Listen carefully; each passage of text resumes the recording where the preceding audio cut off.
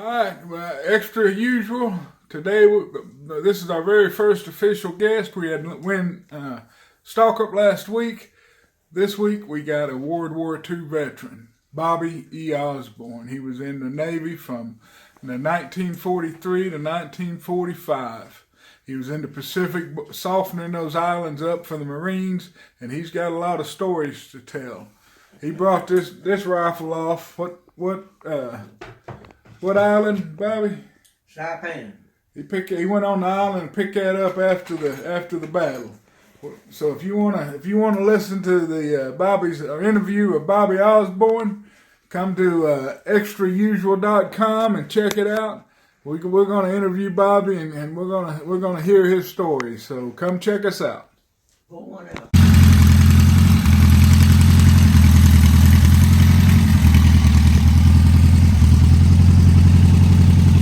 This is the way Bobby rode up to my house today. This is Bobby Osborne, World War II vet, USS Chester CA-27, on his trike.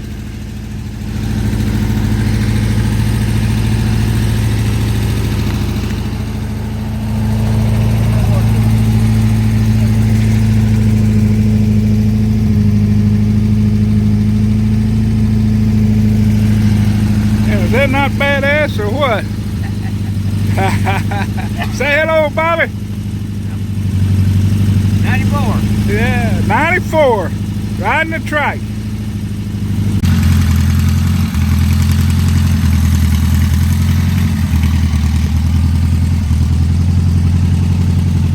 This is the way Bobby rode up to my house today. This is Bobby Osborne, World War II vet, USS Chester CA-27, on his trike.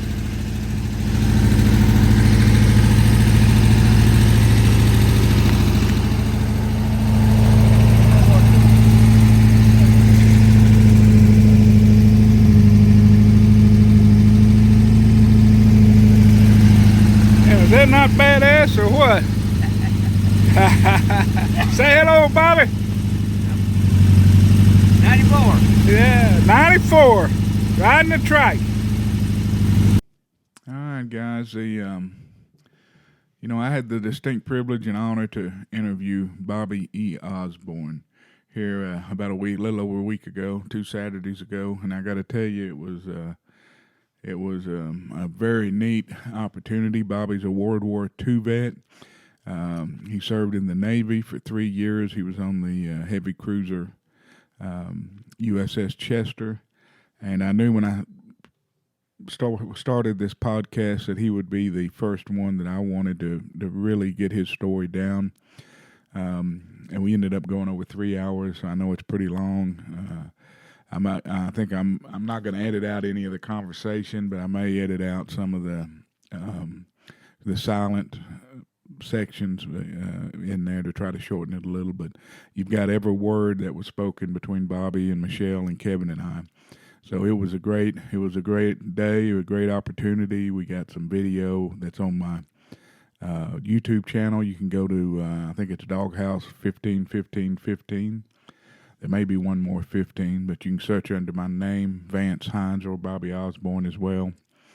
But you can see the videos on YouTube. I think I ended up putting up 5 videos of him arriving on his tricycle that he built and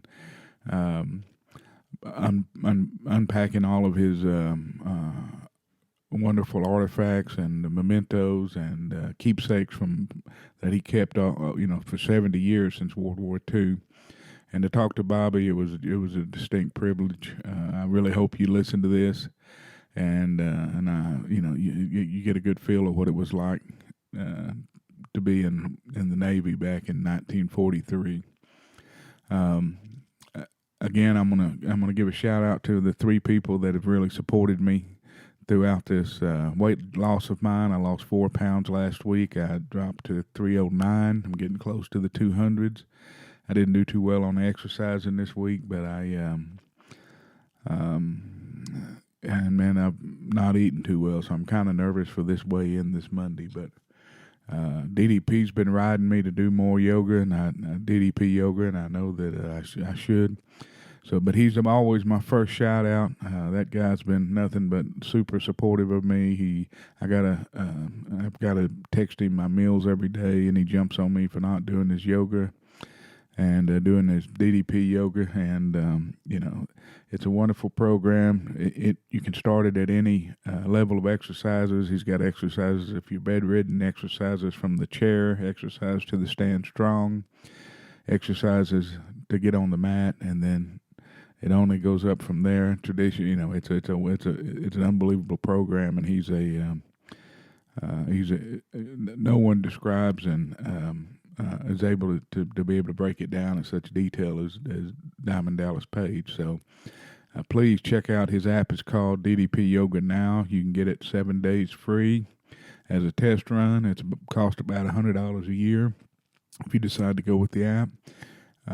He also sells DVDs, different prices on the DVDs, but check out his store is ddpyoga.com, but his app is DDP Now, ddpyoganow.com. So get the app. If you want to check out his success stories, look on Facebook, DDP Yoga, or Twitter or Instagram. He's got a rebuild series where he's taking people and rebuilding them, especially a guy named Jerry, who's a veteran, and pretty neat. I think he's got about 7 episodes up of that rebuild series that he's been working on. So DDP, I love you, brother, and thanks for all the help. Second guy's Bert Kreischer. He got me going on this deal. He's a comedian. He just finished releasing a Netflix special called Secret Time. Check it out. The guy's just crazy funny. He's been supportive of me and my weight loss journey, so I always got to give a shout out to Bert. Check out his podcast. It's called Bertcast. Also, check out his website. It's called Bert. The guy's just crazy. I follow his podcast all the time. He's one of the first ones I listen to when I get in the mood for a podcast. Lastly, it's Fresh Enrico. He's a local chef that does meal prepping, and he has been hugely supportive of me. In fact, he provides one meal for every 2 pounds I lose. So I'm trying to punish him on this weight loss deal. So, and he's going to be the guest after Bobby. I've already got it recorded. As soon as I post this, I'm gonna start working on Eugenio's podcast. So he's the next guest. You're gonna get to learn a lot about Eugenio. But go to his website, fresh_rico.com. You can order the meals for the next week. They're about $11 a meal. You can order 5 or how many ever you want, or you can do just a week or the meal plan or individual, or do it. It's pretty flexible. They're sensible meals, all 300 to 500 calories. They're great for weight loss. Great. You pop them in the microwave 2.5 minutes, and boom, you're ready to eat.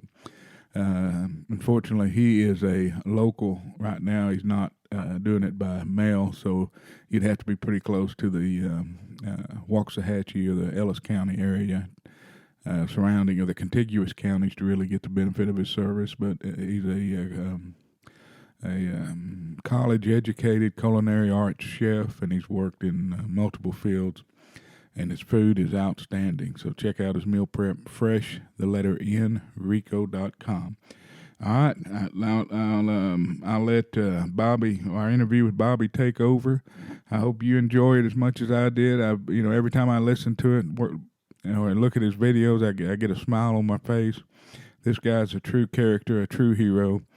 And I have the pleasure of bringing you the 94-year-old Bobby E. Osborne. All right, today we're here with Bobby Osborne. He's a World War II veteran. He entered the Navy at the ripe old age of 18. He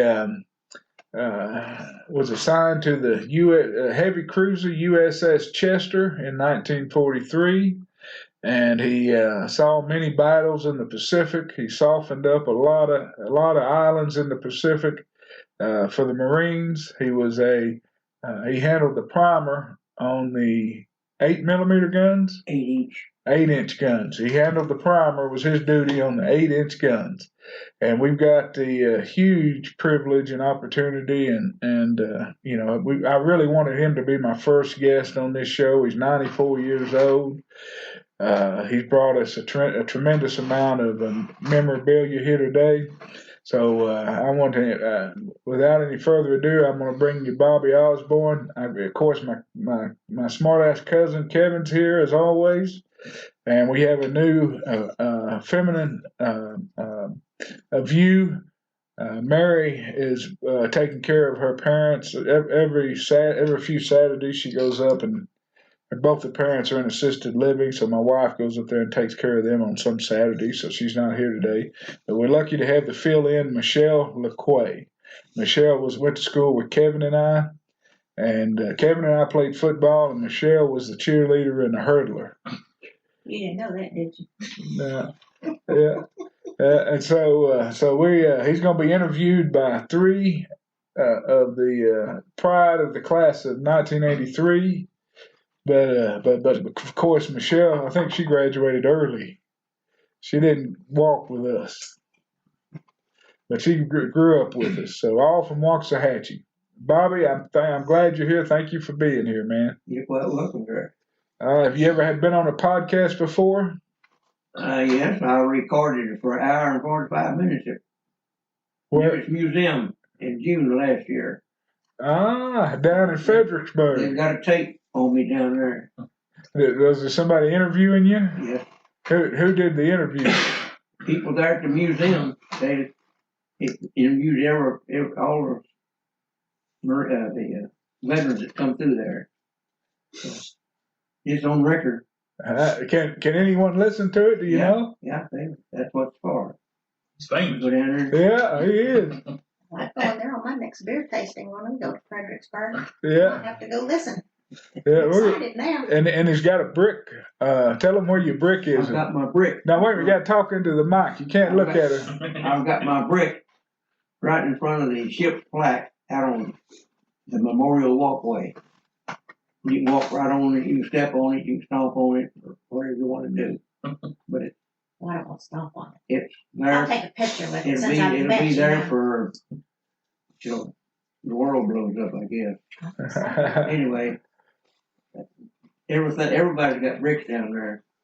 If you can walk around and you can see it. Lots of names of sailors that put their bricks down. Fredericksburg. At the Nimitz Museum.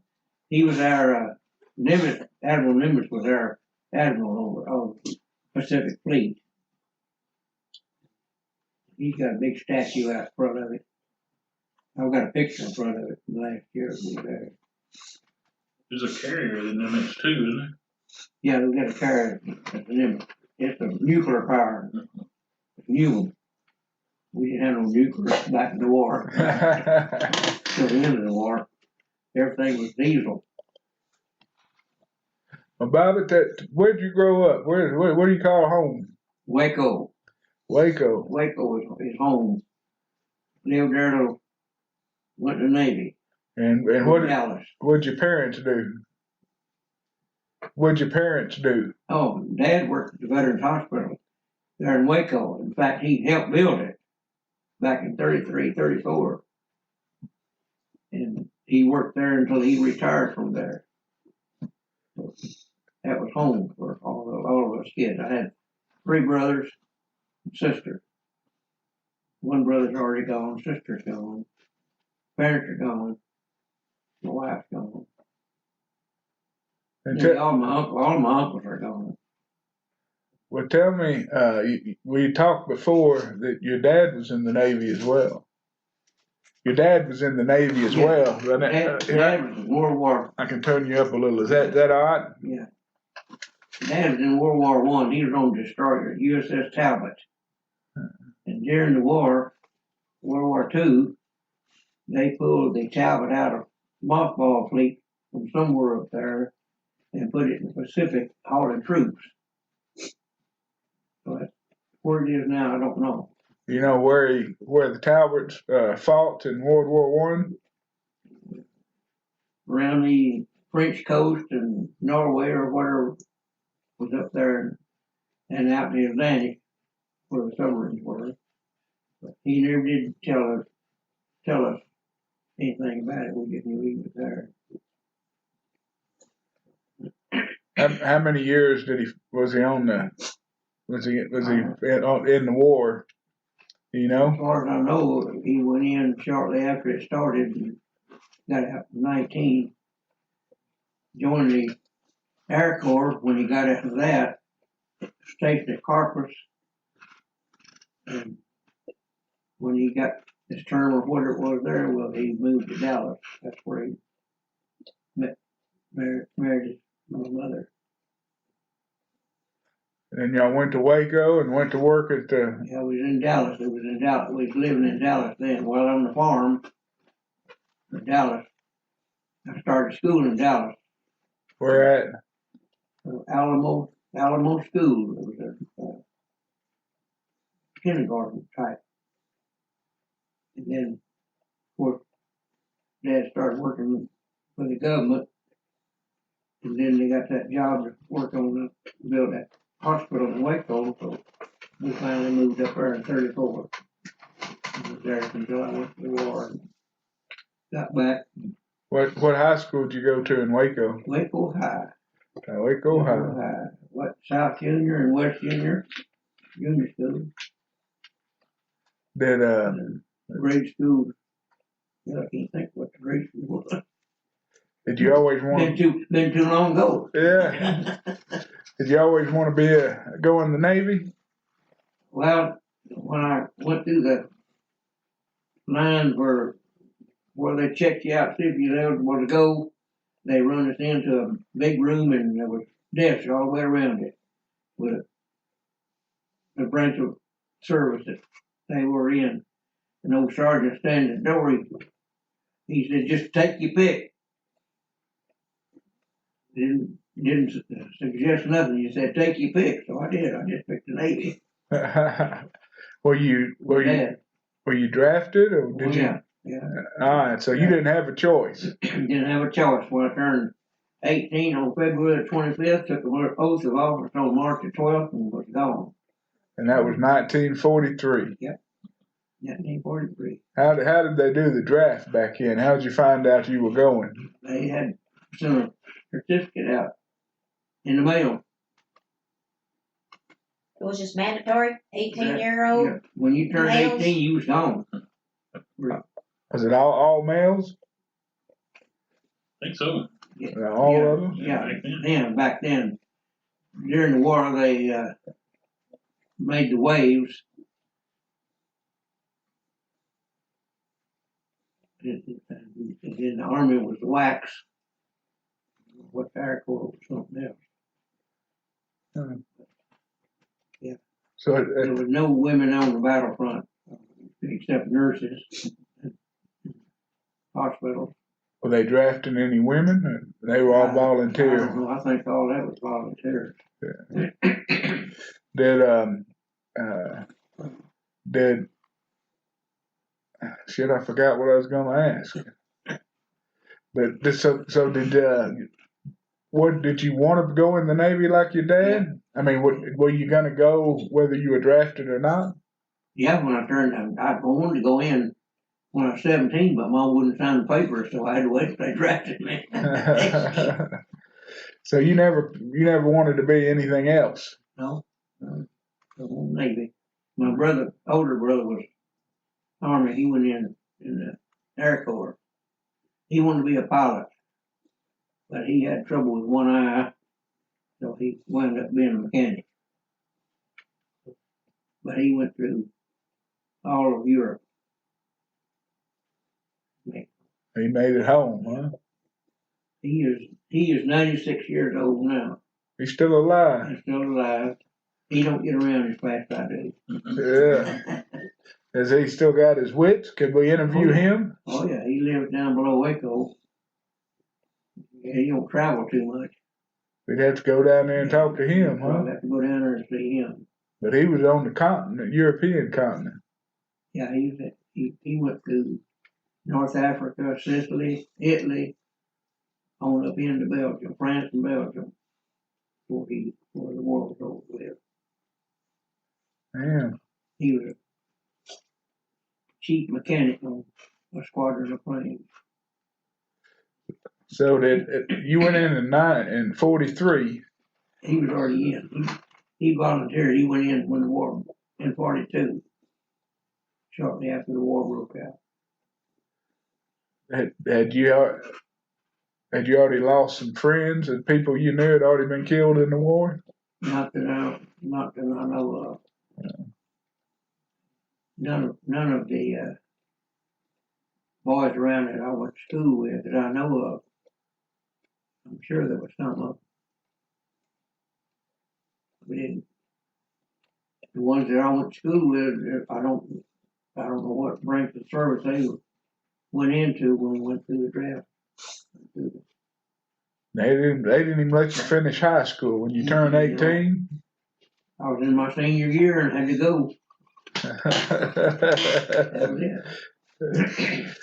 All right, so walk us through how you, when you left, how did it go getting in there and getting to the ship? Walk us through how it all happened. Well, took us 2 days to get to California, San Diego, on a train, troop train. And then went into boot camp and they run us down through the line and give us all kinds of shots on both arms. Bam, bam, bam, bam. Then assigned us to our quarters. Of course, we didn't know what all was going on. We went out and paraded, and we took long marches on the coast, trying to build us up with that. We had a obstacle course to go through. We went through it off and on. Had calisthenics every day, build us up. And it was hot. San Diego gets hot in summertime. We went to gunnery school down the coast, fired 40 millimeter, 20 millimeter, had a sleeve that the plane come by and pulling a sleeve, little sleeve behind it, and we'd shoot it in if we knock it down. That was the only training we had until we got on board the ship. How long was the boot camp?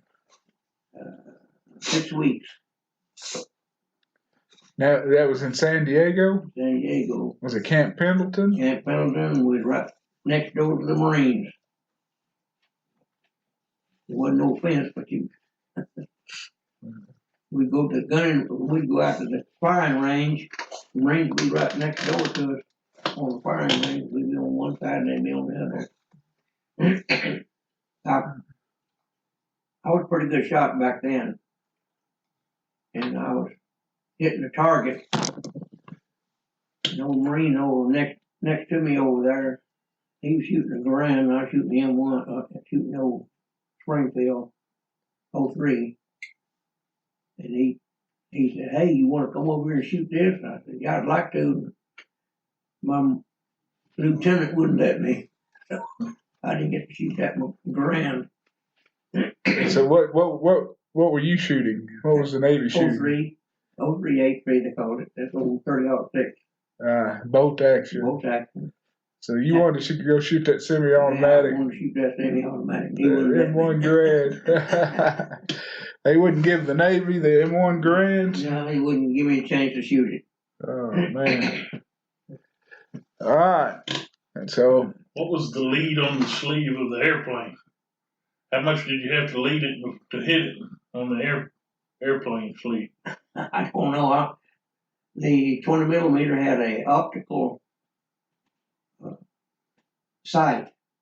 It floated in there, and you had to float it up past the sleeve. Mm-hmm. Then lob it in. Lob it in till you seen where it was going. Mm-hmm. If you're shooting at a real plane. Yeah. I guess they had it way back there behind the airplane, right? Yeah. Far enough back you wouldn't shoot him. Yeah. That'd be my problem. I might have too much lead on it. No, I never hear of one getting shot down. We was down there 3 days.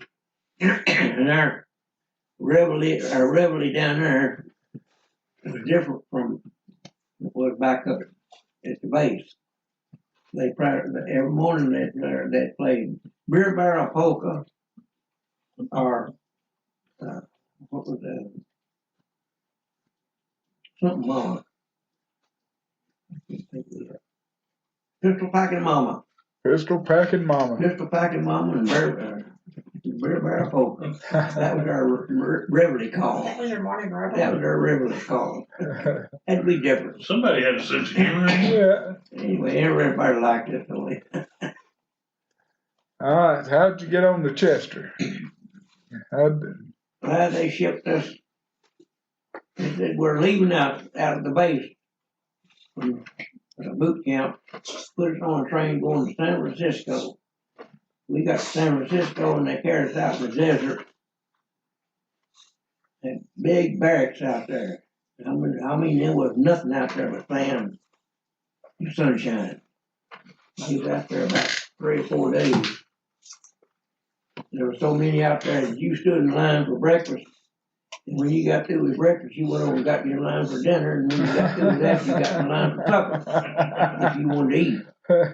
And then when you got supper over, you went to bed. Yeah. Hard day. That was a hard day. Yeah. And then they come in there and said, going to the ship. Loaded us on buses and took us back into San Francisco out to the docks. Put us on a boat and carried us out to the ship. And it was late in the evening. It was getting almost dark. And they said, just tie you, they had the hooks on the wall in the mess hall. You string your hammock up between those on those hooks. Or you sleep on the floor in your mattress. But I slept on my mattress. I didn't put my hammock up. And about midnight, all them old boys that been on that ship ahead of us, they come in half drunk. And one of them said, "Oh, watch this." And he went down through there with a pocket knife and cut all them hammocks down on the floor. And had people crawling all over everything. So anyway, that was the first night on board ship. The very first night he cut them all down. Yeah. Been the first guy thrown off the ship. Yeah. That's funny. So anyway, I thought the story was about to go from everybody got seasick. Yeah, that's what I was. that come when we left harbor. I don't know how many days we was right there in the bay till we left. But anyway, they issued us a bucket and our towels that we was going to use. And that bucket is for so you could throw up when you got seasick. And we all got seasick. The first one, about the second day out, and I didn't eat for 3 days. Toast, a little bit of toast. I kept that bucket handy, and then I got over it. I was all right. Didn't get seasick no more. Took you 3 days? Yeah, about 3 days. Man, look, you can't throw up nothing after 3 days. You couldn't have thrown it all up. But them old boys running around and they didn't have their bucket. They just let it go on the ship. It kind of smelled around there for a while. But anyway, we made it through it. Got to Pearl Harbor and everybody's ready to go to shore. How long did it take you to get to Pearl Harbor? About right at 6 days. The sea was a little rough, but one thing brought the seasickness on real quick. Did you know what your job was going to be already? No, we just knew I was on first division on the forecastle. Of course, we was on the anchor detail. But didn't drop an anchor there. We dropped put out tow ropes when we pulled up the dock there in Pearl Harbor. Ships already sank at Pearl Harbor? Oh yeah, they were still working on part of them when we got there. They'd cleaned up most of them. They got some of them already gone to sea. Mm. But Oklahoma's still down there. Can't think of the other one. Arizona, I think. Arizona is still there, but that's a beautiful memorial there on that Arizona. Michelle's been there. She was telling me about it yesterday. I was telling Vance about it yesterday. That's when I started becoming more aware, I guess, of There was an Osborne on the Arizona, Arizona, but I don't think it was any kin to us. oh, there in Pearl Harbor. It's on that flat out there on that memorial. I'll have to look at my pictures. I took pictures of all that. Anyway, I was out there in 2010. Had a free trip. I had a free trip out there. So, Greg and Ginger Compton took me with them. Really?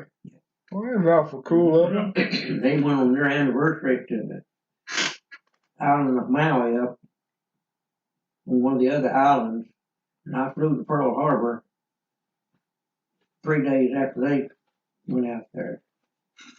Met them in Pearl Harbor, and then we stayed there 2 days. Went to see all of everything. What was it like back in 43? What was Pearl Harbor like in 43? It sure wasn't like it was when we were out there in 2010. There was cane fields everywhere. There wasn't nothing built down on the beaches. It's all vegetation down there, and ships. Of course, you couldn't get down around the ship. That's all sealed off from the public. Now then, you can walk out of a hotel right into the water. 20 foot. Hotels right down in the water now. It wasn't just nothing. The Royal Hawaiian Hotel was still there, but it was covered up. So many buildings around it you couldn't hardly see it. When we was there in 43, it was out there by itself. And the dancing girls was around having hula dances. Nice, quiet place. Not anymore. No more. Just like everything else, everything's covered up. All right, what happened after Pearl Harbor? How long did you stay there, and then when did you leave? We fueled up and supplied up there and took off and went to Tarawa. Tarawa was our first battle.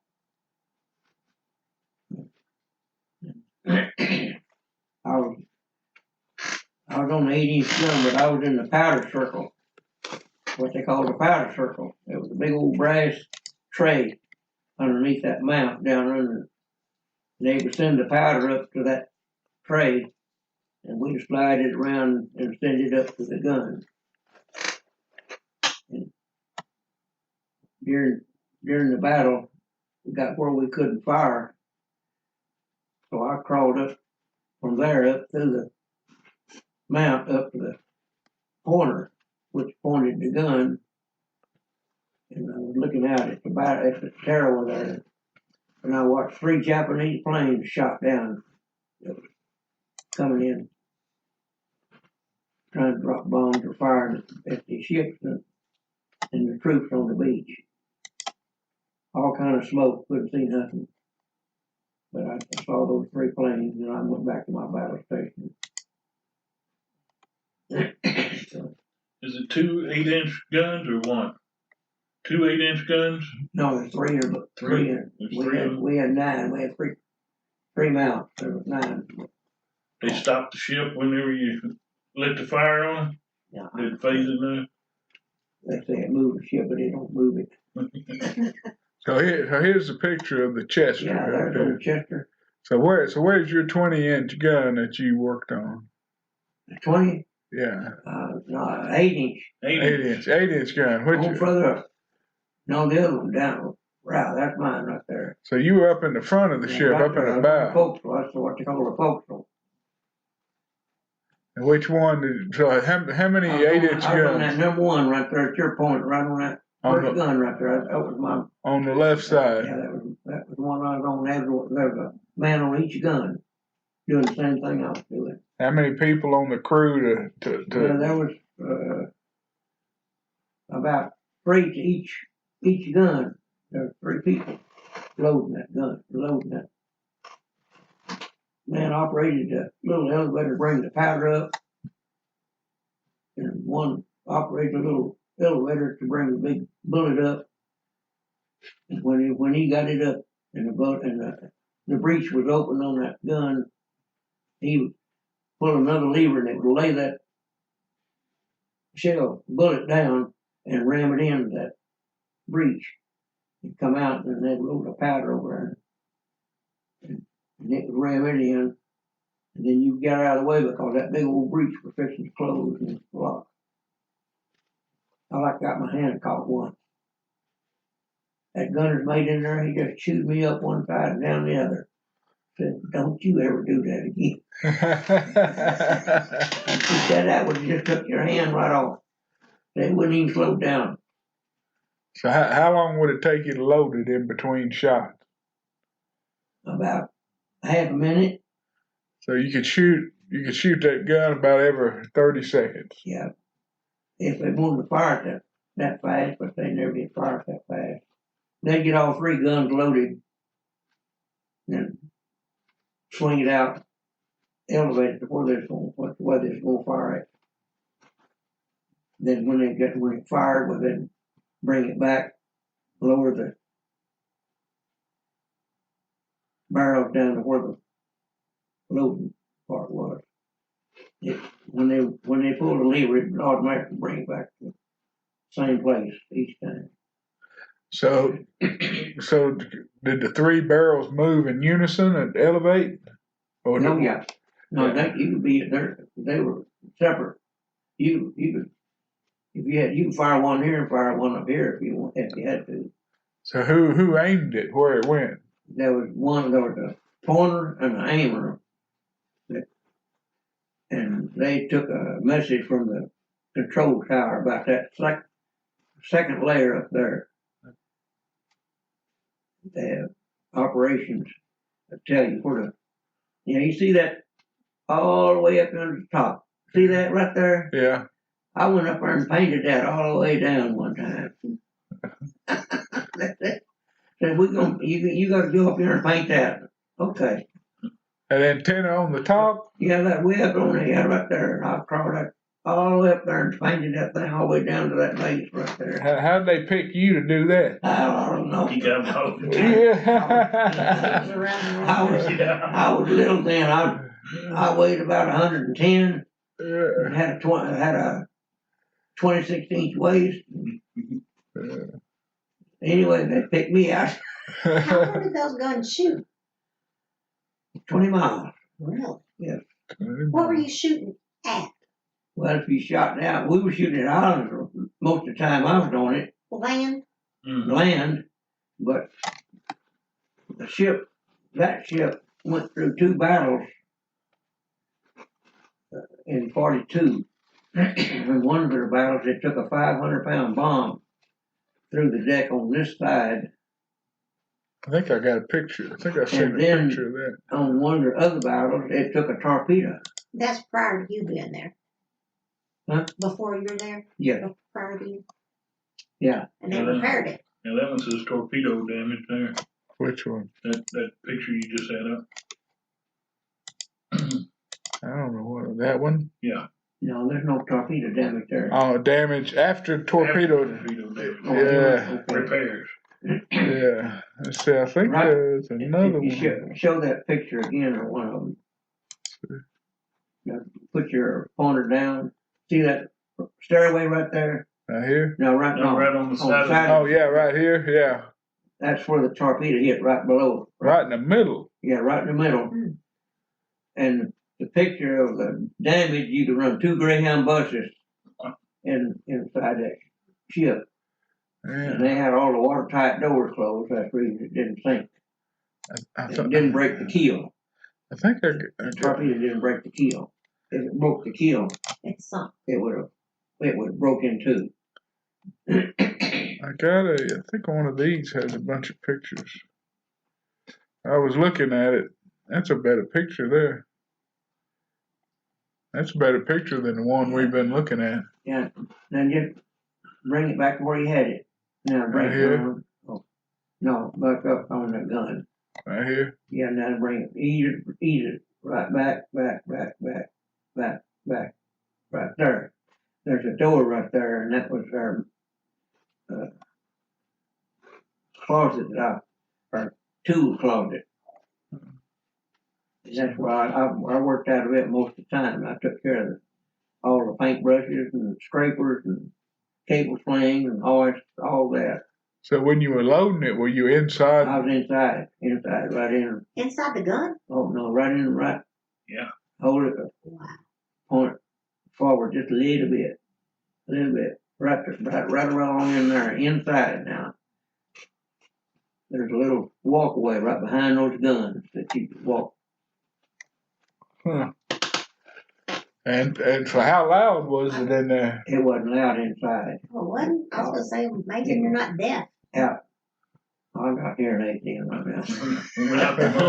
Because of that. Partially, see that number 2 turret up there, that big one right there? Yeah.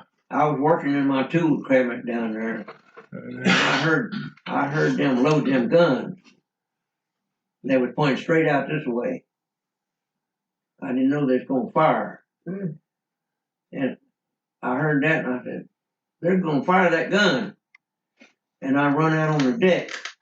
And when I did, they went off. It blowed me down, covered me up with soot, and I couldn't hear for 3 days. Damn. Like to deafen me. But it blowed me down on that deck right there where you got that.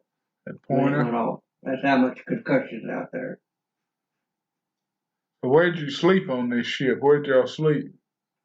Straight down from your about come on up straight up this way. Right about there. Right about there. It's one deck down in the ship was our sleep quarters. Pretty good place in there. How many people were on the ship when you were there? 900 and something off and on of officers and men. How many at one time could sleep in there? I mean, could work out of this ship? 900? Yeah, there was 900 all the time. Ah, Wow. Yeah, that was our crew. That was our big crew complement. And see that big old anchor way up here on the front right there? here. That chain goes in there and it goes back there about 20 foot and it goes down into a hole. Goes on the deck about 20 foot. Back up, right there. Now right straight down there in the hull, there's a big old room down there. And that chain go down and curl itself up down in that big hole. You know, I saw a video where they were hitting every link in the chain with a hammer. That was my job on the anchor detail. I had a ball peen hammer. When we started driving that chain in, I sat there and I hit every link. Why did they do that? If it rang, it was good. If it dud, if it was cracked, it wouldn't ring. Ah. And then they painted a section that's so far. Well, that was to tell how deep Yeah. in what they call it, fathom. Yeah. There were so many feet, it'd be a different color. Tell how many yards or feet it was out. The chain was out. Yeah, talking, yeah. If you was in deep water, you'd have a lot of chain out, but we never did anchor in real deep water. 100 foot deep is about all we ever did. in the harbor. Pretty deep. Yeah. Well, I've been down. I was a scuba diver, and I was down 150 foot. I wasn't supposed to be that deep, but I did. I had a not on the ship. After the war, after I got home. But no, we didn't have no diving equipment. Had them little masks and a tank, and they pumped air to them with a hose. Cause way back on the stern, we got in Iwo Jima, D-Day morning, there was such a smoke screen out you couldn't see nothing, and every ship was in their little perimeter. And the communication ship U.S.S. Forrestal got out of their perimeter and rammed us back there about 20 foot from about 60 foot from the end of the ship, and caved in the side of the ship. The communication ship did? Yes. That's supposed to be the one talking to everybody. We tried to get out of the way, but didn't make it. I was back there sitting on the trough, taking my morning constitution when it hit, and I was hanging on because they turned all four of them screws wide open trying to move that ship, keep from getting hit. Of course, that didn't help. Then when it hit, didn't know whether it knocked a hole in the ship or whether it was going to sink or what. General quarters went off, and I'm my general quarters is up there in that gun way up there, and I'm back 500 foot back in. That's a long run. So I have to climb a bunch of ladders to get up to where I'm going. But before he hit, our steam whistle on the ship blasted out 4 big old blasts, and that's danger. So I knew what that was. I didn't know what was going on. And you were sitting on the toilet? Yeah, I was sitting on it wasn't a toilet, it was a trough. It's the trough. The trough. 50 foot long with water running through it to take care of everything, and you hanging on. Ship leaning and vibrating. But it just run out into the ocean? Yes, sir. Yeah. That's where everything went. Yeah. Chumming it up. And Count. anyway, went to battle station and it knocked one of our screws and 20 foot of the shaft off. And it didn't knock a hole in the ship, but it damaged it.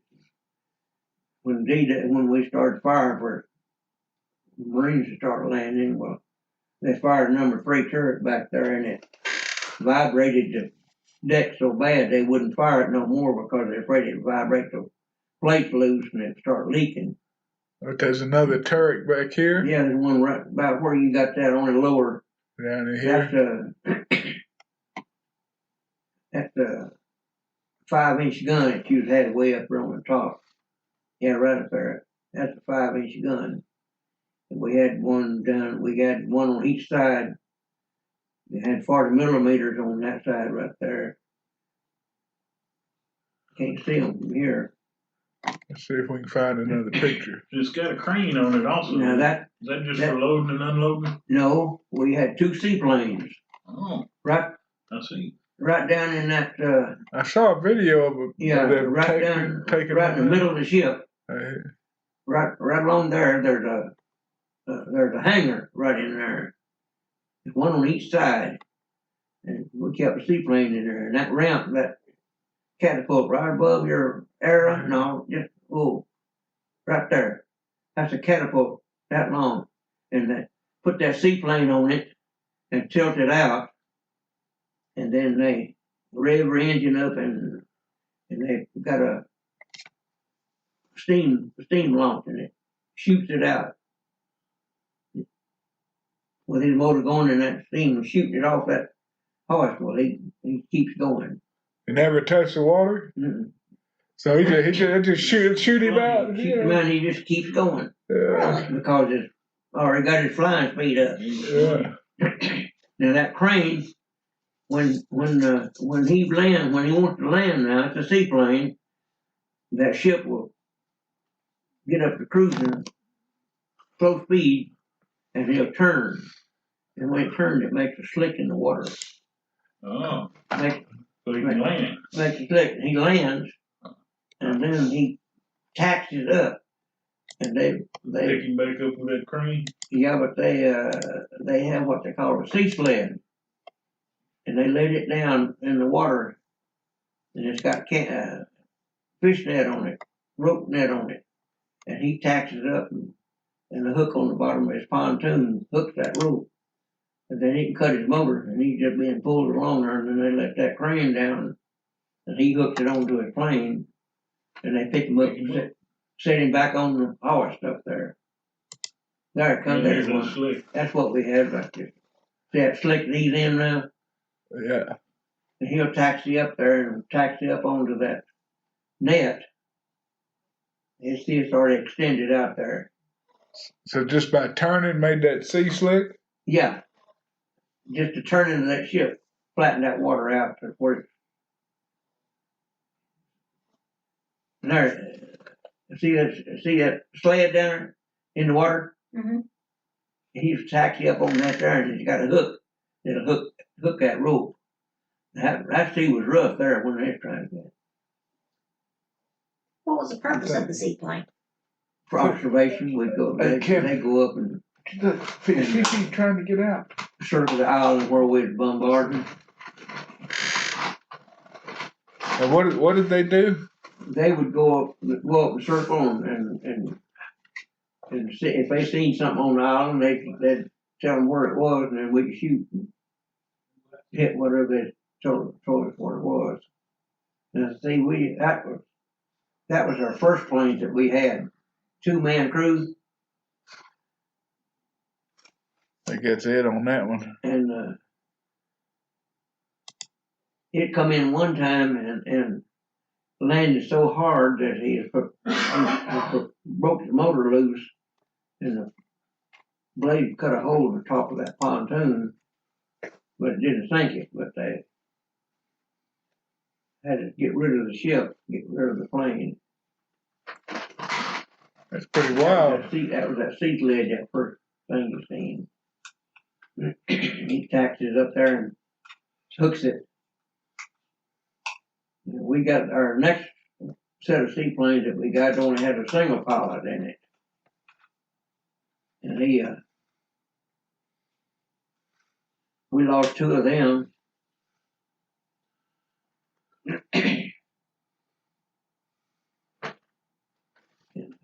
So did they have any guns? Yeah, they had it. They was armed. Now that was the radio man and rear gunner back there in the back. You see him back there in the back. Yeah. And one time I had it on that catapult up there, and there was a servicing it, and the gunner's mate that was servicing the machine gun back there, where that guy's standing up right now in the back one, and he tripped the trigger and sent a blast of shells back across the back end of the ship back there. Didn't hit nobody, but they busted him back down to a seaman. He wasn't no gunner's mate no more. I've never seen those. I One pontoon, yeah, I hadn't the either. wing sled. Yeah, that keep them Just stable. tippy. Yeah, just tippy. Yeah, I come across that. Look, bigger. That we had one up. That was a solo. The new plane that we got. We was at Wake Island, and the seas was rough, and they sent that plane up. And he was going up, calling in places to shoot and see what kind of damage he was doing up there. And he kept telling them, "I'm getting low on fuel. I'm gonna have to come in pretty quick." And they said, "Well, just a little bit longer." Well, he said, "I've got to come in." I said, "I've just got enough to get in." Well, okay, so they put the sea sled down and got the ship turned, and he come in and landed, and he was taxiing up there, and he was about 6 foot from that sled, and his motor quit. So he was left floating out there, and Destroyer went by and picked him up. And then they turned their 40mm guns on the brand new ship out there and sunk it. That plane. Didn't go back and pick it up. They just left it in the water, They didn't leave it. They sunk it. They just bloated all the pieces and sunk it. So that was our brand new. We just got them things on the ship. All because it just needed fuel. Why didn't they just? Well, they didn't want to take a chance on being a sitting target. Oh, yes. And there's another shot of it. huh? See that catapult and all. Now, if you'll see that projection on the back there, all sticking up. Yeah. Right, no, not there on the crane. Right there. If you see how low it is now, if you go back to the other picture, you'll see it way up there. See it? Yeah. Here. We Yeah. went in and see this in here. See how tall it is? Yeah. Yeah, big old bubble. Big old lookout thing up on the top, way up here on this front one. No, it's on the front. Yeah. Here. See that? If you look at that ship, you just have it down on it won't be there. Hmm. They when we went into San Francisco or Marietta Navy Yard, and they cut them down. They took that off and they cut that back there and down low for less silhouette, made it where you couldn't see it so quick. Huh. I have a question on one of these. It's camouflaged. Yeah, it's I've got a picture at home. I was gonna There it bring. is, right there. I was gonna bring it. It shows the camouflage on it, And what was the purpose of the camouflage? so you couldn't tell what kind of ship it was.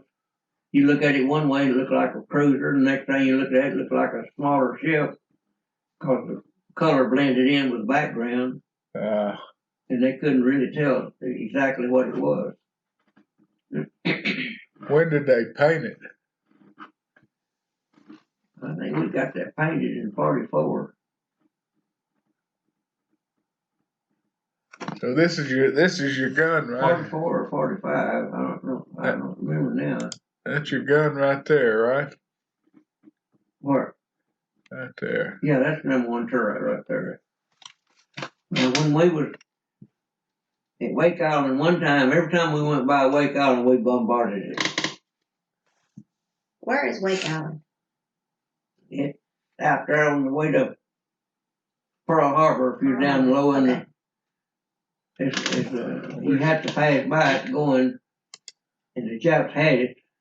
So every time we'd go by, we'd just Blow it up. yeah, we'd blow everything we could see.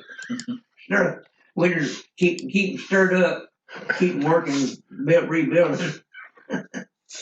We was up there one time and it come up a storm, and see that number 2 gut turret there? Uh-huh. There was a lieutenant on top of that.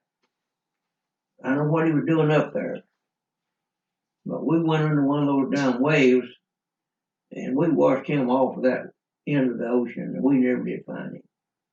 It came over All the way that high up. up, it went up that high, enough water got up that high through one of those waves. That's how deep, how rough it was. And we turned searchlights on and circled out there, hunting him. We were sitting target if it had been a submarine out there. And never did find him, so he's lost at sea. Alright, so you went. Washed him off the ship. No telling what he hit going down. Hell, he could have been dead when he hit the ground. Hit the water. That's awfully high, though. Huh? That's awfully high up Oh, for yeah. a wave, so it had to be, yeah. Yeah, but we went through 2 typhoons. And we went through some water that when it went down, you was wondering if it's gonna come up. The ship, Yeah, nose diving. just dive in one of those big old waves, 50 and 60 foot high up there. You wonder if it's gonna come up. And we actually lost a destroyer in one of them. We figured he went into one of those waves and didn't come up. So, you never know. I was looking for that first island that y'all bombarded after you left There's another, Pearl Harbor. that was Tarawa went Yeah, there. that's what I was looking. Tarawa.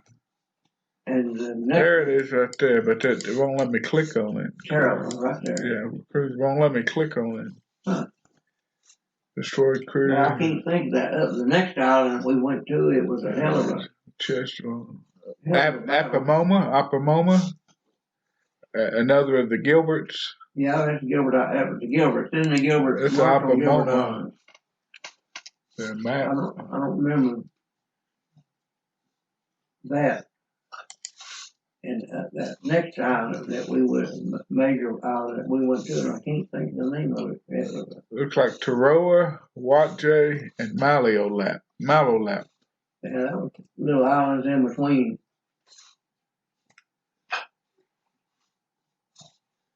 Then Majuro. Yeah.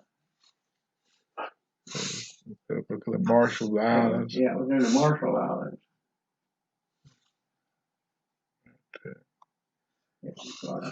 Reef overhaul. Joined TF-94 at Adak Island in Alaska. Well, we're moving on. So how long were you in Tarawa? I don't know. I don't remember that. At first, couple of days, I guess, or more. yeah. But after the Marines landed, you couldn't fire. Afraid of hitting down. Yeah. We done so much firing before they landed, and after ahead of them, then had to quit. So once the Marines landed, y'all left and went someplace else? Well, we stayed there a day or two to just keep enemy ships or planes more or less coming in. I don't know how long we stayed there. I don't remember that. And then when was your next big battle? When was the next time you fought? The next island, I can't think of that name. It was, every time I try to think of it, I can't. I read it, I remember it, but I can't think of it. It was a bad island. It was down close to Guadalcanal. And it took them nearly a month to do it, to take the island. And we lost a lot of boys there.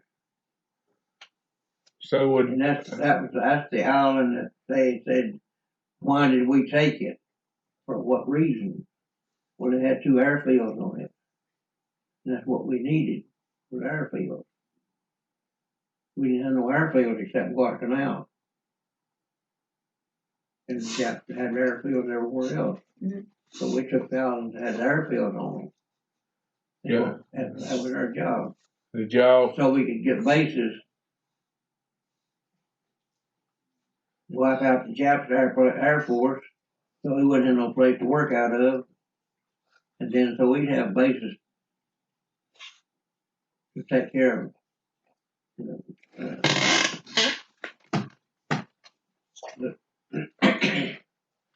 but And when y'all were bombing those islands and lost a lot of Marines and a lot of those guys, did y'all ever see them, hauling the bodies back or treating them or anything like that? No, we was always too far out for that. So y'all were there. You could see the hospital ship up there close to the island. The only time I seen that was at Iwo Jima. And they let us come on deck after we couldn't fire anymore. And all that landing area there, we was right at it. All you could see was dead bodies and trash floating around out there. Just everywhere. And they were still going ashore. Rocket boats out there firing rockets at Suribachi. Just one row of rockets after another, and then later about 15, 20, 30 minutes, and they do it again. Just constant flow of rockets going up there. So y'all didn't, the heavy cruiser didn't haul any Marines or No, we just had a complement of Marines on there for when the admirals come aboard. All the ships had a complement of Marines. All the battleship cruisers. So what was the cruiser's main job in the war? We did protection of aircraft carriers, always bombarding. If we had a big enough task force, we had say 2 or 3 carriers out there. Well, then we kept several cruisers in the area close to them, and all kind of destroyers. Give them more firepower for aircraft. So you were shooting down aircraft? Yeah, we'd be shooting if they come in. We'd have to shoot them down. You have any idea how many planes you shot down? I know of 2 that we shot down, actually shot down, but during some of those battles I didn't get to go on, so I don't know whether they shot them down. So you're just loading. You don't know what's going on. You're just loading.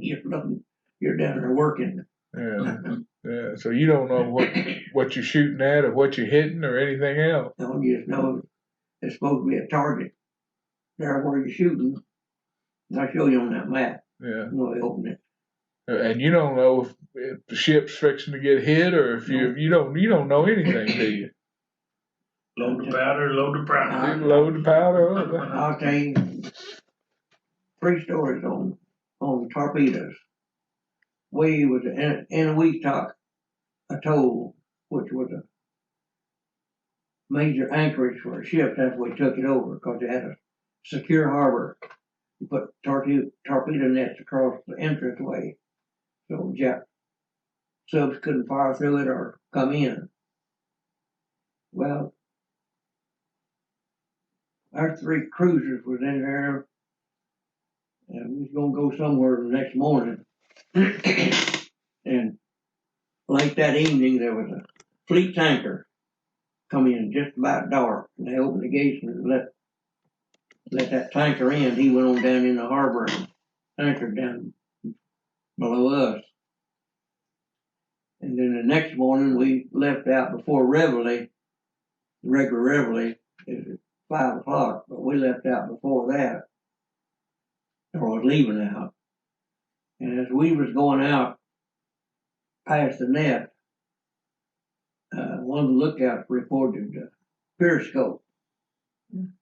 Well, our captain turned that cruiser to ram it, and just as he turned the cruiser, the torpedo missed us and went down there and hit that fleet tanker.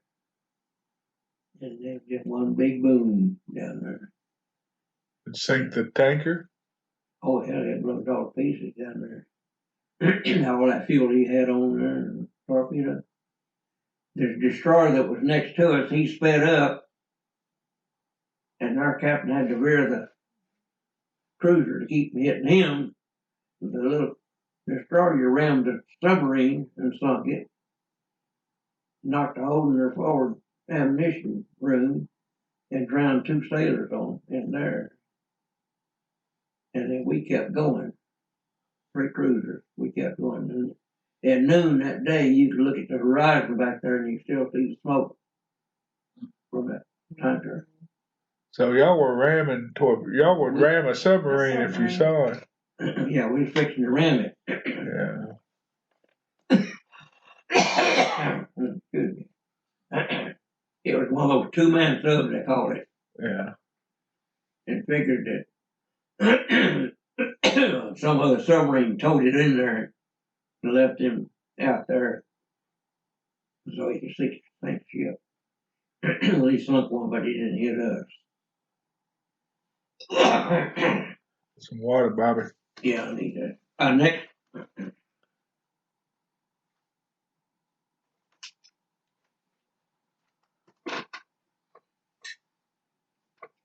We was on a run going somewhere, or where we was going, all three cruisers in a row, destroyers on each side. I was on lookout.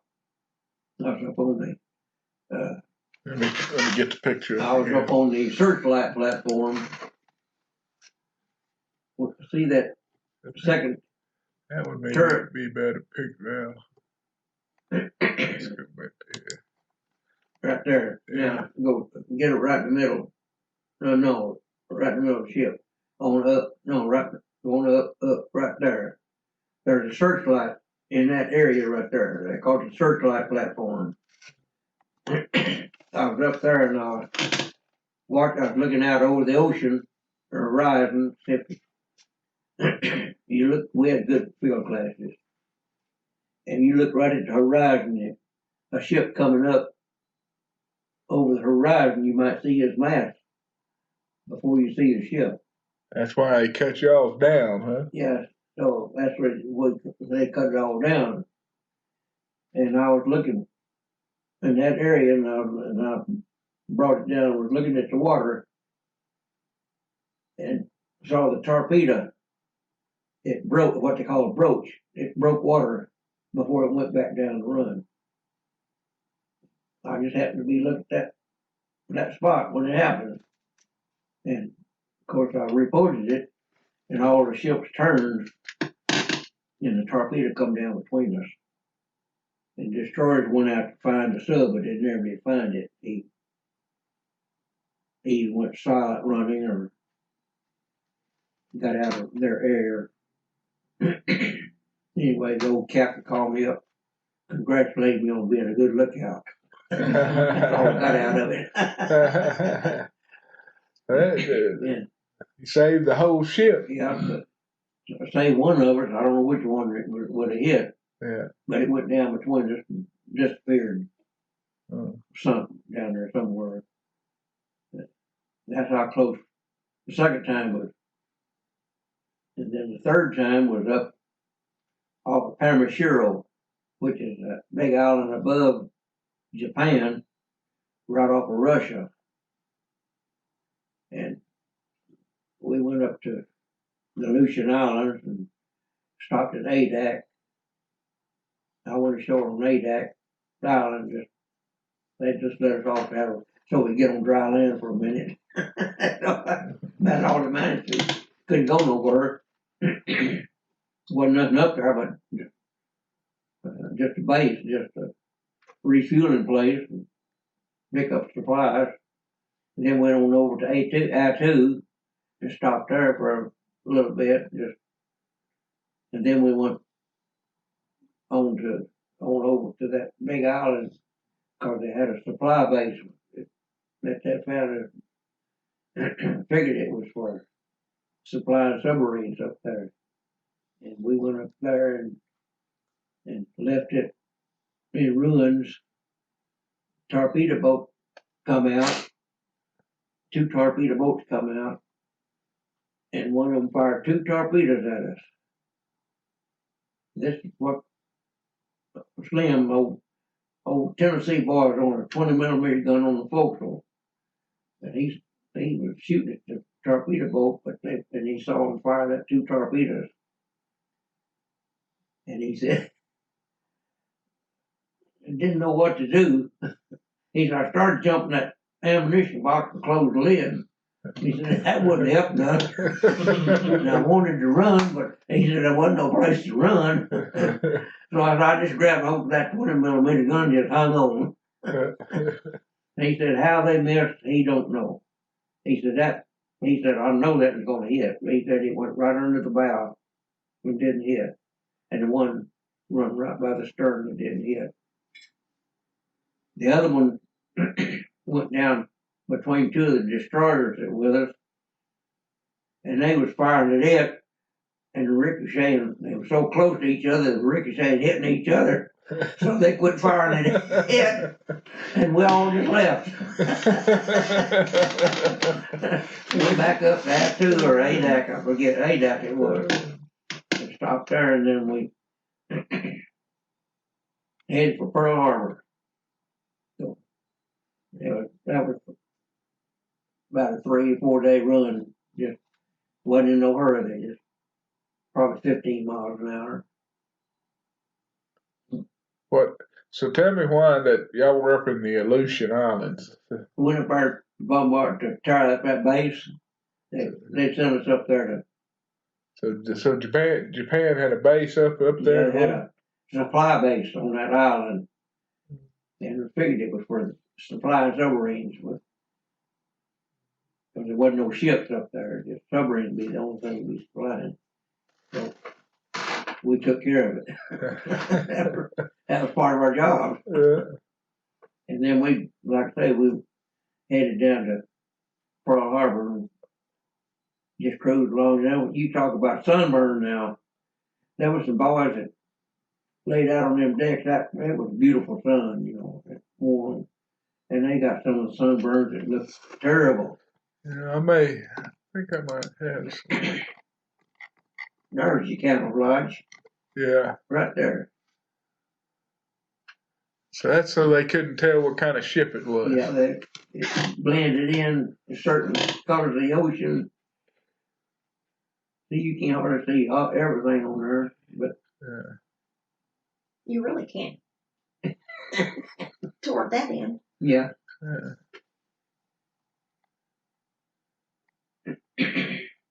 That's a good picture of that. Okay.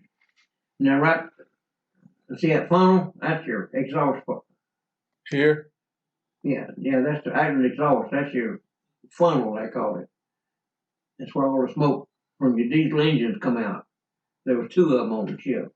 Right down at the base of it, there's right in there somewhere. It's where we all hung out when we was on our 5-inch gun crew. You go underneath there, and it was warm during the winter. We drink our coffee and hung out in there. It was Maryland Navy Yard. I don't know what was in there. I guess that might have been when they were taking all that stuff off. Oh, is this the catapult you were talking about? That's the catapult right there. That's what threw them seaplanes off? Yeah, put that seaplane on right back there at the back of it. Tilt it out. Yeah, that's the back of it. No, that's the front of it. That's the back of it right there. And you turn it around, it would turn, that front up there would turn out to this side of the ship. And then they shoot them out. They'd be cruising 20 miles an hour. And then the plane would have his motor revved up, flying speed. And then they'd shoot him out off of that. You just take right on off, just keep right on going. How long were you on that ship? I was on it from the time I went aboard till I got off in Pittsburgh, Philadelphia in 46. 3 years? 3 years. Mm. Yeah, I don't know. There's a profile. Let's see, that was 1945.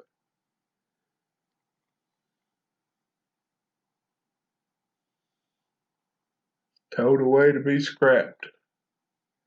I don't know what they've got, those circle guns or something. What the circles represent. I don't know. Oh, that's when it was towed away to be scrapped. Yeah. What day was that? What date? Doesn't say. It Don't didn't say say. that. No, No. it didn't say. Poor old ship, poor old girl. You put 3 years in her. Yeah. Home. That was home. That was my. This was an older one. It still has this stuff on it. No telling. That was older, I think, wasn't it? Yeah. 1930. 1930. So I read somewhere this was the second Chester, that there were 2 Chesters. A ship's named Chester. Yeah. That's 36. 1, 2, This is I saw John Caldwell set up this for you. Oh yeah. Yeah, I found that. Yeah. That was a German sidecar motorcycle.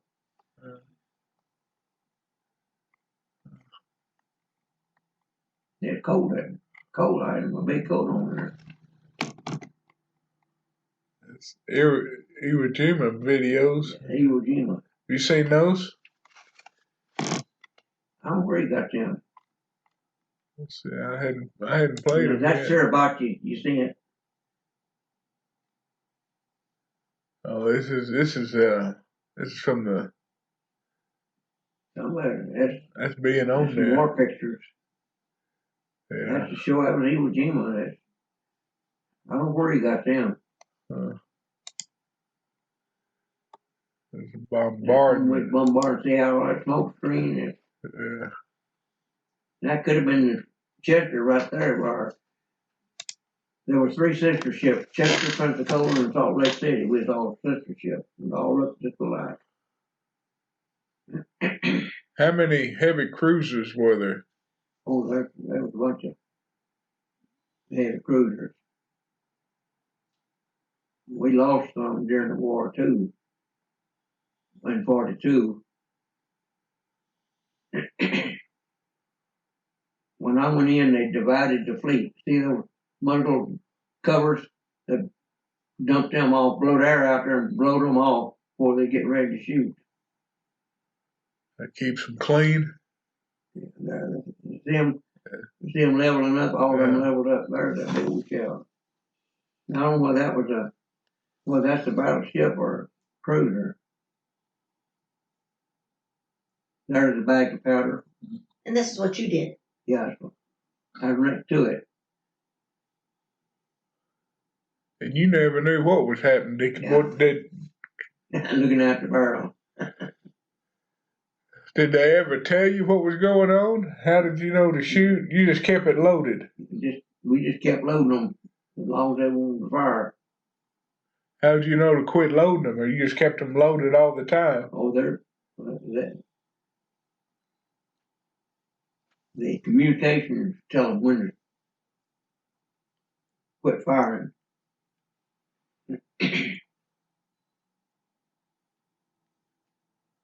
And that wasn't loud. No, it's not inside it. Not inside it wasn't.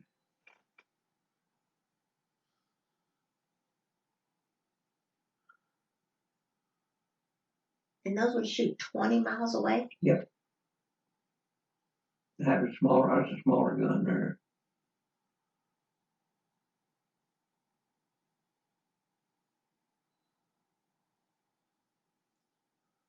And so you couldn't see what you were hitting or anything. We didn't know we were shooting at an island. That's not evil there. That wasn't evil. That's some of the island. The light cruiser had 6-inch guns. We had 8-inch. Battleships had 16-inch. Except the old battleship Texas down there, it's got 14-inch guns.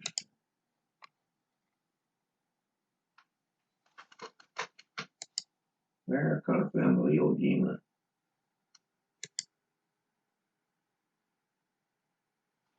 Well, that's back in '31. That was way before you, huh? Mm-hmm. Let's see. Color. Film Iwo Jima.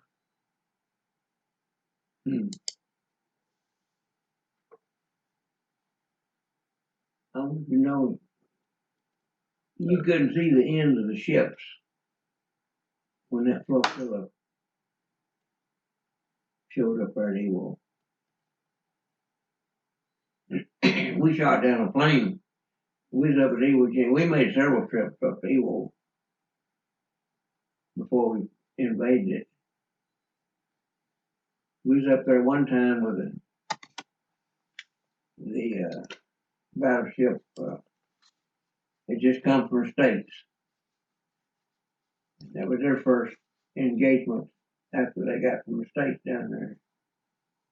And jet plane, bomber plane come in, and it went right over that battleship, and it wasn't nothing but smoke. You couldn't even see the ship for the smoke from their guns, and didn't hit that ship.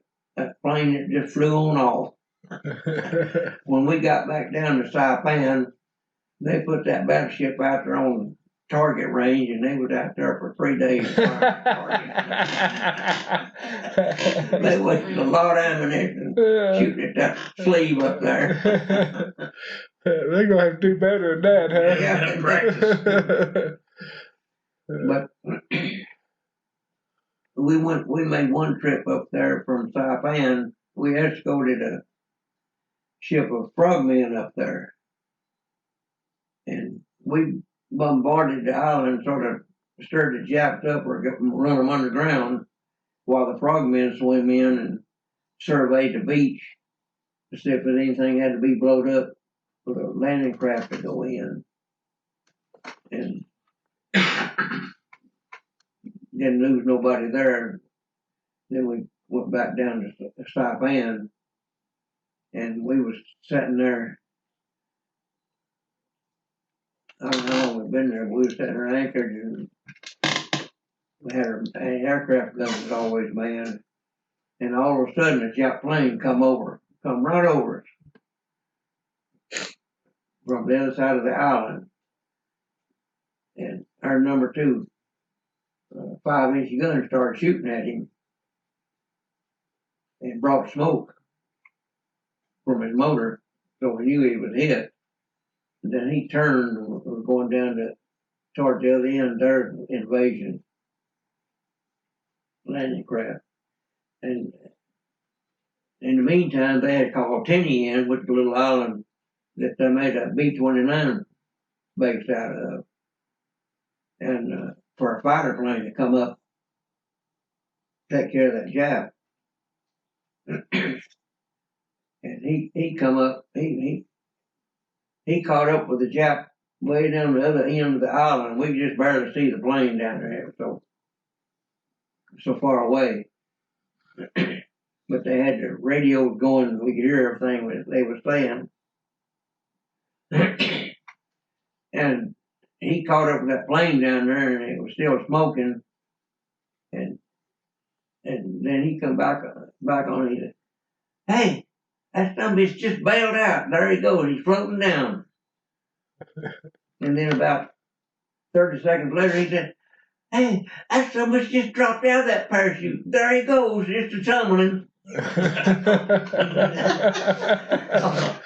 what happened to them.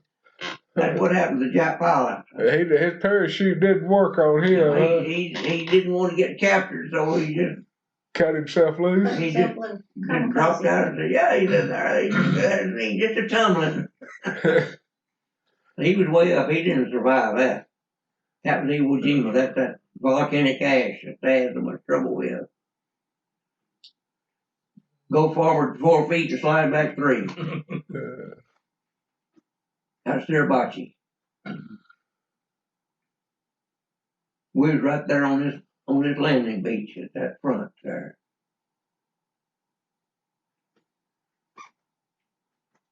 We lost 4,000 Marines the first morning on the beach. And before they finished taking the island, they had 6,000 wounded and missing on 8 square miles of hell. How many Marines? I know right now there's only about 60,000 of them, I think. How many were there back in? No, there was more than that back in, because they had several troop ships back there just unloading Marines all day long. Boy. Like I say, we lost 4,000 that morning. Can you imagine 4,000 boys gone that morning? Boy, what balls does it take to pile out of that thing and run into them guns? Well, that's what they did, and then they just kept going. They get off these boats and lower the whatever Yeah. that's called. Yeah. How they went.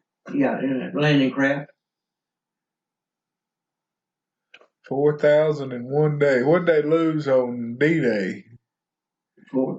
That's what. Oh, you mean in Europe? Yeah. Probably the same amount on some of those beaches. Yeah, in Germany Yeah. and France, yeah.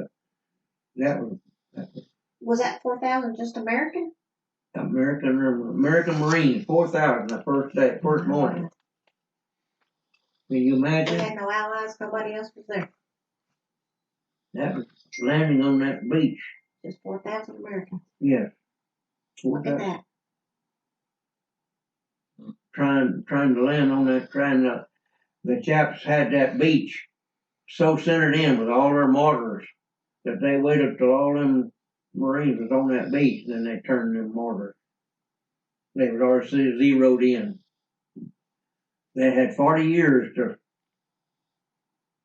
Prepare. that island for battle. And that's the reason we lost so many. Yeah. Man, I know you don't have a choice, but it always seems like you could have a better battle plan than we're gonna put more people out there than you can shoot. Well, they put them out there, and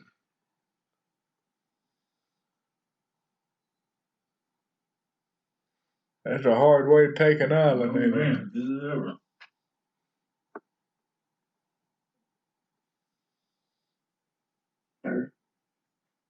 there's your famous flag. There it is. There was, I forget how many of those boys was killed before they left the island. Did you ever go on Iwo Jima? Did you ever go on that island? No, I didn't get to go. There's B-29 coming in. P-51 taking off. That's what that flag is. I mean, that picture is right here.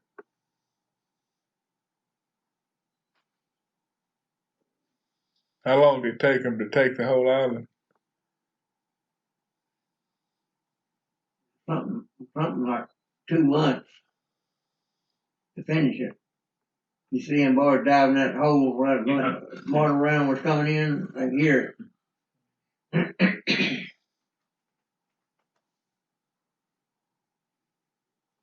They had tunnels from one end of that island to the other.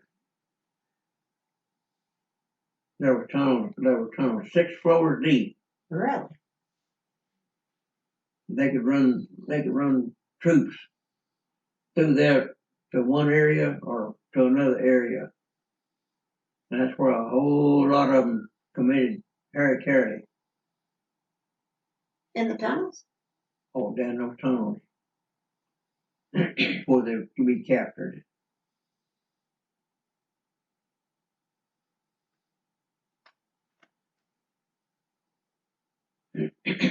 Well, aren't you glad you picked Navy?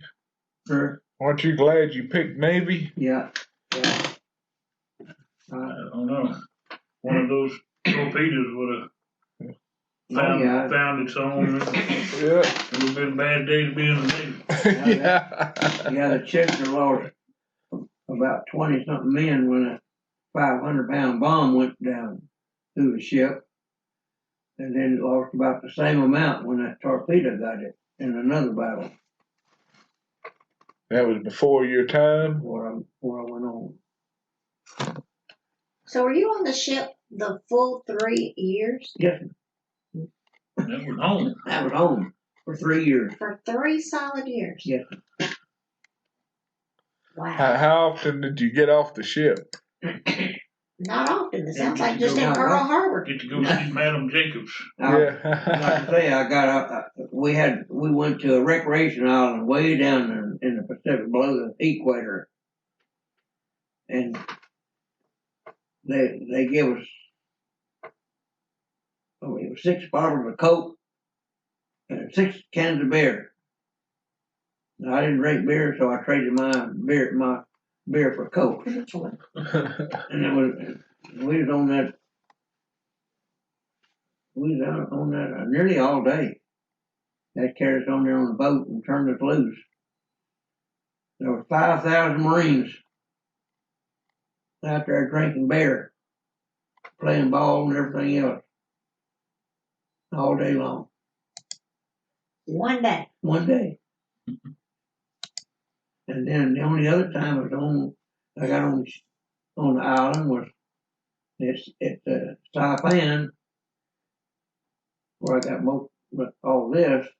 And the next island was the one that let me go ashore at Adak, up in the Aleutians. And of course, Hawaii, Pearl Harbor.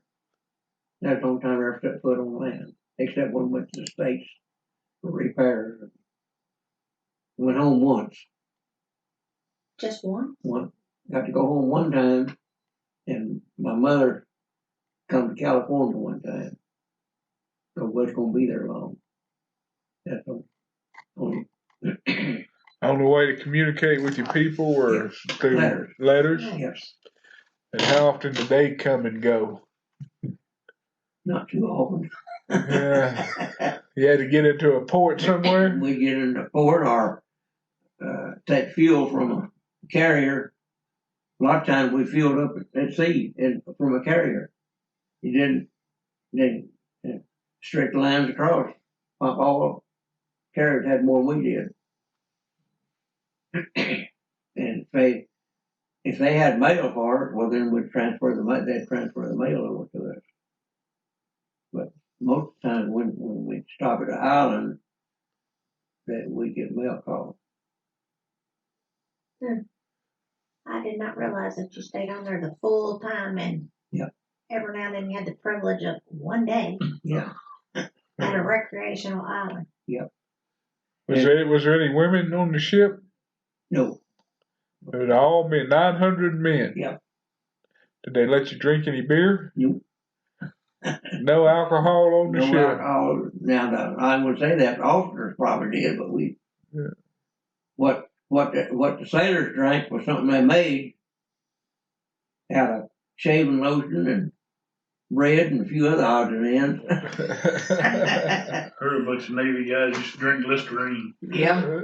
and alcohol. One time they made up a batch of them. About 6 of them wound up in the sick bay because they couldn't see.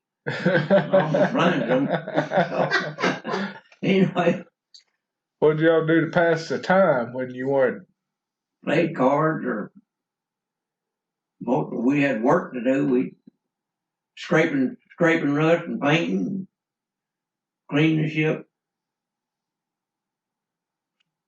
If we was in an area where you could sun your mattress, we'd carry our mattresses up. Leave mattresses all over the ship. Sun your mattress. Yep. What does that mean? Take the sweat over out of it.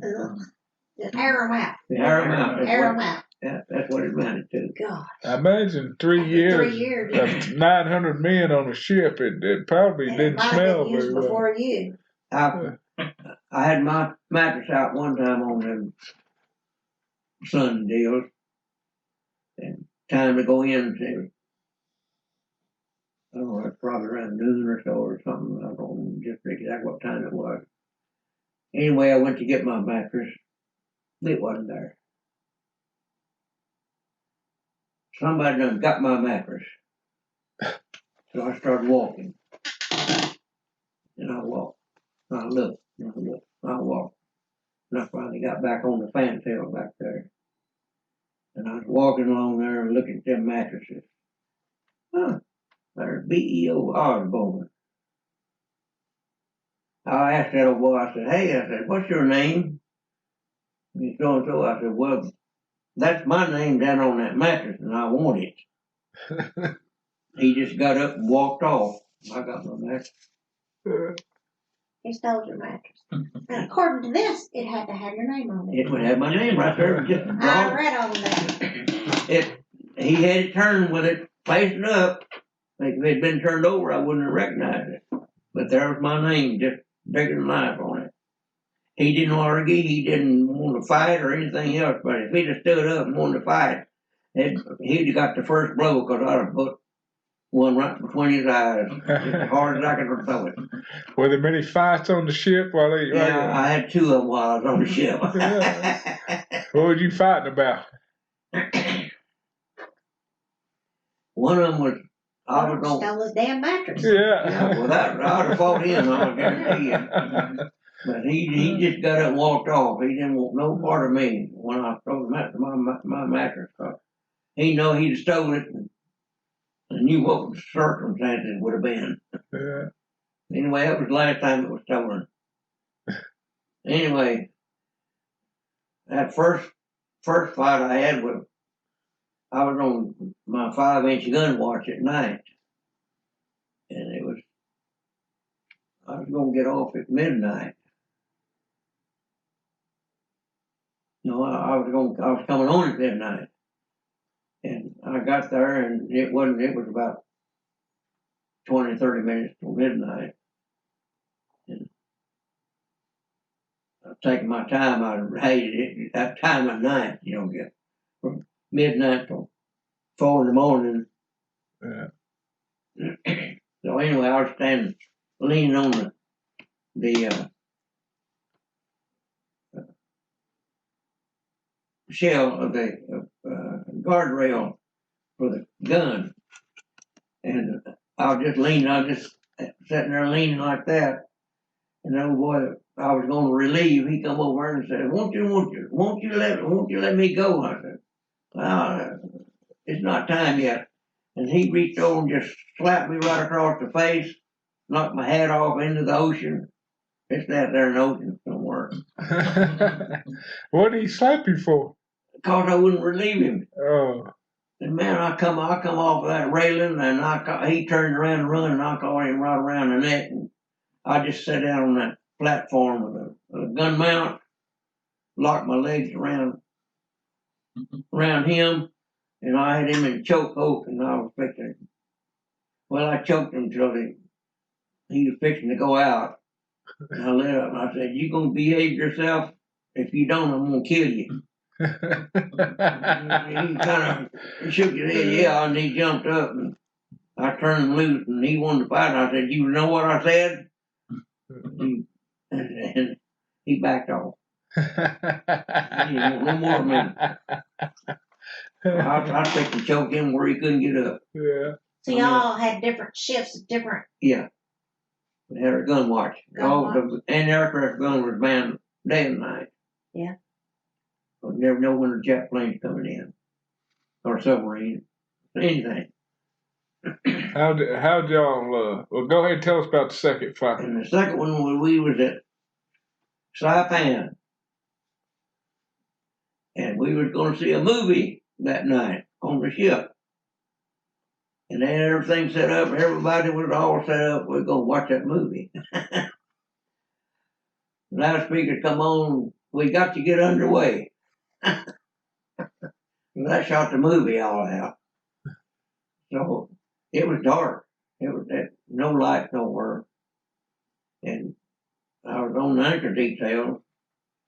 And somebody said, "Anybody got a flashlight?" I said, "Yeah, I've got one. It's got a blue lens. I can use it up here. Go get it." So I went down to my bunk and got my flashlight, and it was dark, and the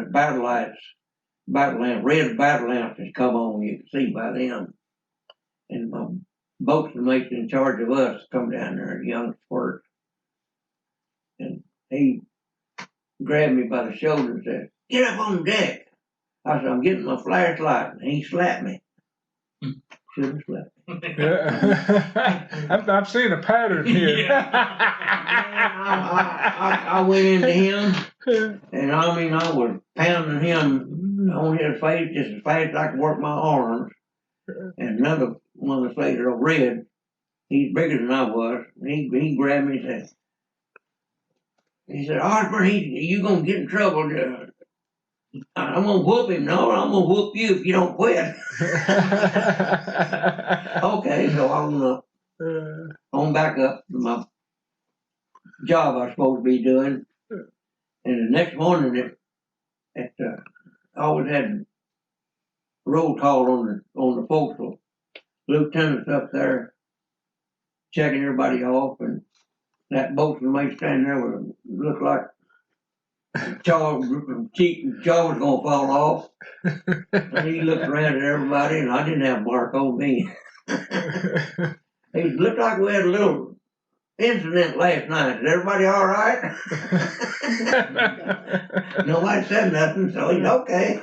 What happened from midnight to 4 was your shift? Yeah. That was my shift. Midnight to 4? No. Yeah, that's what happens from midnight to 4. Yeah. Nothing good. So you didn't get in trouble on either one, huh? No, he didn't argue the case or didn't do nothing. He said, "Looked like we had a little altercation last night. Everybody all right?"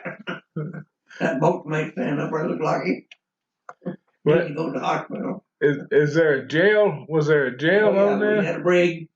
So if somebody got in trouble bad, they were thrown in the brig. The brig. Yeah. You said earlier you had a blue lens flashlight. Yeah. What does that mean? It had a blue lens on that flashlight. It didn't show bright light. You could see with it. So the jack planes couldn't see it when they flew over. Yeah. So at night you're running without lights up there. Yeah, that was it. There's no search. I mean, there's no street lights on that island. Yeah. When the sun goes down, it's dark. I guarantee you. I mean, you can't see nothing out there unless full moon or sun. I was just curious. You hadn't said anything about the food yet. 3 years of that food on there. You got to say something about that. We had all kinds of food. We had what they call shit on the shingle, which I like. SOS. I like SOS. Anyway, we had it quite often, and we had beans for breakfast on Wednesday morning and Saturday morning. Beans for breakfast. Beans for breakfast. It's sort of a Protein. pork and beans style, or I don't know what you call them, what kind of beans they were, but they were good. Yeah. Toast or bread, whatever kind of bread they had. And if you was like one time we was down on the equator, not the equator, the international date line. When you're on one side of the island, it's one day, and when you're on the other side of the island, it's another day. Well, when you got to that island at Wednesday, and you crossed the international date line, it might be Wednesday again. You got beans for breakfast. 2 mornings in a row. Or Saturday, you got beans for breakfast. That's a big day, yeah. And I don't know what we was doing down there. We was with a group. And that captain went backwards and forwards across that damn date line down there. And there were several days we had beans for breakfast on Saturday morning, and the next day we had them again. If it's Wednesday, you had beans for breakfast on that morning, and you had them again the next morning because they were using another. You cross back over. You cross. That's not again. Like a Mexican breakfast. Refried, you get some home fries and eggs. Yeah. Yeah, we had some good meals. I mean, we didn't starve. The only time I didn't eat was when they started cooking that mutton. In the morning, I'd wake up. Oh hell! I don't eat today. Find me some crackers or something, some bread or something to eat, but I didn't eat no meat. Yeah. Well, tell us about when you went on the island and got that gun. Well, no, I didn't. You got it wrong. I didn't pick up the gun. I got it. It come from the island. But after they had secured the island, the Marines and all, they picked up all the guns and bayonets and all, and had them in one place. And when we come back, we I don't know where we come from, but we stopped there at Saipan, and our captain called the Marine captain or general or whoever he was over there and said, I want a gun for every sailor on this ship and bayonet. And they brought them out. They brought every sailor got a gun and a bayonet. They brought it out to your ship. Brought it out there. Huh. That's where I got this gun. And I had two coming home from Philadelphia. The guy didn't want his 6.6 caliber gun, so I took it. He gave it to me. Well, it kind of disappeared on one of our moves. I had it in storage, and somebody broke into storage and stole a bunch of my stuff. That's where that went to. But I still had this. Yeah, they had 6.6 and 7.7. 6.6 was a 6mm, which it was a flat shooting gun. Didn't give much smoke when it was fired. And it was what the Japs used a whole lot for their sniper. Shot a small bullet. I don't have a 6.6. Well, what island did you go on and get to walk around on? That was Saipan. That's the only one I got to walk anywhere to speak of. And I when I went on there, you couldn't walk unless you stepped on ammunition. There was so much ammunition laying on the ground. And I walked on up. Wasn't supposed to go that far. I was way up on a road going up on the side of the mountain up there and looking for souvenirs. And I saw this shoe sitting over there on the side of the road. It was one of those shoes that the Japs had a split toe. Their toe was was separated. I said, oh, that'd be a good souvenir. I went over and started to pick it up, and the Jap's foot was still in it, so I didn't. Still had a toe. I decided I didn't need that for a souvenir. So Here's a map of Saipan. here, unwrap this thing here, and you can see it. It's got all that on it. Where'd y'all go? Where'd you walk on the island? I didn't go. Oh, Saipan. Oh, Yeah. The landing. There's a sugar mill there somewhere. There's a little. They had a sort of a wharf built out in the water for the boats to anchor against. Landing boats, not the ships. The ships were anchored way out there in the bay on that side of the island right there. And here. And there was a big sugar mill I can't get right where we went ashore all the time. And I walked up on the side of that. And while I was up there was a lieutenant and a nurse coming from the hospital on the other side of the island where that Jap plane had strafed that hospital before it come over us. And a Jap sniper wounded both of them. They was coming over there in the Jeep. So the Japs were still on, the snipers were still up there. I'm walking up there like I didn't care.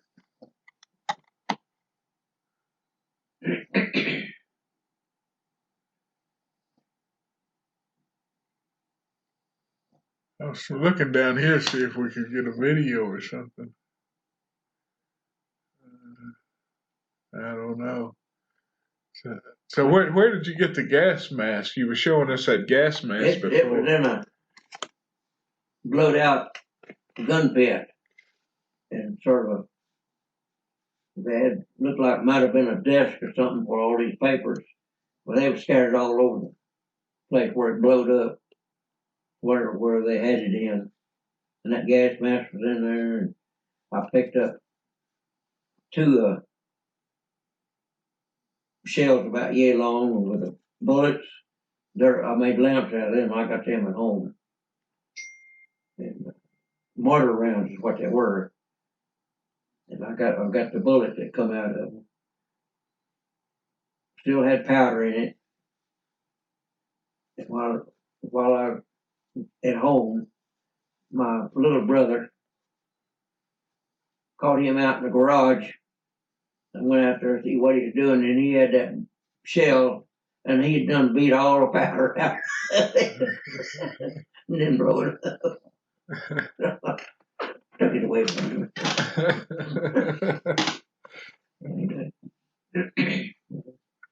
Well, what all did you collect off of Saipan when you were walking around? That gas mask and some of this stuff here and shells. Like I say, I've got the shells at home. I got two lamps made out of them. Some ammunition and just some odds and ends on it. And got some of it been kind of lost. And so over 3 years, that was the only island you got to walk on that y'all bombarded? Yeah. How'd you get from the ship to the island? Landing, what was landing? One of the landing craft, they come out and carried the whole group of us over there. That was our shore leave. Were the bodies still there? No. Well, they done, it was all cleaned up. They just cleaned it up. While they were still fighting, I had a cousin that was on the island, and he called out to the ship. He knew I was on that ship, and I was going to they were going to let me go ashore. I would have got to see a whole lot more of the island. He would have took me up where the suicide cliff, they called it, where the Japanese women were jumping off the cliff and throwing their babies off because they thought they was going to be raped and murdered, and they were afraid, so they just went up there and took their babies off and jumped off and committed harry-carry. I was going to get to see that. But they decided to get underway, so I missed that chance to go again. Did your cousin make it out? Yeah, he was on a submarine tender. He worked on the submarines, radar and radio, and he made a couple of cruises on submarines. And of course, when they go out, they would be out for 3 months or 2 months before they come back. And the last time he said it had about 6 submarines out there that need to work on and having radar trouble. And this submarine that was fixing to go out wanted him to go with him because they had a little trouble with their radar, and he wanted to be sure it was going to work. And he said, no, I got too many here to work on. I can't go on this cruise. That sub didn't come back. So he said, I never went on another one. Well, I read somewhere that the Chester was one of the first ones to get a radar equipment. I don't know. I know they updated our radar one time when we was in the port there in Mare Island. They put on some new stuff. Back then I wasn't paying attention to that. You load shells. I wanted to go ashore and had some people there in Oakland. I'd go see when we was in there long enough for me to go ashore. So where the 900 people? Where were they all from? All across the country. Oh, they from everywhere. Did you meet any interesting people? Brooklyn, Tennessee, Kentucky. That was old Slim was the one that I was telling you about. He was from Tennessee. That's what we used to call it. He was tall and slender, so we called him Slim. And yeah, there's a lot of interesting people. All nationalities. Yeah. Any of you keep lasting relationships with them? Joe Pena, the Mexican boy, he's passed away about 4 years ago. Uvalde, Texas. I've got a gun holster he made for me for my 44 Magnum, cavalry style holster. With a flap over? Yeah. He was a saddle maker. When we come home on one of our, I guess the first trip we got to come home, he made a saddle while he was home for a week. He built a saddle for somebody at the Pena's saddle shop down there in Uvalde. Did when I read somewhere y'all were on submarine patrols sometime. How would you sink a submarine? Now, I know you said you'd ram them, but did y'all do those charges that you drop off? No, I don't know how you put. Now we put what they call a hydroplane. We put them out. It was a thing that run underwater on a cable. That might have been for submarines. I don't know. I wasn't in that department. Like a radar? It's something on that. Whatever it was they towing out there. But y'all never tried to sink one or No. anything. I think the destroyers took care of them. Yeah, Put the most charges on. Destroyers? The destroyers had the depth charges. So that's what went out looking for that sub that fired that torpedo at us. And they couldn't find it, so don't know whether he went silent running or they just got out of their area before they got there. That's the only time we had anything to do with submarines. So tell me, were you involved with anything about dropping the atomic bomb? No. The 2 bombs? No. Did y'all know it was coming or anything? Didn't know anything about that. How close were you to them? Oh, we was a long way. We was up on northern Japan, and that was down on the other end of Japan where they dropped the bombs. So we was on our way. People don't know that there was a hellacious formation of Marines fixing to invade Formosa. That was the big island below Japan. Well, he's going to take it first, and then on into Japan. But I forget what they call it. Some kind of, I think it was some kind of flower name. But they was waiting down there, and we was up north with a big group of ships. We was going to go in there and make them think that it was invading from the north, hoping to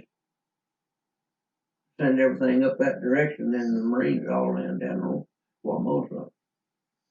We didn't know they was going to drop the bomb. We was on the way, and they stopped us out there in the ocean. We was milling around waiting, but that's when they was dropping the bomb. That's what that little fire thing, that little thing that it's VJ Day. Yeah. They printed that out after the war. We still out there in the ocean. Well, we'd already went in, and they announced that the war was over. And then we went in and occupied that naval base. We went in with our rifles and everything. Didn't know what was going to run into. Didn't know whether it was going to be some Japs that still wanted to fight or what. But no, we didn't have no problem. There were 1 or 2 ships. I don't know what kind of ships, probably supply ships, sunk in the harbor. One right there at the wharf where they unload stuff. One big ship was sunk right there. So our plane had probably bombed them somewhere along the way, B-29s or something. So y'all had cleared all the islands up until Japan, Yep, and the islands close to Japan. we started at Tarawa, and I don't know what the other, I can't remember that one. And then we went up to that Marcus on Gilbert, 2 or 3 islands in there. And then the big one was Saipan.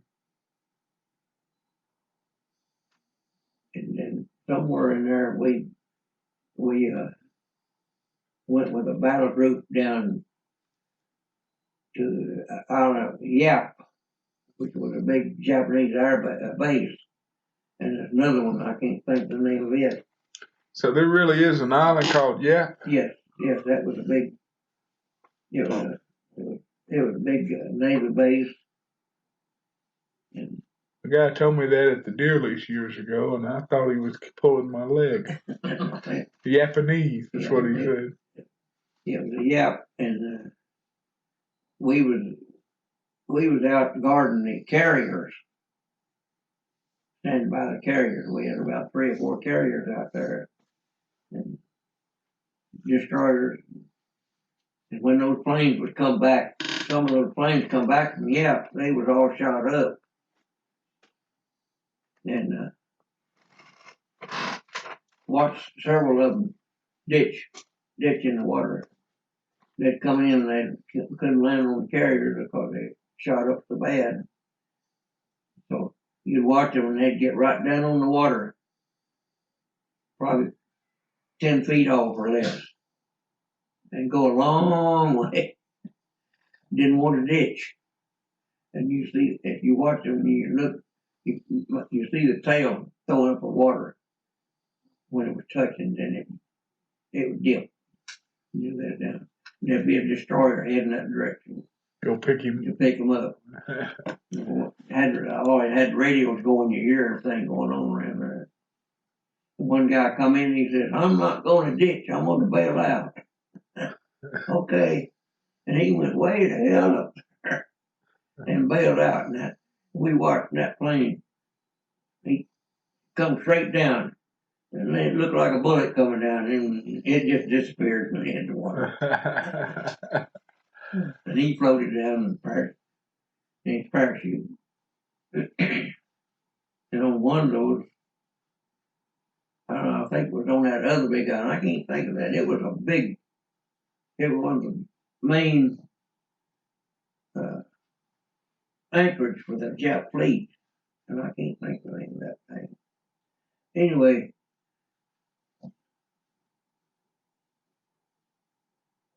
I was watching the carrier. It was morning, and they was fixing to send their dive bombers, dauntless dive bombers, fixing to send them into the island, and watching them take off. One of them cleared the deck. He went up there, and he was going like that, and then all of a sudden he just went off into the water. Oh, it crashed. Look at watching it. I was watching it. Here come another one. And he got up there, he went in the water. The third one done the same thing, and they canceled flight for that morning. See what was going on. They saved 3 of the 9 out of those 3 planes. They had a pilot, a radio man, and a gunner. Where's our plane? Yeah, on that dauntless dive bomber. So 6 of them died? Yeah. No, yeah. They figure out what was causing it? I don't know. We didn't hear any results from that, but they canceled flight operations that morning. What did you think about the bomb being dropped back when it happened? They didn't know what it was. They said they dropped an atomic bomb. Well, what was it? You Didn't find out till later what it did and what the cause. So you just knew the war was over. And when they dropped that second bomb, about a day later or so, before we ever went in, they announced it. They were heat away. declared the war over. That's when we went in and occupied the base.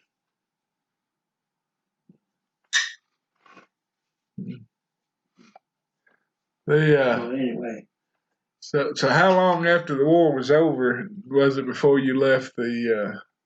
well, the war was over 45, May, August, wasn't it? August, I think. And I stayed on it. I stayed on the ship. we, when we left that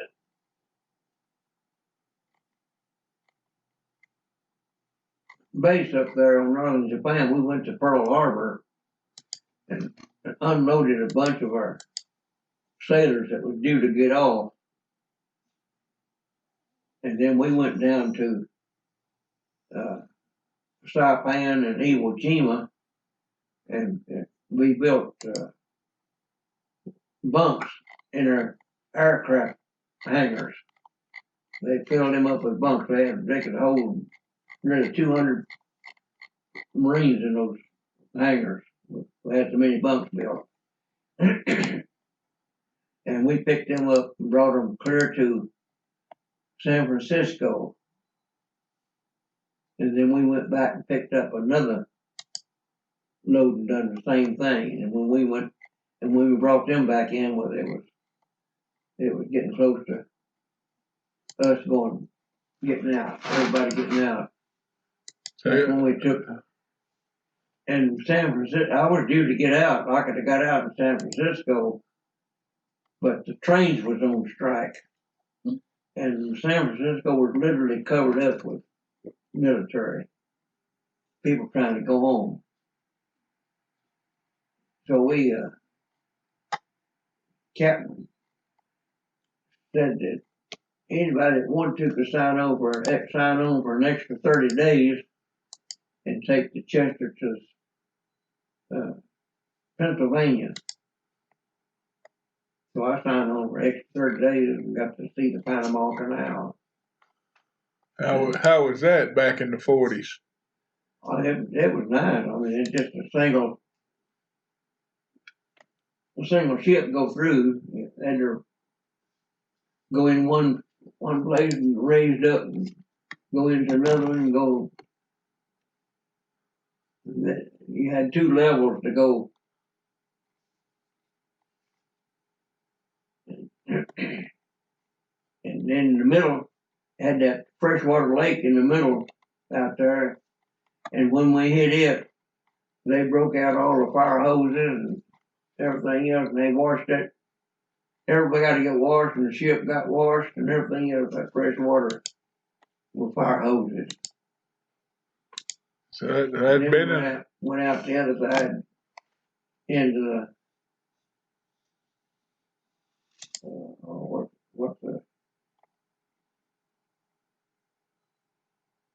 the Caribbean, isn't it? I think so. We went there, and while I was there, I bought a bottle of Puerto Rican rum and put it in the locker. And I told the boys, it was in my group there, I said, we're going to drink this when we get to Philadelphia, put this ship in mothball fleet. Well, we got up there, and I got my bottle out. We're going to sit back. Well, it was so strong it eat the lid off the bottle, and it was all leaked out. I had an empty bottle when we got there. So I said, well, we didn't need to drink it anyway. Don't tell me what they had in it. But anyway, that went the bottle of drinks. So you were on the very last time the ship was in service. Yes. You took it up there, and that's almost 6 months that from the end of the war till I got out, it started to be a peacetime ship. we started polishing brass. We scraped all the paint off that oak deck that we painted for 3 years. And yeah, there's that book. Yeah, as your tribute in the Walk Statute now. And when I put this up, I'll put links to all your anything I can find online about you. I'll put links to it on there.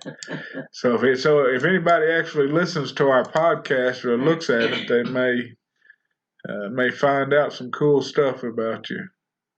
But I thought I had a list. I kept looking. I thought I had a list of all the people that were in charge. You know, the captains of the. We had three. I think we had 3 captains. The one I liked best was Captain Hartley. Well, I saw that name. That's Henry Hartley. He was they called him a Deepwater Mustang. He come up from the ranks.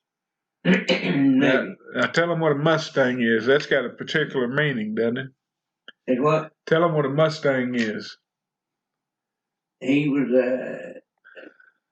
he come up through the ranks from a seaman clear up to captain of a ship, captain, and they called him a Mustang.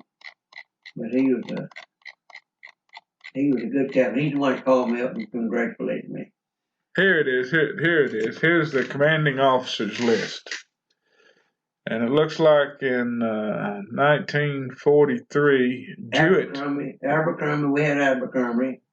Yeah. Jewett. No, not Abercrombie. Jewett, Spellman, Hartley, Yeah, Abercrombie, yeah. and Sutherland. One of them wasn't on there very long.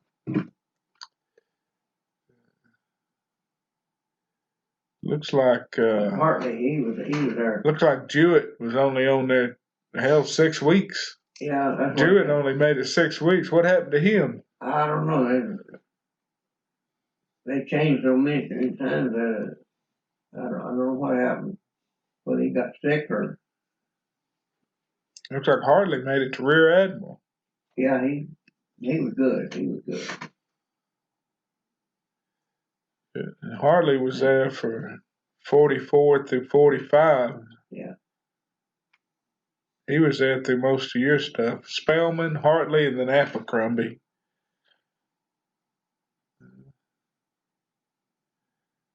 Abercrombie went on there in 21, didn't he? Well, I think that's when his class the class of 21. Okay. Yeah, and then over here on this side is the dates that he was that's captain of the ship. 45 to 46. Yeah. So did you know those guys? Did you have any interaction with any of them? No, none of the officers. Yeah, get in front of the mic. No, I hadn't seen any of the officers since I got out. I even heard from them. What about when you was on the ship? Did you ever interact with them? Well, they sort of stayed their own groups. Where did they sleep on the ship? Where was their part? They had a separate bunking area than we. The captain, they was close to the captain's quarters. But Hartley was your favorite, huh? Yeah. All right. And is there anything else about World War II before we move on to your love of your life and your motorcycles? I was trying to think. Did I miss anything in between there? Well, I'm reading your personal diaries. Is there anything in there about that Jacob lady? Nobody met Hottie on a 4-day leave in San Fran in Christmas time, 1945. Hey, that was a good Christmas. Yeah. And apparently he rang in the New Year, and everybody was tipsy. All right. And he spent 4 days in sick bay. 2 Oh, days man. in sick bay. It was a good New Year's Eve. He blames it on the food. But just reading this one here, the one that says "Do not lose." Y'all bombarded freaking islands every month. Yeah. We was busy. Every month, y'all were blowing up an island. After you, I can't think of all of them. Seriously, blown up. Cooney Bunny. No, we didn't bombard that. That was No, that's where you left. Cooney her Bunny at. was our Y'all were going there before you bombarded Tarawa? I can't pronounce some of these words. that was the recreation island, Cooney Bunny. What are, y'all were attacked by 12 Jap Bettys. Yeah. What are Jap Bettys? Bombers. Bombers. Plane. Planes. Yeah. Okay. Planes. Yeah. That's for Jap Betty. Jap Yeah. Bettys. That was in the Gilbert Islands. Yeah.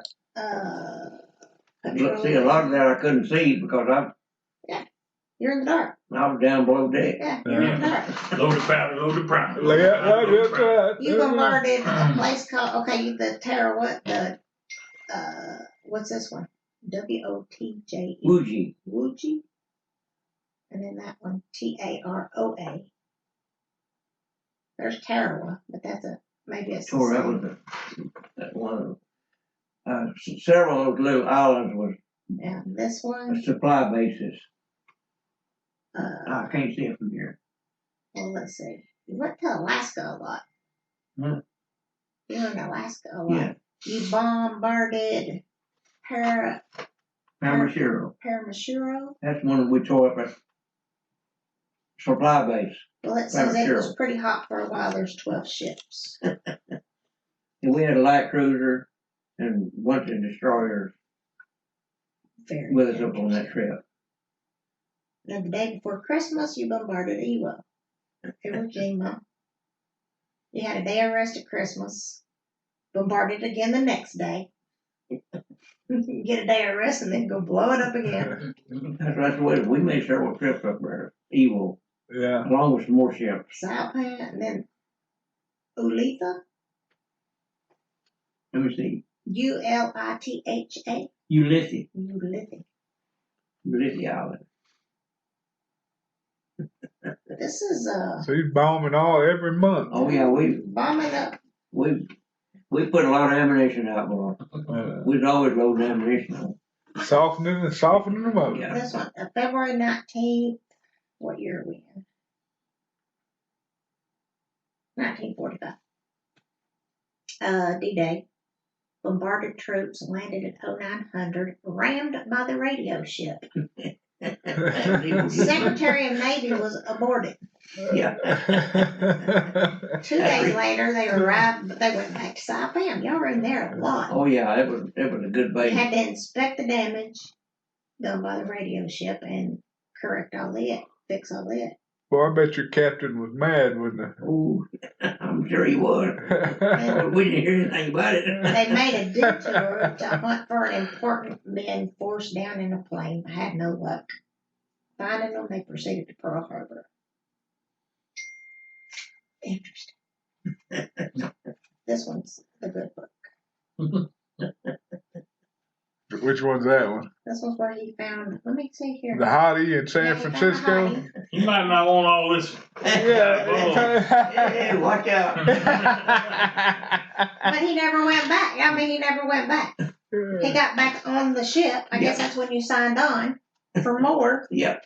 And you were off again to the That's what Panama. You went to Panama. What I don't understand, Randy, you're 18-year-old man out there 3 years on Well, at this time he's 21 or 2. Either way. It'd be hard to leave. I celebrated my 20th birthday while they examined that damage from Ewo. Here's one. January 18th. This is after you signed on, so this is what, 1946? 4, 5. Make sure you speak into the to the microphone. You're kind of soft, Michele. Okay. Well, this is 1946.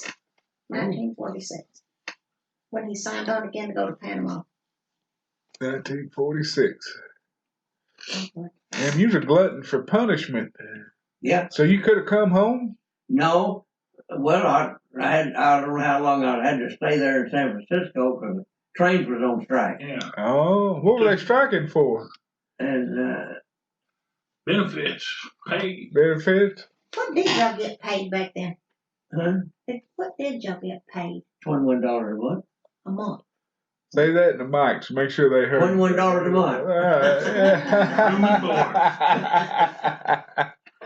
All the powder and shells you can get. Yeah, all the primers you And could load. I'd leave my money on there and draw out. Okay, here's a January 18th. They left California 18th. They were about 20 miles off the coast of Mexico, near, and I quote, the big wine, women, and dance city of Acapulco, Mexico. Oh, the wine, women, and And dance. on January 19th, the next day, he went into sick bay. Ah, did At you? noon, We he didn't came get to out go to ashore the- there. That's the only trouble. He says even my iron stomach can't take some of the food on the ship. I don't remember that. January 19, 1946. Yeah, still had a sense of humor back in. Huh? Yeah. He did. Anyway. Hey, tell them about the tags from those powder. Oh, when I got up on, well, I was in the powder circle. When that powder come up, I'd take one of those tags off of it. It had a tag telling where it was built, when it was built, what was in it. Everything's on that information for that bag of powder. And I'd take one off of it and write on it, on that little piece of paper, where we were and what we bombarded that day. So I don't know how many I've got on there. You got a bunch according to this book. Yeah, so, but I didn't get tagged from all of them. I started that late there.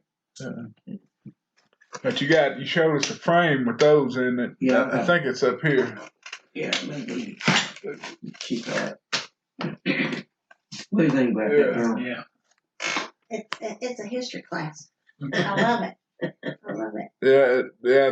These 4 tags, and I'll take a picture of it and put it on the website. It says bombarded November 11th, 1944, Iwo Jima and Volcano Islands. And then another one says bombarded Marcus Island, October 9th, 1944, 0400 to 2000. 20. Is that how you say that? Then you got one that says Friday morning, January the 5th, 1945, bombarded Hahajima. That was another little island up there close to Iwo. And something with a B. Oh, Video. but no opposition.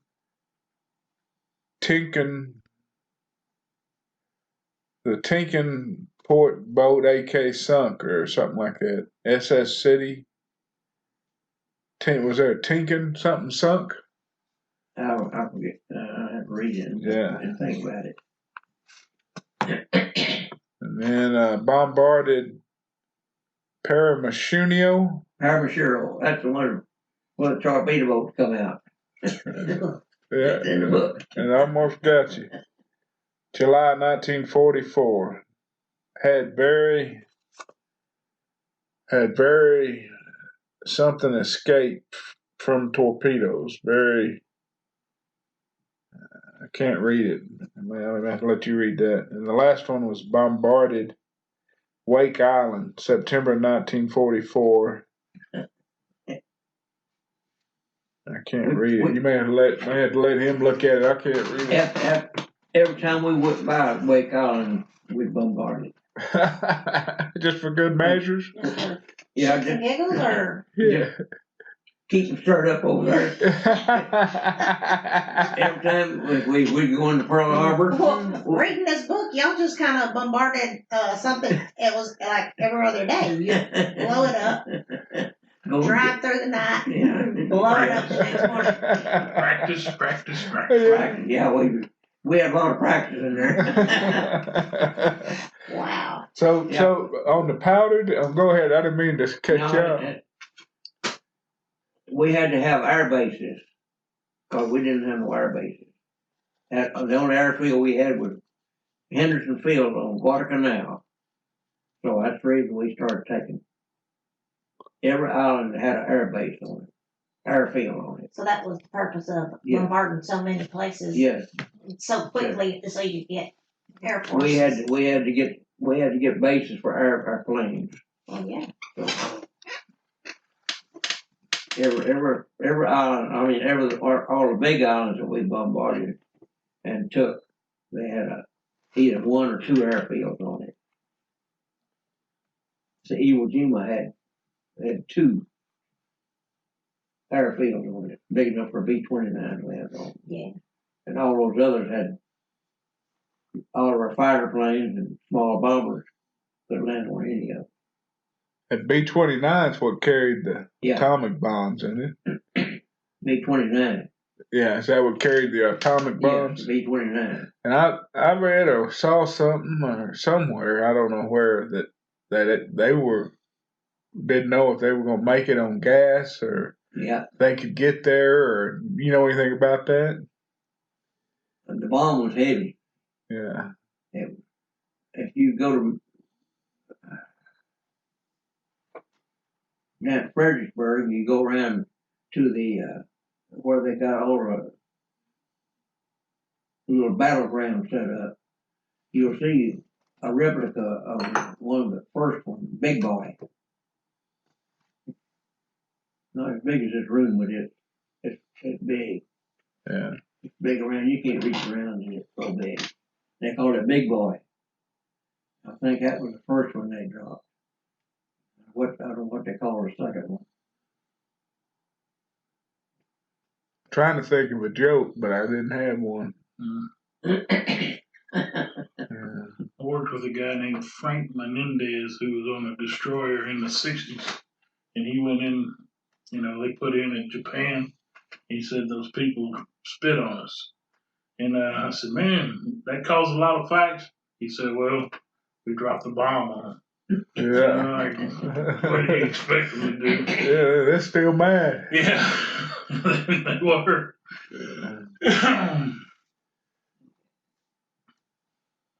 No, but like I say, we covered the ocean. Put out a lot of ammunition on the island, but we had to have islands. We had to have airfields. Every one that we took, they made an airfield out of it, and that's where they helped. I'm about to show my stupidity here now, but the German army surrendered before the Japanese, and the Japanese dropping the bombs was the last. Yeah.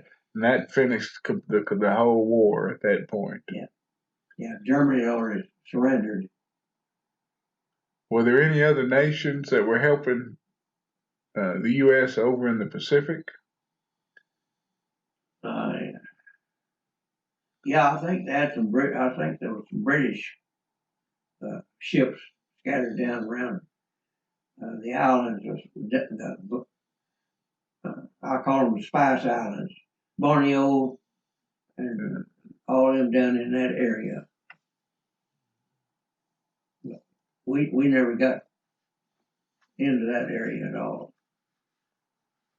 So it wasn't like over in Europe where the Russians and the Americans are rushing, and I mean trying to get to certain spots first, and there wasn't any big Allied forces over there. I don't even know whether there's any Australian army Marines or anybody over there that I know of. They might have been down on some of the islands. If they were on the further way down. And none that you saw remember seeing. No. All we ever handled was all American. Yeah. Our trip was on all of our islands that we took. All right. Anything else about the war you can think of or remember? While we got you recording? I can't think of anything. Just we had a lot of free time running between islands. on somewhere. I'll tell you one. I took a spoon and a silver $half and made a ring out of it. I beat that coin with a spoon perfectly round. When it got down to the ring size, I took a knife and eat the inside of it out and polished it. And the girl I thought I was going to marry down in San Antonio, I give it to her, and she up and married another feller. And on their wedding night in Bandera, there's on one of the dude ranches down there. Their cabin caught on fire from a propane stove, and they lost all of their jewelry and clothes and everything. So the ring went with. You lost your girl and the ring. Yeah, it in that fire, melted all of it. Like them guys going through a divorce, they just say, "Well, I lost it in a fire. It's gone. No matter how you look at it, it's gone." So anyway, Karma is right. we had a lot of spare time, but if we wasn't doing something working on the ship, we could sit around and write letters or talk or play dominoes or had several different games and things that they played. I don't imagine y'all did any gambling. Every first of the month. Every first of the month, they had a gambling game down in their compartment that wouldn't quit. And one of those old boys, he was good at it.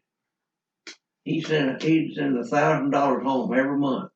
Damn, he was getting rich. Yes, that he had won. I believe he was cheating. I don't know what he was doing. Throwing them dice. Yeah. Anyway, one time they was having one of them parties going on, and they was hooping it up. You couldn't sleep, and I had to go on duty at midnight that night. And I think it was getting around 10 o'clock at night. I went and called the master at arms. I said, "We got a game going there, and we need to get some sleep." Okay. Wasn't but just a few minutes, they come busting in there, and they scooped up all the money and broke that party up. Everybody wanted to know who done it. Nobody ever told who done it. I wouldn't be here probably. Found out. Well, they'd have whooped something. They'd have whooped me. I got a little sleep. About an hour and a half. Yeah. Were there ever any fights that ended up somebody killing one another on the ship? No, nobody ever got killed. They got black eyes like I give them. That boat's mate. We every so often we get ice cream on the ship, and everybody lined up and go down through the kitchen, through the mess hall, and get you a cup of ice cream. Well, we was all in line there, and then the guy come there and said, "Hi, so and so. Can I get in here?" Yeah. Dragging, they call it dragging, to get ahead of somebody. Well, there was a guy, about two guys below him, and said, and went up there and grabbed him and threw him out in the middle of the floor. Well, we just kept marching on while they was out there fighting, going to get our ice cream. And two less people. Yeah, that's right. Now the line didn't slow down, just let them go. Yeah. What about the showers? What are the shower situation? Well, one great big room with a bunch of heads that you can take a shower in, and it was cold water, regardless of what time of the day it was. You didn't get no hot water, and sometimes it was salt water. they didn't have enough fresh water, you took a shower with salt water. And our towels was half the size of a big bath towel. And a little bit bigger than a hand towel that we have today. And that's what you drive with. My dad was in the crew. And when, like I say, we got that bucket issued to us when we went on board the ship, you kept that bucket till we left the ship. That's your bucket. You washed your clothes in. Ah, The one you threw up in? Yep. You threw up in, you washed your clothes in. Yeah. Still a good bucket. Yeah, you kept that bucket. That's what you washed your clothes in. Did you bring it home? Nope. Shot. I brought a lot of things home, but I didn't bring it. Yeah, the bucket didn't make it. The bucket didn't make it. Yeah. And a lot of the boys like these faded blue jeans. Tie a rope on it and throw it over the side and let it drag in that salt water. Fade them. And it faded them out. Really? Yep. Looks like these jeans you buy now, these women buy these jeans, looks like they're all faded out. Yeah. Well, that's what them. So they had some men of style on the ship, huh? And back on the stall I had. Got her blue jeans and blue jean shirt. Yeah. they're dungarees. Dungarees, they call it. According to this book, they're dungarees as well. the Blue Jacket Manual. Yeah, Dungarees. yeah, dungarees, that's what. And leather slippers, you didn't have no tennis shoes.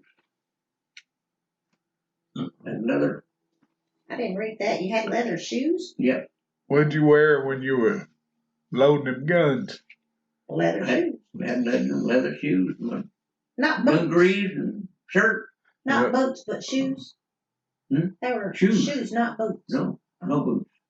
And they were where were those primer shells going after you shoot? It drop out down the bottom. So it wouldn't be around you. Yeah, it would. It was a grate, and you did just drop down in the hole, I call it. And did you have to put different amounts of powder in there depending on how far you wanted to shoot it? No, Y'all just shot them all the same distance. the bag, yeah, those 2 bags of powder fired 8-inch gun, and whatever it was aimed at. That's what we never fired at a ship while I was on it. So it's just a matter of y'all getting far enough away to be able to lob it in, or close enough to lob it in. Well, Yeah. they nearly all your sea battles was fought at a distance. Battleships set out there 10 miles, shooting ships 10, 15 miles away. And y'all, the missiles, you can hear the missiles coming back in. In a certain place, you hear that shell going over. So how far when y'all? But you said you never got into a battle with the ship. No, we never. They did in 42. Yeah. Down there around Guadalcanal and those other islands. They was right in there, close. But how far did y'all usually stay away from the island you were softening up? Might be a half a mile or 5 blocks. Just hard to. So did you have to shoot it straight up and come back down? No. Most of the time you just shoot it in an angle. Shoot it flat? Just shoot the island. So it just got a little dry. A little bit of drop. Arc. You don't have to. Yeah. If you lower it enough, then if it's going to drop 20 feet, you wouldn't have to elevate it too far. Yeah. Just drop them right in. So was there somebody up there calculating the distance and all? They had what you call rangefinder, I guess. Big You can see them on the ship, on the I'll get picture of them ships.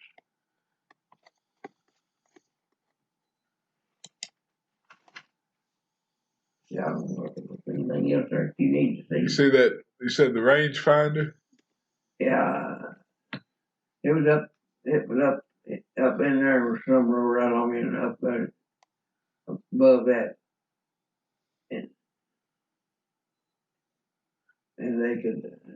I can see it better than these. They could tell where how far it was. That's the way they're, according to how far they were going to shoot. That's the way they would raise the barrel. I was going to tell you, there at Evil, after we couldn't fire anymore, they let us come on deck. That's when I seen what was happening out there in the harbor. All them boys' bodies. And we're standing underneath the 8-inch barrel out there with shrapnel bouncing off top of it from an aircraft shell.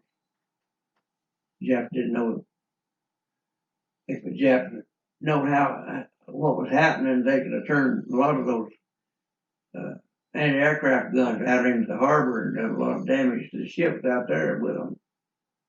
But no, they was after the planes that was coming in from our carriers, dive bombing and bombing until they couldn't bomb no more. The sky was, how many planes? Were just full of planes? Yeah, just full of planes. You could see them diving everywhere.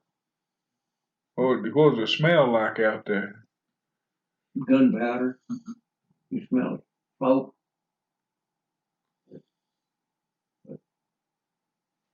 Yeah, that had a battleship was sitting closer than we were, and right close to the landing beach there was a sort of a cliff, and there was a Jap gun in a cave up there.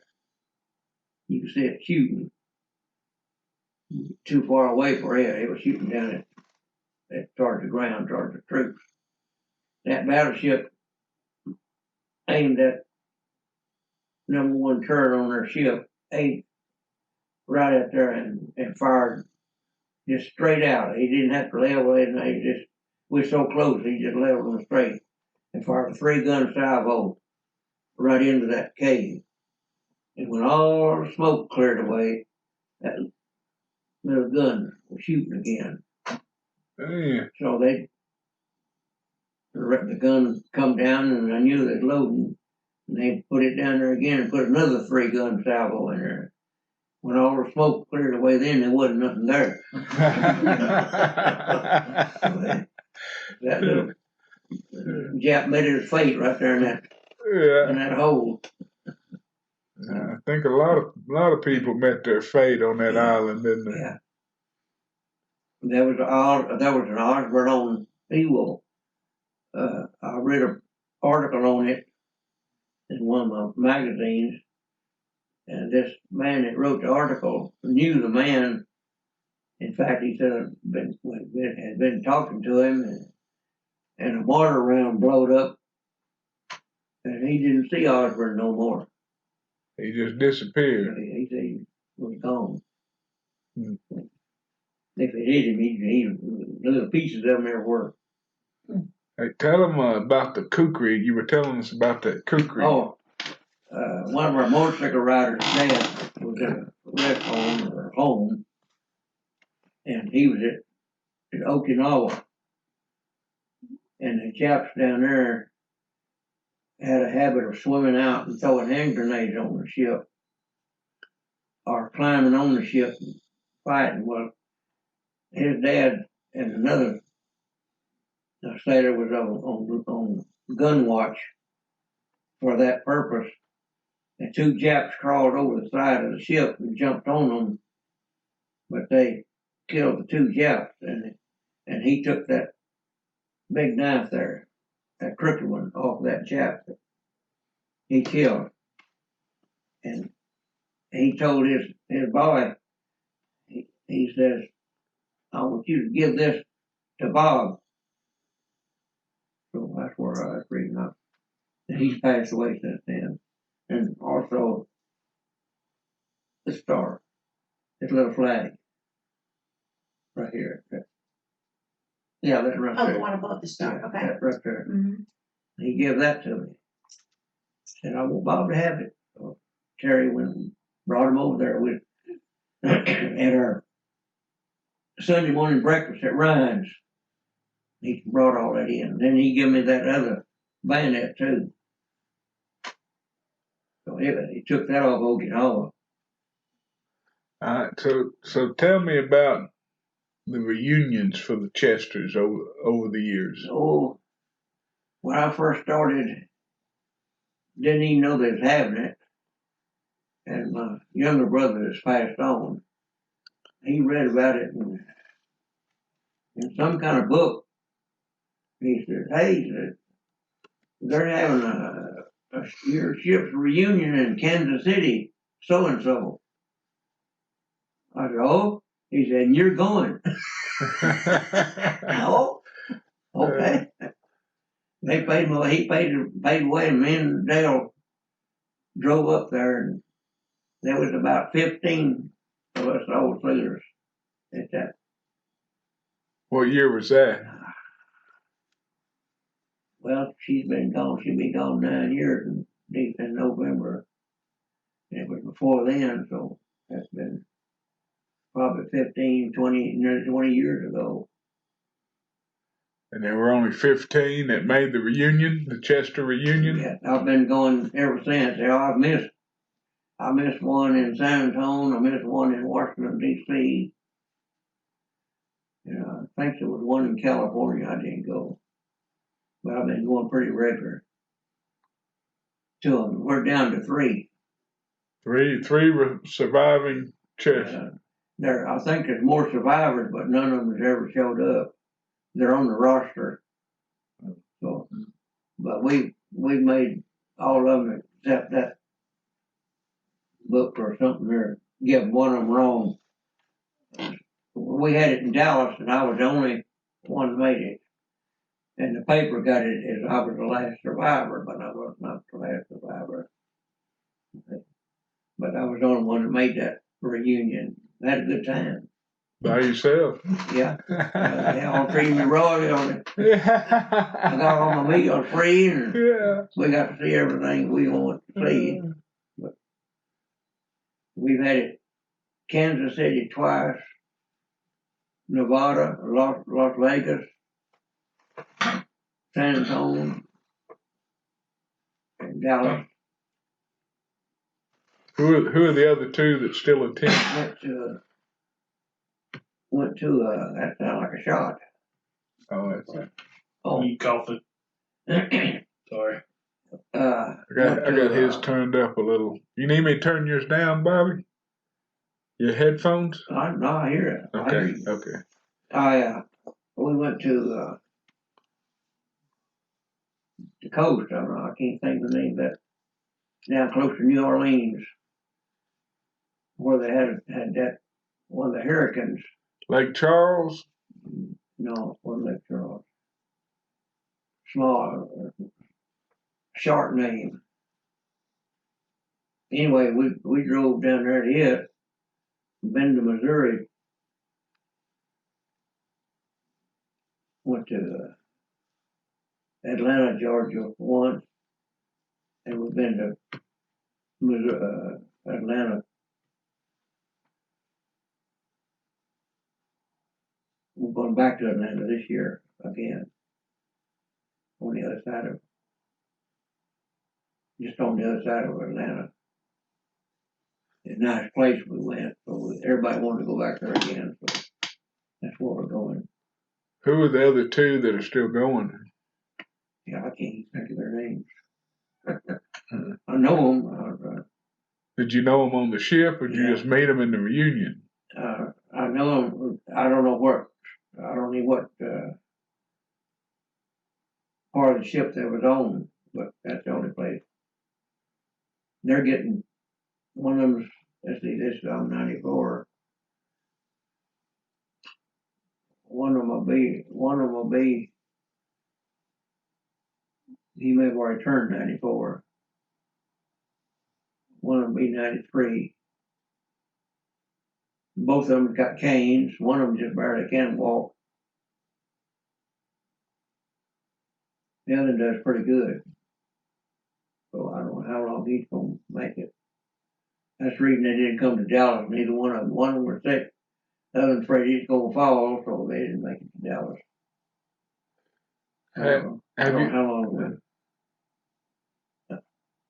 When it gets down to one, I don't know how much longer they go on their trips. A lot of widows make it. Some of them make every one of them. And daughters, nieces, son-in-laws. We had 30-something last year that made it. They pick your brain. They ask you a lot of questions. Now we just yak and go see things, and they don't talk about the war at all. Have you been back to any of the places since you got out? Have you gone back and looked at any of them? Too far and too costly. Yeah. Yeah. Except Pearl Harbor. You were in Pearl Harbor. I went to Pearl Harbor. That's the only place I've been. Had that free trip. Couldn't turn it down. What about any other memorials or events or anything that that anything that memorialized the efforts in the war or anything? I don't know the question. Like the World War II memorial in Washington D.C. I went to see it. I was on the honor flight in 2010, and we went to see it. That's nice up there. That's something else. All right. So, several of them's already passed away that went on that flight. We had a little lady. She was a nurse on one of the islands for a long time. She in a wheelchair. I pushed her all around while I was up there at that memorial. And she's passed away since then. I think there's 2 or 3 more. All right. Tell us about your motorcycles. Oh, which one? Well, I read somewhere that as soon as you got out of the Navy, you bought a motorcycle and drove it home. I did. Tell them about that. All the boys in my neighborhood were buying bikes, surplus bikes. And I was downtown there in Waco, and used car lot sitting over there, and I saw a motorcycle, so I went over, and it was a Harley 45, 1940 model. Nice little bike. I figured it belonged to some soldier or sailor that got killed in the war, and their parents sold it.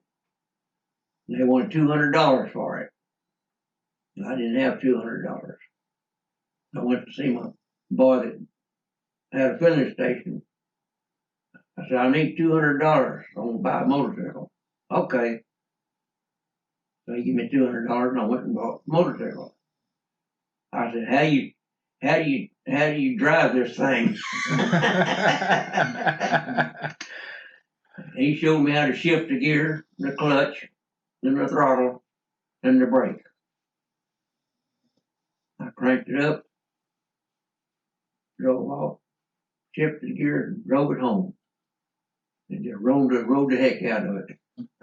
For up until that was in 46. Met Dale in 46. Now tell them who. Bowling alley. Tell them who Dale is. And Dale is was the girlfriend then, but she was my wife in 47. We was together a year off and on. We got married in 47. And I kept her for 62 years. Before cancer got her. Anyway, we met in the bowling alley. She was with her two cousins, 17 years old,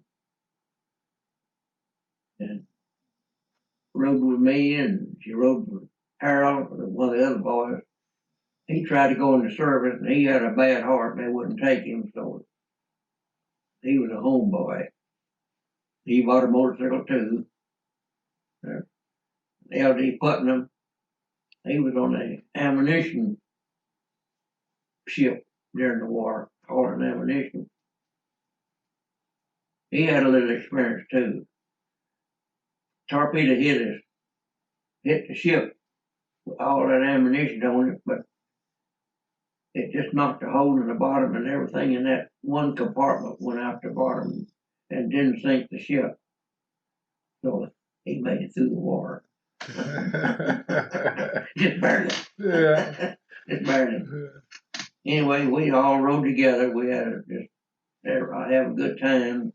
Go out and have winter roast. That's like me midnight. Somebody, let's go have a winter roast. Okay. Go to some little grocery store that was open, get a bunch of wieners and buns, and here we go. Out, mostly out in Cameron Park there at Waco. Build a fire and have a winter roast and drink Coke. And didn't let us drink anything. Occasionally we did, but everybody just having a good time. And then 47, those big old Indian chiefs come out. I had to have one. So I traded that little Harley for it. And when I got it, Dale, she was on one.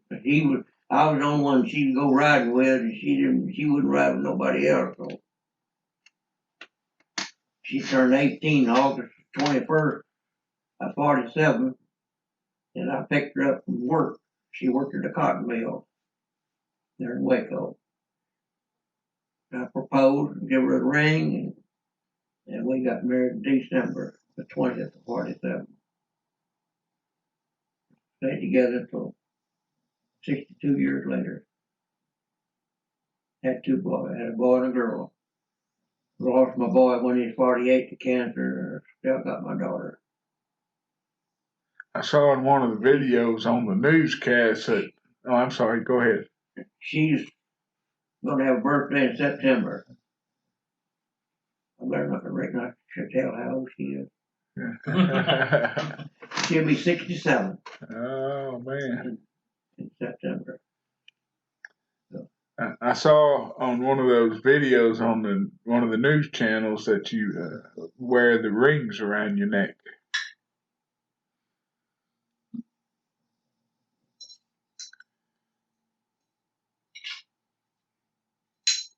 Oh, That's both of them.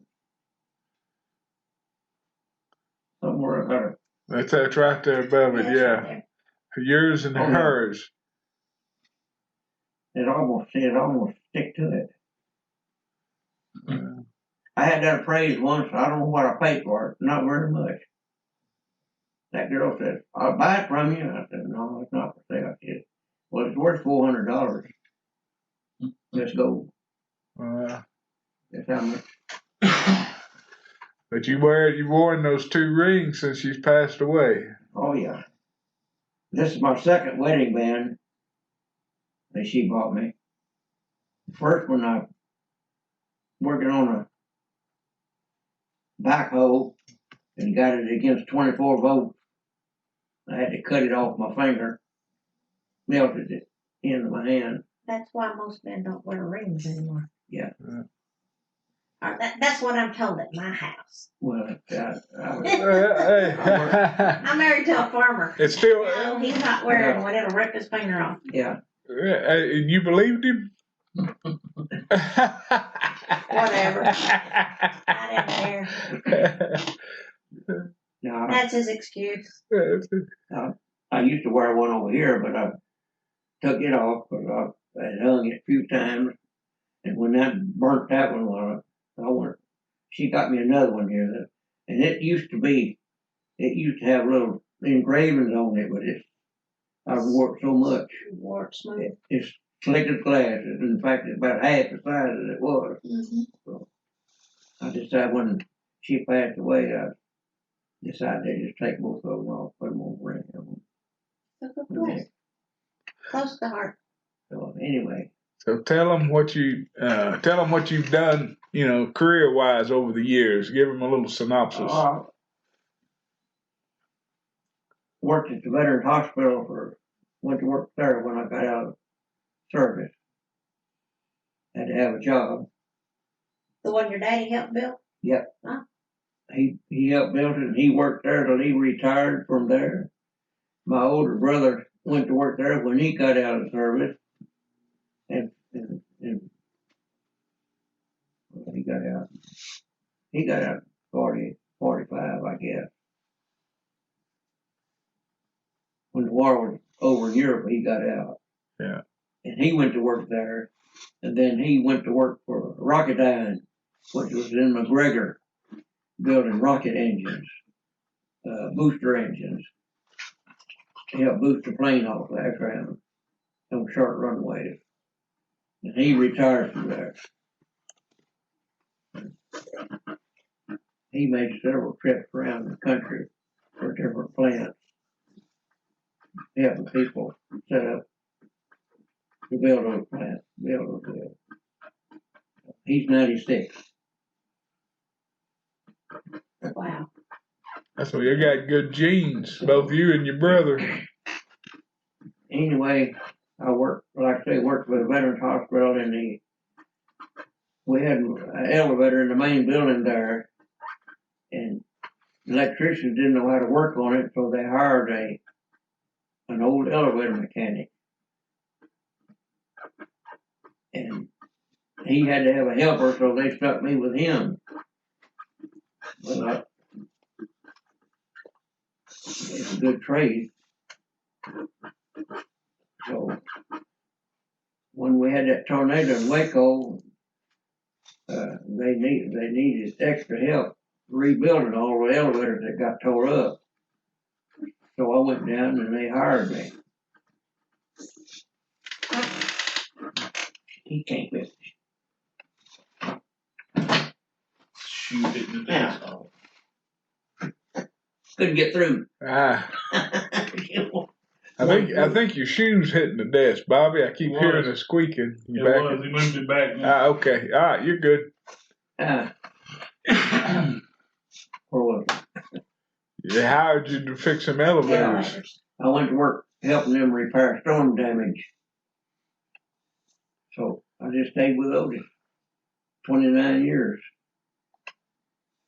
Lost two good friends in the elevators. One of them fell down a hatch, 5 floors, killed him. The other one working on the one elevator and stuck his head over, and the counterweights caught him and chopped the top of his head off. Were you there working with them those days? No, I'm working on the same building, but in fact, the first one, I trained under him as a helper before I made mechanic. So those two, the only ones that we lost while we put the elevators in the hemisphere in San Antonio. If you remember. Yeah. The hemisphere. Uh-huh. Okay, we put the elevators in that tall, it's got the restaurant on top of it, tower they call it.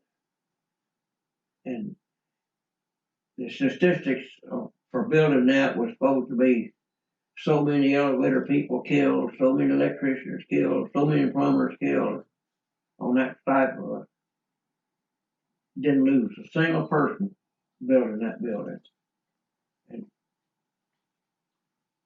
they don't know why, but I guess everybody just paid attention to what they were doing. When it was just a concrete pier, I was standing on top of it, looking at all the city. Wasn't nothing up there but just a concrete stack of concrete. Then For the safety measures, do you have to be tied in and all that? yeah. They had reinforcement rods that come up there, and they had a cotton rope tied around that thing. It's big as your house here up on top. It looks little, but it's not.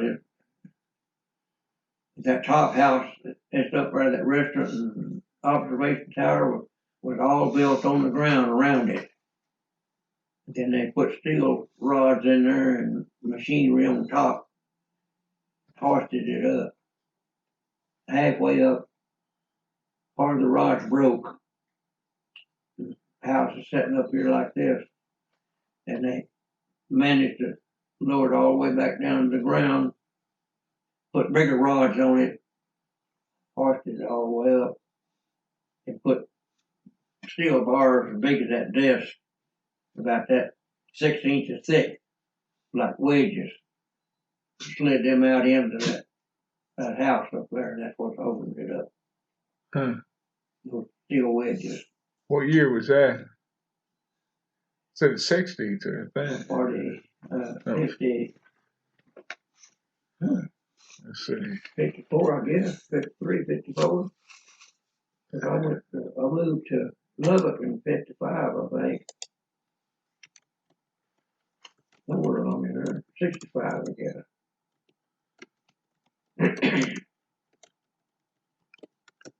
Oh, while I was with Otis there, they made a contract to put the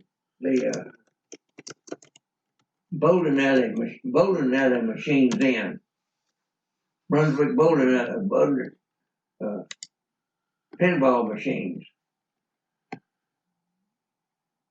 So I worked on them for about a year, going to different cities, putting in bowling alley, putting those machines in. The automated. Yeah, the automatic. Brunswick automatic. Mm-hmm. Got through that. I finally went to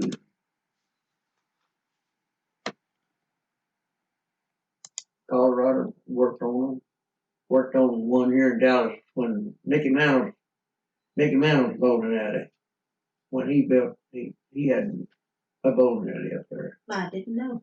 Yeah, I met him once.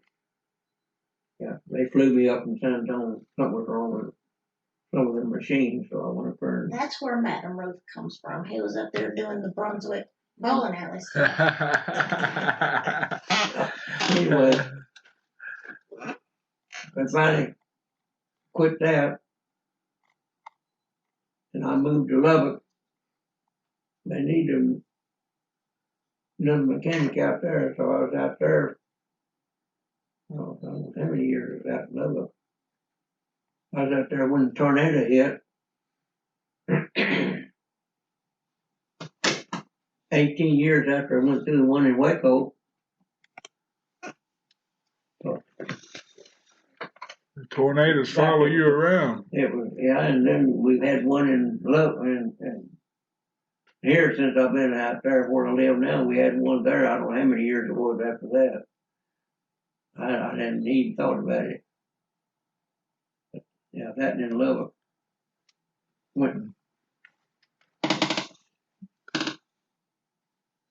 Went down there and seen some of the damage it done, and had to work on the bank building. The elevator wouldn't stop on the floors; it just go up and down. So we had to change a bunch of contacts. They all got wet. And I went down and looked at the cars out in the front parking lot. One of them had a steel beam off the face of that bank building, went through the front windshield, come out the side window, and went back around to the front, and went together. Like you just sitting there with that tree there, and another one sitting over there. And y'all can believe it or not, but there was a piece of 2x4 about 3, maybe 4 foot long, right through the front tire of that car. Just like you just pushed it through there. High winds. That's how strong winds are. Yeah. And of course, we got the elevator fixed. I didn't go down and look at anything else. That one bank building there were two banks there. One of them twisted that building. I think it's 5 or 6 inches out of square. Knocked all the windows out of it. But it actually twisted the whole building. Off its foundation. Twisted it on its foundation. Just stayed on the foundation, it Twisted it around. just twisted the building. They was gonna demolish it, but they didn't. They put all the windows back in it, and it's still up. Shows you what storms can do. Now I didn't tell you, back during the war, we went through 2 typhoons. We was anchored at Okinawa when one of them hit. Everything in the harbor moved at one time. That typhoon coming in, the water had already up high as a ship. And as we was going out the entranceway, the old Pensacola went down the middle of the waves and washed the sailor off. Supply ship was following him out, and they threw the landing net down the side. He grabbed hold of that when he went by and saved himself. So, and we went out in the ocean and rode it out. I mean, it was wild. And then on the other one, I forget where we were on the other one. It was somewhere else. We lost a destroyer in that storm. It was so rough that the destroyer disappeared. So I figured he went in one of those big waves and didn't come up. Waves higher as a ship. That's enormous. That's huge. Yeah. And water is heavy. You take one of those waves 60 to 70 feet high, and when all that top of that wave hits you, it's just like concrete coming down. So we figured that destroyer hit one of those and didn't come up. Anyway, that was one of the sad stories. What'd you do after your elevator days? Let's see, what was that? Oh, I went to work with my brother down at Mount Pleasant. He was working at that power plant, taking care of moving that coal ash and cleaning up the streets and debris. And a little bit of everything they done down there. And I worked for him. We lost bulldozer driver down there and one of their lagoons that they put that ash in from burning that coal. Bulldozer was pushing it down into the water, and he went too far and it disappeared. And they had to got a helicopter out there with some kind of machine they tell where the heat found him and got him out, colored boy. You kill him? Oh yeah, they drowned under all that water and sand and ash. rode the dozer down. So that's only one that I know of. While I was there, I worked for him a long time. We moved up to on 35. I built a new building up there for him. I did all the electrical work in it for him, put all the lights, and plugs and things in. Worked for him there, buying and selling heavy equipment. And then he went busted, and I had me a welding truck. So I started making my living welding, car hauler, welding on car haulers. And I had one up there.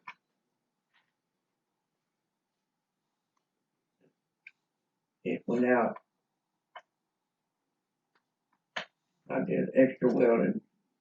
Had my shop built in, machine shop, and I started working on my brother's heavy equipment stuff. We need parts for a lot of bushings and shafts for them. And then somewhere along in there, Dutch Aquarium out there was my neighbor. He built a house down below me. That's another story on that house. He's a Dutchman. He drew his plans up in metric. Turned them over to a man to draw the building plans up. The building man built it up in inches and feet. They went out there and laid the foundations of that house. And Dutchman looked at it and he said, "There's something wrong with this house." He said, it's bigger than I drawed. Yes, much bigger. He said, "Just build it." So they built it. Big 2-story. Talking about the Dutchman dairyman? No, not here. No, it's not. Not here. But it's a Dutch, the aquarium system. Yeah. Okay. Yeah. I went to work for him out there at that aquarium. I worked for him for 12 years. And while I was there, I had this knee put in. I was off about 3 weeks, 4 weeks maybe. Somewhere in their 4th week, I went back to work, working on his trucks and trailers. And worked there till 02. And had to have this knee put in. And when I had it put in, he wouldn't hire me back. He said, "You're too old." So, what did I do after that? I worked in my shop. I done a lot of work in this, and everybody wanted something fixed.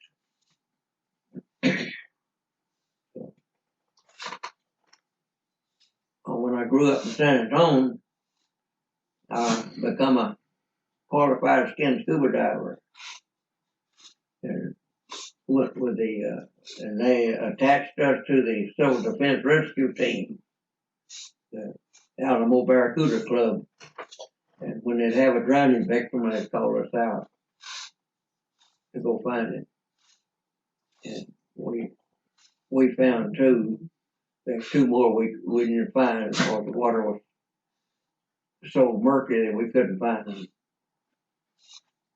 One of them was a 12-year-old boy. We was out diving. The club was out diving on one side of this little split of land out in the lake. And one of the little girls come running over there and said, "He didn't come up. He didn't come up." "What do you mean he didn't come up?"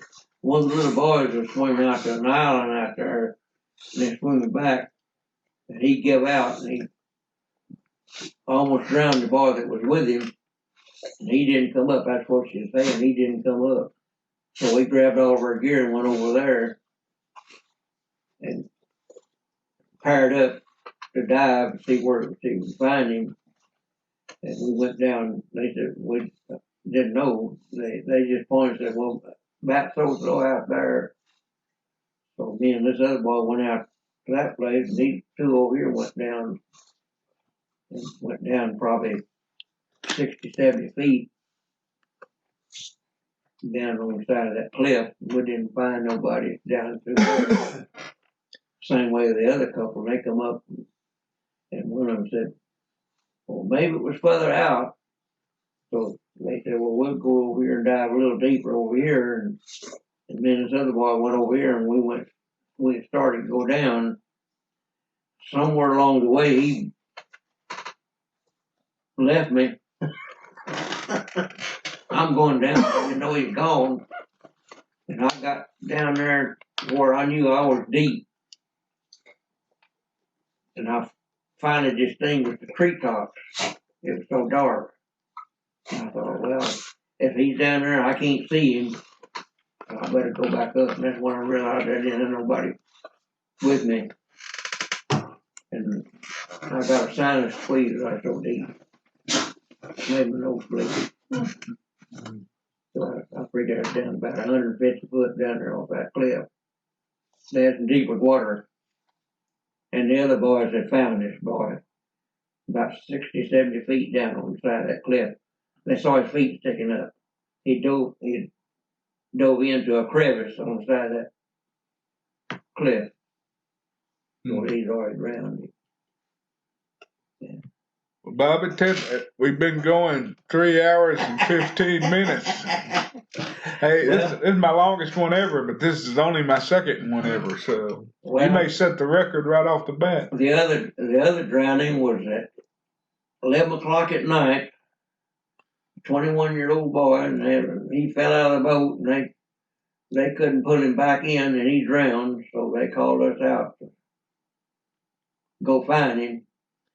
So we stretched a rope across that slough, which was about 200 foot across there, and three of us, one of them held onto the rope, and the other two held on their each wrist with a flashlight, and we started down that rope, and about 30 or 40 feet out the middle of that channel, we come across him.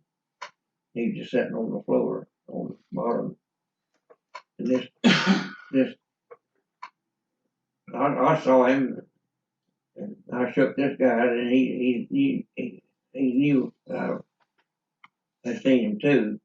And this kid, I don't know, he must have been 16, 17.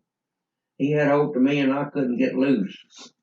He was just shaking me. He left his fingerprints on my arm when I got loose from him. It scared him so bad. When I finally broke my hand loose from him, he was gone. And so me and this other one just picked the man up and brought him back to the barge. Was on one of these barges. Took back in, was low in the water, and they pulled him up there. And you lived enough life for 4 or 5 people. And as I was still in the water with all my gear on and waiting to everybody get back on the boat. Here comes down water moccasin. Oh God. I'm out. I was just standing there, had my hand on the boat motor, and he just come right by. Went over to the bank, went up, disappeared in the weeds up there. I wasn't going to bother him. So. Tell them what you drove here today before we quit. Okay, I've got a 78 Volkswagen. From the bumper to the transmission is all Volkswagen, automatic stick shift. The steering is a 1983 Gold Wing motorcycle. I've had it for 3 years now. Had some fun out of it. I drove, the longest I drove it was down to see my brother down below Waco, and my niece that lives down close to McGregor. And then spent the night down there, and then I drove back into Waco and visited my niece and nephew there, and my sister-in-law before I made it back to Waco, back to Waxahachie. A little over 200 miles round trip, all told. Didn't have no problems. I'm ready to go again. Bobby, we appreciate you coming over here and letting us interview you for a while, telling us all your history, everything you've been through. Well, it is very interesting. I enjoyed the diaries. Thank you. And your Blue Jacket manual book. I didn't know that all went on. That's very interesting. I like to watch war documentaries and stuff, but, this is personal stuff. With all that stuff up there. I know, I love it.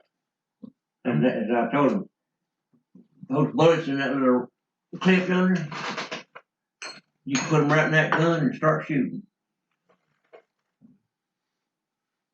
I'm not volunteering for that. That's how good it is. The gun? Yes. That's how good it is. I'm afraid it would fire blood. No, that according to the gun magazines, that got one of the strongest actions that was built. I've shot it. I don't know how many times I've shot it. Oh, I'm gonna get up and show y'all something about that rifle, if you will. You have to hand him the rifle. The microphone will come out. There you go.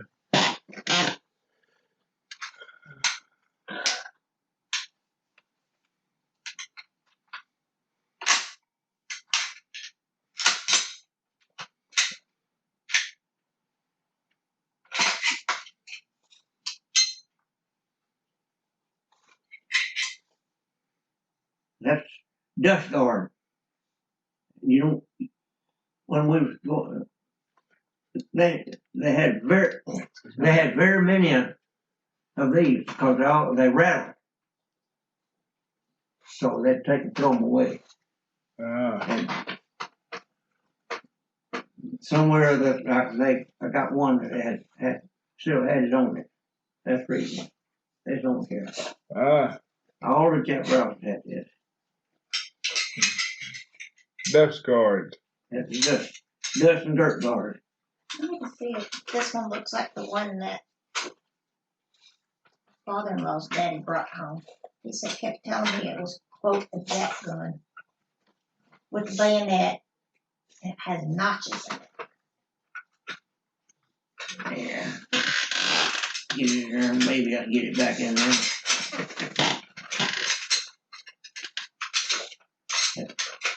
Let me put that on the plate.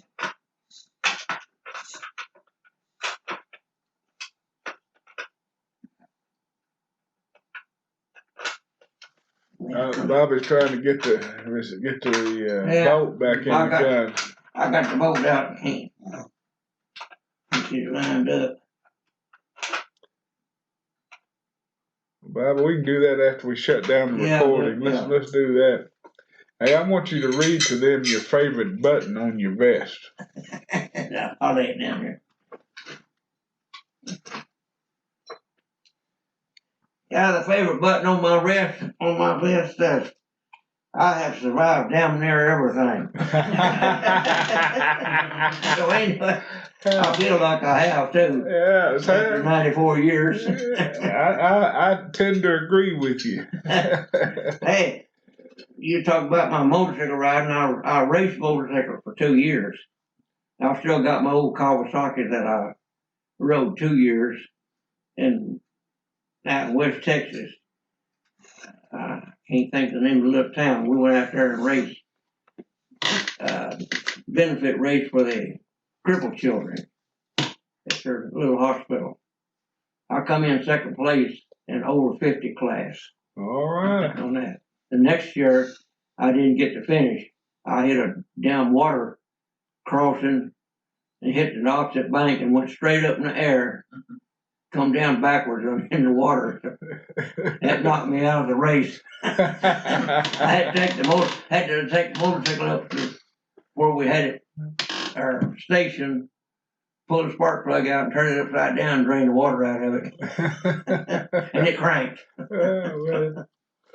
All right, Bobby. Well, thank you, man. Thank you. I want to get a couple of pictures with you and a couple of pictures of your stuff before you put it up. Okay, yeah. And we appreciate you coming over and taking the time.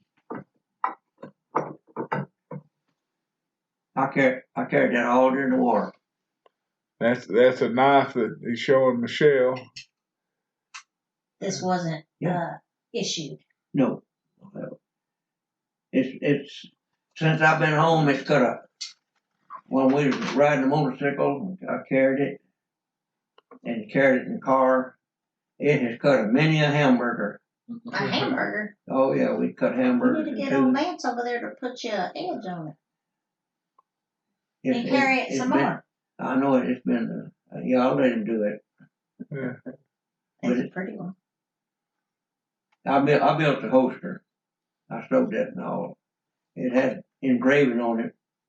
It's just about all gone. You said your dad gave you that. Yeah, they sent it to me, and I built the holster for it. All right, Bobby. Didn't kill nobody with it. I did cut a 4-inch hawser rope with it one time. We was trying to get underway,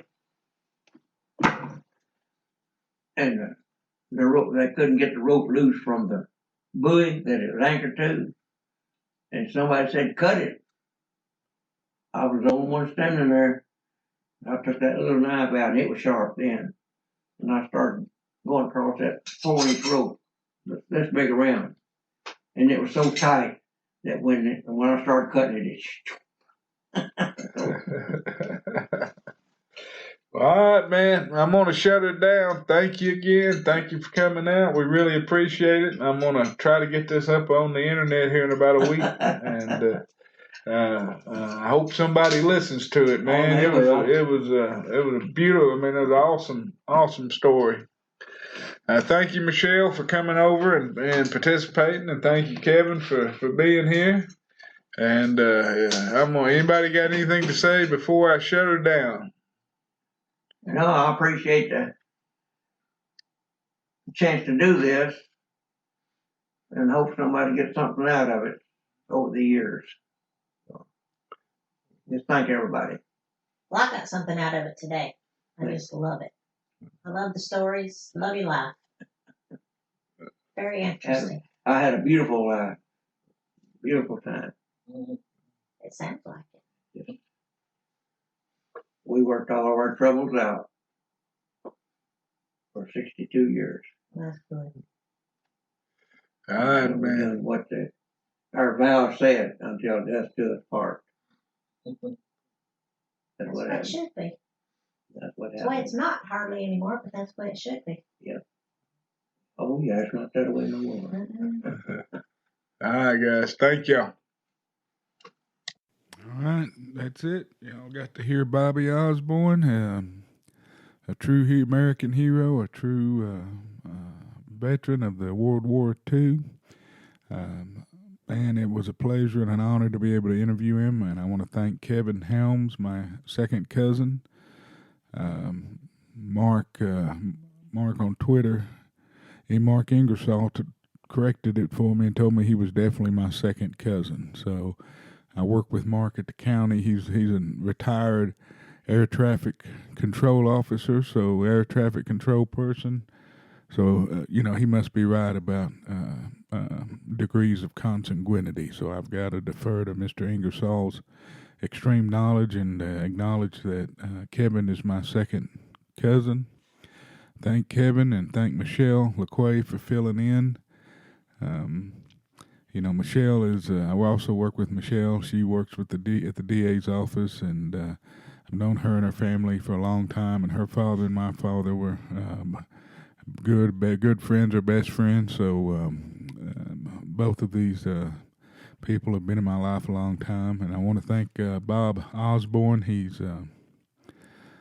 Thank him for coming and spending the time with us. Let us pick his brain.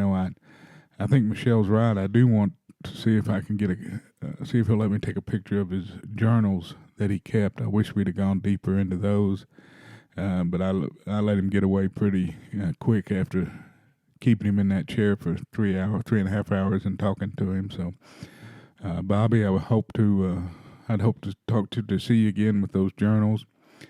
If you want more information about me, you go to my website, extrausual.com.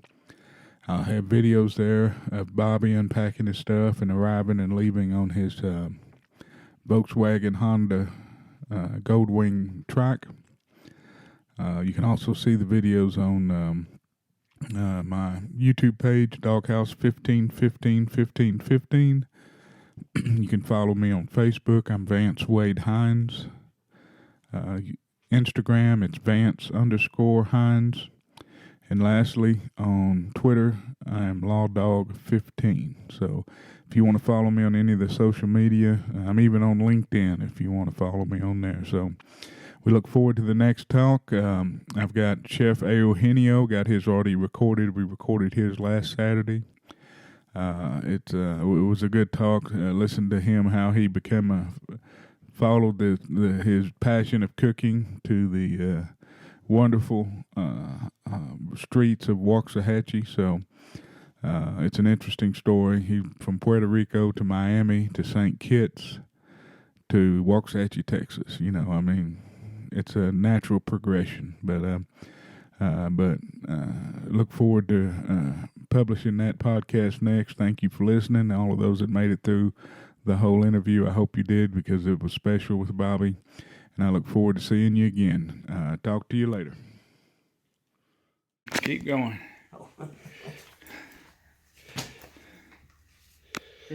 This is a book on the Chester. Tells you all about it. This is the history of the U-505 submarine in 1933 and 34, I think. Part of my Ellis County honor flight.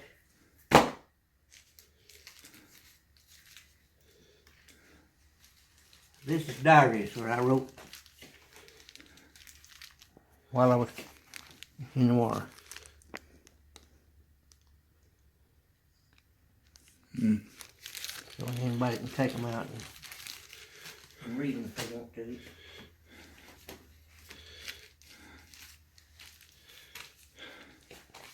And the band played on. This is little papers they issued out on the ship every so often.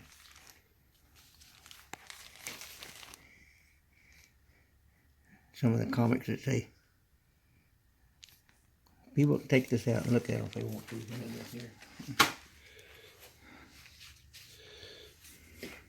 VJ Day. BJ. Everybody said whoopee when when they broadcast this. I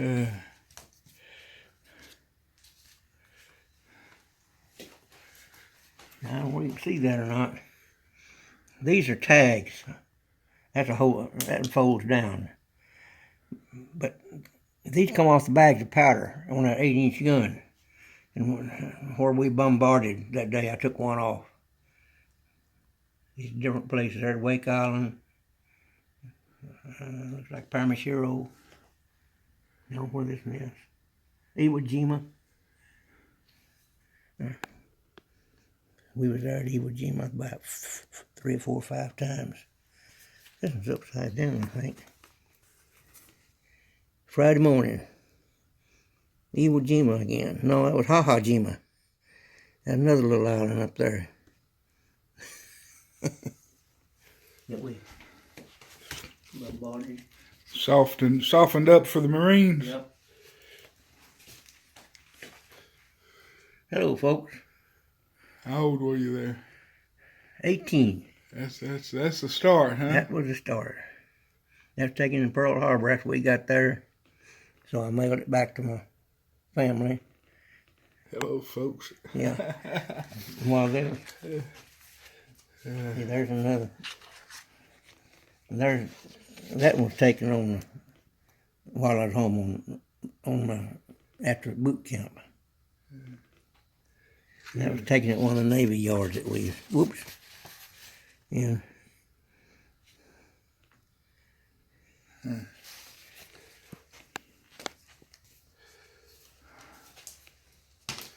I didn't bring.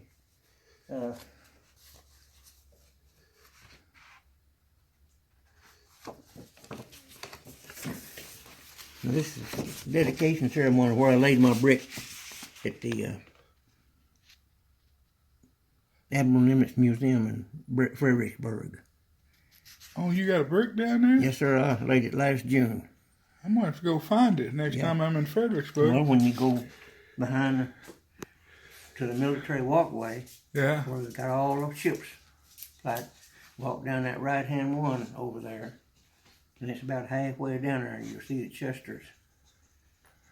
On the wall, on the right? On the wall, and then right down there on the walkway. All right, I'm going to find it next time I'm down there. I got my brick laying there. You can step on it, stomp on it, everything you want to do.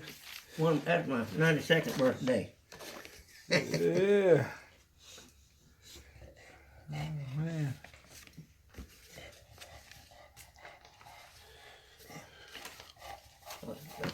letters from the kids. And this is a map of Iwo Jima. If you want to really? look at it. Yeah. And I've got one just like it hanging on my wall. It's bigger than that. You know what we might not just wait till Michele and Kevin get here. Okay. Looks like somebody's here. Kevin's here. Yeah. And we'll spread it out on the table. This is Japanese writing paperwork out of a bombed out gun emplacement there on Saipan. Oh, Where I really? went in there and picked up all his papers. You ever had it translated? Nah, I've been wanting to. There's Japanese money that they give Hey, us. come on in, Kevin. Give us to buy. Let's see. Yeah, that's right side up that way. This is Bobby Osborne. This is my cousin Kevin Helms, Bobby. Bobby? Kevin, good to meet you. Yeah. He's going through his stuff. I'm videotaping it. Then we'll talk about it on the deal. Yeah, this was. Did you see this gun? Check out his gun. He got it off. Which island did you get that off? Saipan. Saipan. And that's what's the type of rifle? Yeah, I can't think. No, this come with it. That's the bayonet. Yeah, it come with it. It had shrapnel in the back of it, so where it come off. Dead soldier. Yeah. What got him, huh? Yeah. Put this over here with the gun. This bayonet is what they give to all the personnel on the island if we invaded it. This was their weapon. Mm-hmm. It's a bayonet, but it's just a bar of steel. So who gives it? Who gave you that? I got this out of a big warehouse there at the Ominato Naval Base that we occupied when the war was over. But that was the home front bayonet. It would still fit a rifle. No. So if we had a rifle. Yeah, we was all. This is another one, just like it. It's I don't know where it come off. Probably come off Okinawa. I mean Okinawa. Friend that gave it to me was there a lot. Got a different finger guard on. And you want to set those out here, Bobby? Yeah. And I'll set them on the desk. Yeah, they got different. See mine over where it's got the curl. Yeah. That's the original. Oh, the guard. You talking about with the curl on it? Yeah. Liz Palmer down at the motorcycle shop made this up. She took all my stuff and went through it and put it all together. Different things. They put a little Navy suit there. That's where I got my brick there. Fixing to put it down. In Fredericksburg. Says he's got a brick at the museum in Fredericksburg. Right in front of my ship's plaque.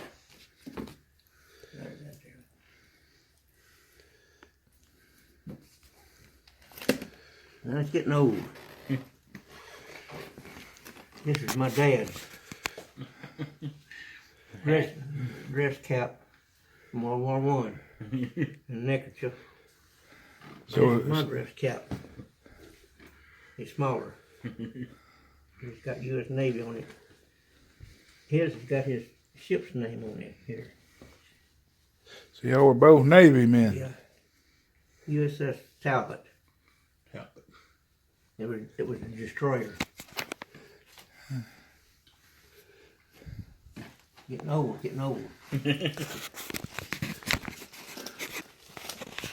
Japanese gas mask are part of it.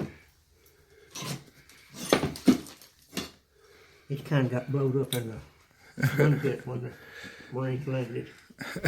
So I salvaged this. Yeah. You had a bad day. Yeah, all them jets in that hole did. That's what I carried all during the war. Oh, Your man. territory. Yeah, man. pull it out. Let's see. He carried that the whole war. Yeah. Looks like it's been sharpened a time or two. Oh, yes, sir. Been sharpened and chopped a mini hamburger when I got home. War. You got any markings on it? You know who made it? No. I don't see any markings on it. That's how my grandfather's knives were. I made this now. You made the sheath? I made the sheath for it. So the Navy gave you this knife? No, my dad. Your dad. sent that to me.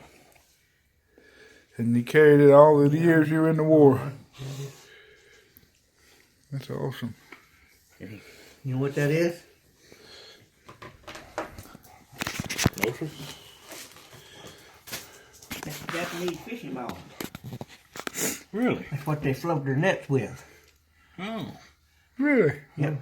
If you said ball, I thought bobber maybe, but Yeah. I guess it makes the net. And they wrap the string around it, net, and it float their nets out there. They have a whole string up on it. Yeah. I got 2 of them. They make them all different sizes.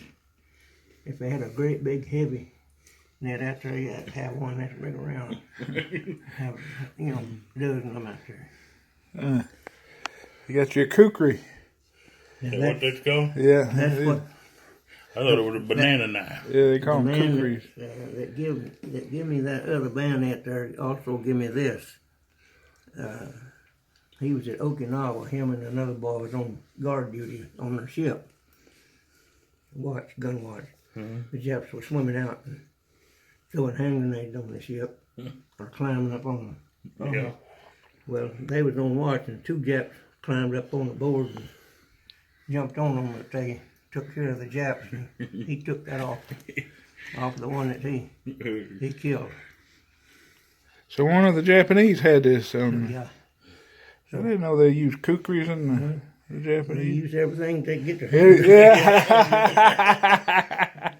Yeah. Yeah, I guess in that situation, that's Sounds shit. like you guys did too. Yeah, anything you get your They hand to. use everything they get their hands on. That Company National Museum down there. That's one of my original dog tags with a chain. Oh, man.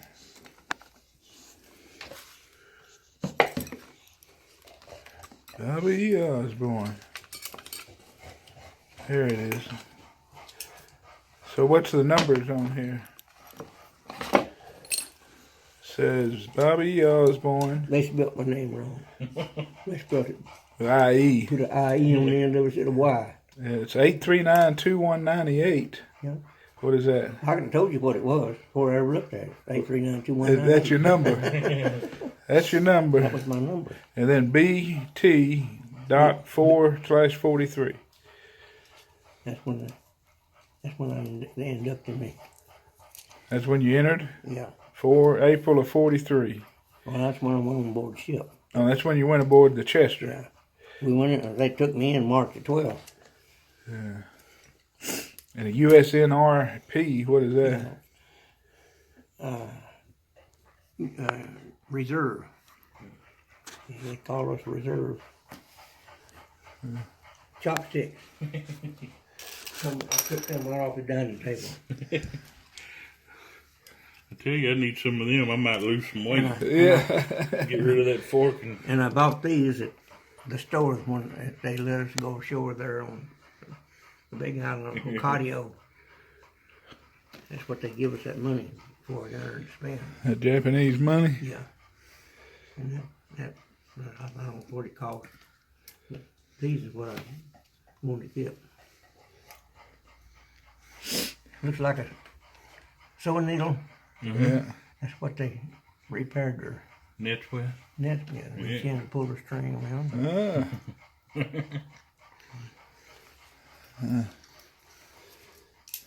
Well, we're gonna have to get down deep in here to get the rest of this out. You want me here? I can put it up on the chair so you don't have to keep bending over. Yeah,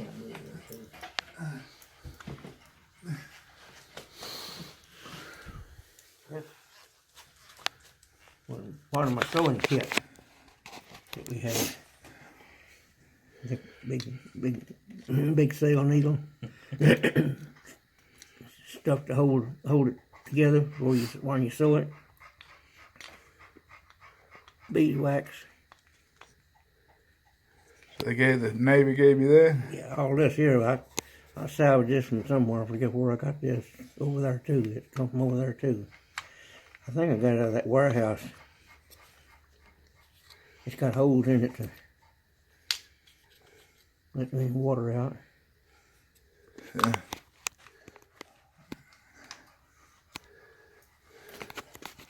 You want to set that up here? Michele, Laquay's supposed to be coming. Yeah. When I was wandering around up on close to the cemetery, on the NATO naval base up there, we circled all around it. Was no Marines or no men around. All women in the houses up on where they stayed. We was walking around, and they wouldn't told us not to eat anything because they use human fertilizer in the gardens. So little was in one of them, and she tried to give us food, and we wouldn't take it. So she gave me this. Huh. Ain't good looking. Now you know Yeah, you what? are. Hey, Fifi! You know what these are? What? They're clothespins. Oh man. Bamboo. Bobby, this is Michele Laquay. Door. Michele? That's Michele. Stuff here. Yeah, he's going through the stuff he brought. Yes, how cool. You better come in here. Yeah, get on the inside. Michele, you're going to be in that chair over there when we do the podcast. Okay. I have no idea what you're getting me into. Bamboo. That's cool. Anyway, that little Japanese lady gave me this doll, and it's come apart. My nieces and kids. Everybody played with Yeah, it. they played with it and Look broke at the feet. that. I had to tell him. That's all bamboo? That's a clothespin. Clothespin. How do you use it? Squeeze it. I'm afraid to. Look at Will it that. still work? Oh yeah, there's 1, 2, 3, 4, 5, 6 here. How neat. Hold on. Little dress coming apart, they took it. So I just kept it like that. Grandkids? Yeah, grandkids. You see his dog tag over there and his gun. He took this off of one of the islands. The bayonet. Has it got notches? Seashells from a couple of 3 of the islands that walked on. Just went along the beach and just picked them up. I had more than that, but I made a bunch of things for some other people. Look at that. That's beautiful. Yeah, Right there. Cat's eyes. They call them cat's eyes. Just something. Didn't have no room to put much of anything. I can't believe you I kept walked all the the beach out stuff my you pocket did. full of these when I went Walk back on- around with pocketfuls? when I went back on board the ship. Yeah. This is the deck, off the deck of the Chester, when they chopped it up in 54, 55. They sold it for scrap iron, carried it to Florida and chopped it up. The deck was wood. Yeah. That's oak. That's oak. The whole front, there was a deck up on front was oak.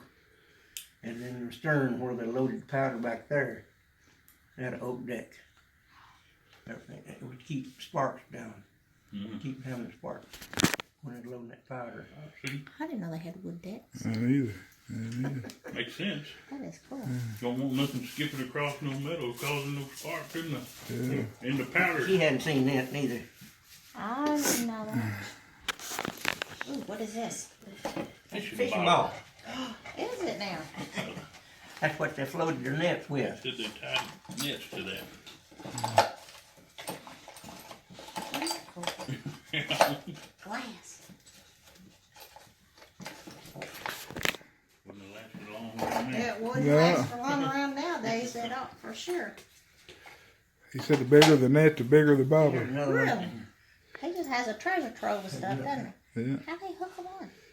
They wrap a little net around it and then tie it to the top of their nets I see. and floats their nets out in the water to catch fish.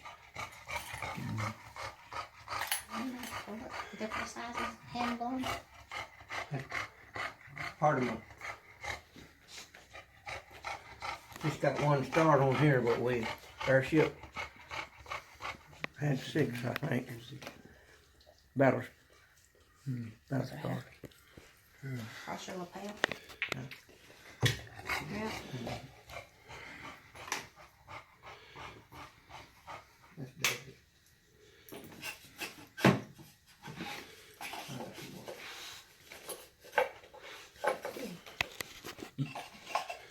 Who knew?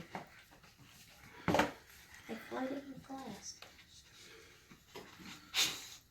I don't even know how you make something like this. Got 3 generations of books here, of little Bibles. That accumulated through the family. Oh man. My dad was in the Navy, and one of his brothers was in the Navy, and one's in the Army. All got them. And you kept all their Bibles? I've got all of them. I've accumulated this many. And the New Testament, that's Navy. That's 2 navies. That's I think that's Dad's. Were you issued a Bible? Yes. Really? Yes, they issued it. New Testament. New Testament. They didn't Oh, give you so the Old cool. Testament? It's like duffel. Now this is mine. Here. Let's see. March 17th, 1943. Navy Department. Oh. Oh, these are fragile. And where did y'all keep these? On you?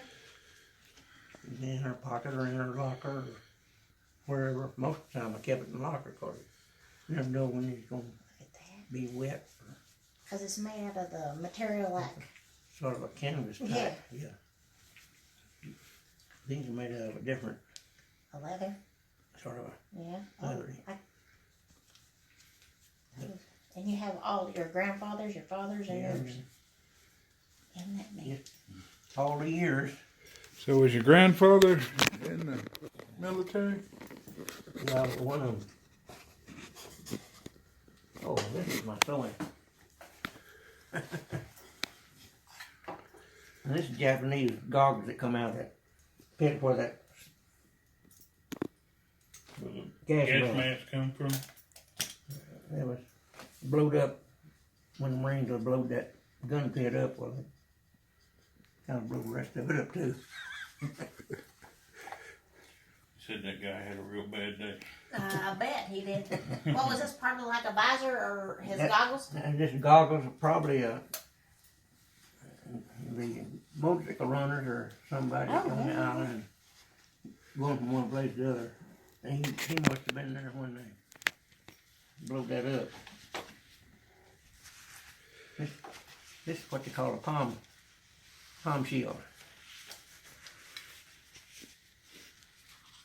For sewing, poking your needle through canvas. Oh. It's got a metal And what did y'all have to sew? canvas. On the tarps or sails or? Yeah, well, not sails, Not just sails, tarp for different tarp. things. Yeah. And we sewed canvas around the lifelines, cable lifelines, Uh-huh. keep it falling over. Just put canvas on it and we sew them up, paint them white. Punch it with that. This is what they repaired their nets with. And I was the primer man on that. I wound it up yet. It's just so they can sew it in their net. Sew it and Yeah. weave it or whatever. Yeah, weave it in where they and tie it get off. it tore. Yeah, if they got a hole tore in it, they take that and weave it in there.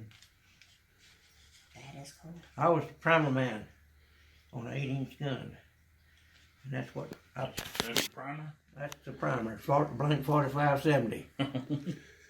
That's was way back in the Civil War, 45, 70, and all the westerns. I wore a belt to them, and when that big breech, when that 8-inch gun would open and lay down to load it, it had another little breech on the front of that big old thing, and I'd open it up and put my holes in it and close it and get back out of the way. And then by then they'd done a load of shell and the powder, and the breech was fixing to close. And it was all air and hydraulic operated, and you didn't get your hand in the Didn't way. want to get your hand in the way. No, you don't get your hand in the way. Pulling up. You have to blank. That's what we stamped all our clothes with and still got my name, Osborne. You'd ink it in? Look at that. B-E-R. So anything you owned, you Yep. put your stamp on it. Stamp on it. Here, you like these. I don't know if I'm reading it right. Oh, look. And this, it opens up, unfolds. Oh, it unfolds. Yeah, just grab both each end of it here. Oh, I'm afraid I will break it. And this, we got two of them here. Oh, now who are, do we know who any of these are? No. No. That's something you took off the island, huh? Yeah. I think I got them at Pearl Harbor. And what was the purpose of these? This is just their loved ones or something, or their girls that they took with them, or Just like, or is it kind of like Playboy? I don't know. Maybe before the time. Maybe before the time. now, I don't know. yeah, this is a pocket knife they issued. Oh, the Navy Yeah, issue. that little cheap pocket knife that they issued. I think these geisha girls were meant something. Those are memories. More of our bars. I got a friend next door that might can translate there's- that. One with 3 on it, and here's one with 1 on it for our battle stars. This has got 3. This is a duplicate of that one there. Do you just get stars for battles at sea? Yeah. Not for softening up the land or anything? No, if we soften up a lot of islands, There's your pocket knife back, Bobby. yeah, I'll put it back in. And that was issued?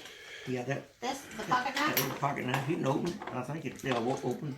Look at the little lock. No, I'll put that on there. Keep. So what all did you get issued? A knife, a Bible, That's all. My uniform, clothes. and that's it. That's our clothes. A knife and a Bible and a uniform.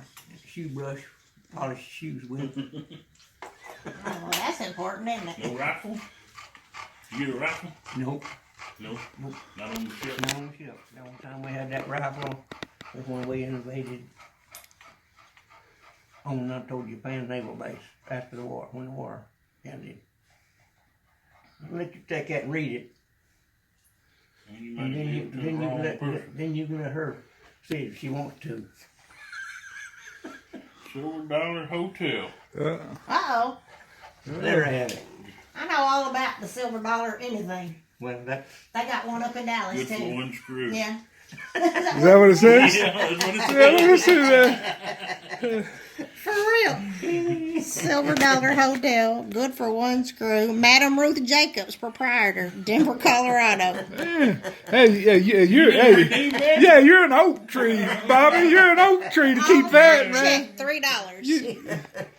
You know, shoot, I don't know if I'd have survived. Yeah, no, we would have survived Madam Ruth. Yeah. Madam Ruth Jacobs. How did you come about one of these? How did the guys get one of these? They hand you one when you walk off the ship. no, I think I acquired that from Colorado. He had a handful when he got there. He only come back with one. Had to keep a souvenir. That's right. Now they issued these to us. This was the first aid handbook. And this was survival of land and sea. You had a book, not a class? No. Really? They just give you a book and say read it, Supposed to read them. know it, learn it. And this was Open.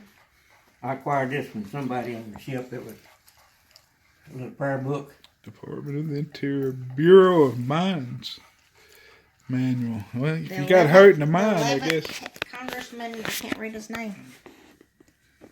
The 11th Texas District. Learn it. You can't Don't play. forget it. You can play cards, but you can't understand it because they're Japanese.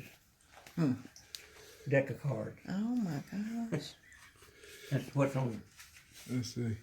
They got a picture on the front and a picture on the back of each one of them. Geisha. Not showing off any ankle or nothing. Let's see. They didn't. Yeah. Queen of Clubs. There's a story to be told right here if we can find somebody to translate. Yeah. Yeah. I got a friend next door that reads Mandarin. I don't know if that'll help I him don't know with if that'll help Japanese. with Japanese. Yeah. That is cool. A prayer book. I'll catch on fire if I hold it in there. Oh, no. It doesn't look like Kathy's Bible. Kathy's the most used Bible I've ever seen in my life. She still got that same one? Yeah, she still got it. Let's take a look. She's not teaching Sunday This school. is published for the Army and Navy Commission of the Protestant Episcopal Church by the Church Pension Fund, New York City, 1941. Wow. Yeah, all kind of. Oh my gosh. Oh. Shells. What'd those big bazookas go in? That's a 20 millimeter. That's a 50 caliber. That's 50 caliber. So Machine gun. this is a 50 caliber machine Yeah, and gun. this here is a 20 millimeter anti-aircraft gun. And this fits that rifle right there. Oh. And so what size This is is? still 7.7. I bought these. I shot all my ones I brought home. So I don't have no military left. So this one's live. It's 50. It's still hot. Huh? It ain't gonna hurt you. Unless they drill it. Yeah. Yeah. That 20 millimeters. The primer's been punched. Now, I shoot this at home. That's a 44 Magnum revolver. I killed my deer with it. with the 44. That's a 44 mag.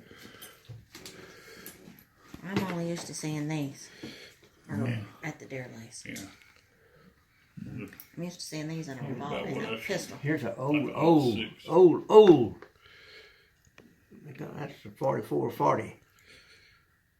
That was my dad's, come out of my dad's trunk. What is? That's lead. Is that lead? Put all the bullets way back there in 1800s. Had them in no steel points. They had all lead. I got a I've ever question seen for a you. lead. Put it out here. He's right here. They going in that Yes, gun right Yeah, there. they'll shoot it. Now, Yeah, I've got a Springfield AUG-6. yeah. That's with just like those- it. yeah, They would probably fit in there. They might. they might not fire though. Yeah, they'd probably fire. Oh, I don't know. that's what I was wondering if you got Well- got a hold of the enemy's ammo. Could you? Yeah, this might be a little bigger than your 30-06 round. That's 7.7. You might want to take it up to Ray's though and let them fire it. Raise. All right, wait a minute. I gotta stop it, Bobby, and start another one. All right, we're back on. We got another 30 minutes of filming. This is just a blank like they fired at the cemeteries and things. Uh-huh. That's our guys, right? Yeah. Hey, tell her where the kukri came from. This come off a dead Jap. A friend of mine was at Okinawa, and the Japanese were swimming out and climbing on the ship and attacking people, or throwing hand grenades up there at nighttime. And him and another boy was on watch for that, and two Japs crawled up on the ship and jumped on them, but they killed the Japanese, and he took this off the one he killed. Oh, What do you call it? Kukri. It's a kukri. It's still sharp. oh. That was a banana. Anyway, A curve. I've never seen a curving one like that. Yeah. For one purpose only. I'll put them down. Hold on. Well, don't forget about Madam Ruth. Yeah, still may be valid, redeemable. We I may might have to go to Colorado. We may have to go to Madam Ruth Jacobs. Yeah. That's just, y'all probably haven't seen some of them. And this is rat shot for a 22. I've seen rat shot. What they call a rat shot. 22. We still use those for armadillos and skunks. Yeah, you. This is armadillo. Out of the varmint gun. I had 2 of them in there. I didn't know them. I don't believe I've seen one in silver though. Might is this like silver? Armadillo.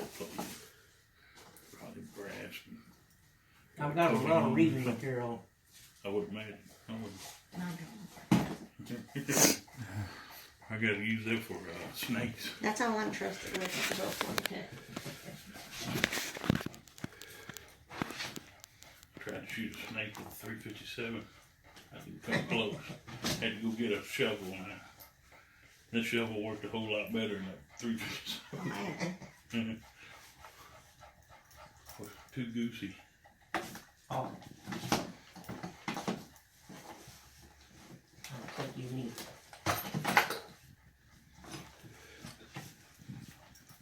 This is what they used to do. That's the Blue Jackets manual. That was it. Blue Jackets. They call it the Blue Jackets manual. 1940.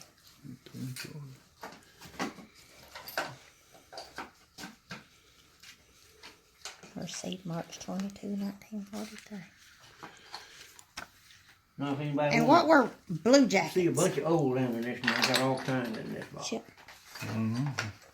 I guess that's the Navy. What they issued Yeah, in the Navy. sort of. does. Yeah, see that round one up there? Yeah. That fit. About a 45, 90 muzzle loader. Yeah.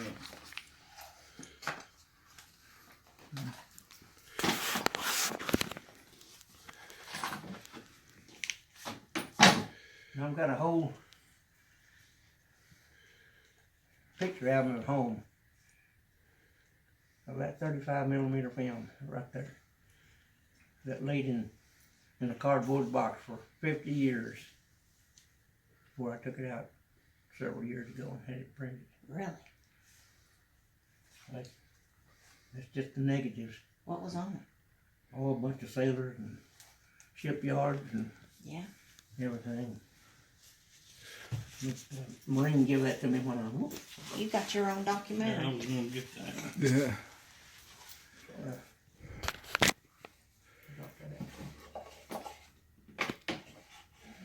The Marine gave that to me when we were left the ship there in Philadelphia. He said, "Here, you might want these." I took them home with. I stored everything that I had. And that thrown in there with it. 3 or 4 years ago, started going through his stuff, and somebody wanting to see it. So, oh no, that's a roll of film. What's on it? I don't know. So it's Japanese road, Japanese American. It's all American. Yeah. I took it to Walmart. And they run it through and said all the pictures. My grandfather had a bunch of Polaroids that were about like this, and I never, growing up, I never got to see them. You can't see those. Oh, And after he passed away, no, they were he got there at the end of the war. Yeah, leave this out, Bobby. But leave this out so we can talk about it. oh, okay. Yeah, They just were set it getting down. Don't people start out of putting those- it up yet. Out of those camps, Yeah. and they were all emaciated and carrying a bunch of them. So you can't see that. Oh, yeah. The Americans were all emaciated. No, the Jewish people that Oh, in World War II. did World War II. I mean, they were German. They were in Germany Yeah. and Poland. And He spent most of his time in France, but I think he got over there just as it was ending. yeah. Because he has another story about a 25 automatic, this guy was standing up on the train saying, "Is anybody from Texas here?" He said he kept his head down and said, "There's nobody from Texas on this train." Finally, one of his buddies pointed him out and said, "Hey, Garrison, you're from Texas, aren't you?" He said, "I thought he wanted to whoop somebody from Texas." He said he walked up and put that 25 in his chest and said, "Here, this saved my life. I hope it saves yours." I've still got that pistol. All right, well, y'all ready to sit down? This is Oh, show her your hats. This is my dad's from World War One. oh, This is dress cap from his destroyer, the U.S.S. Talbot. isn't that neat? Your dad's? Mm-hmm. Oh my gosh.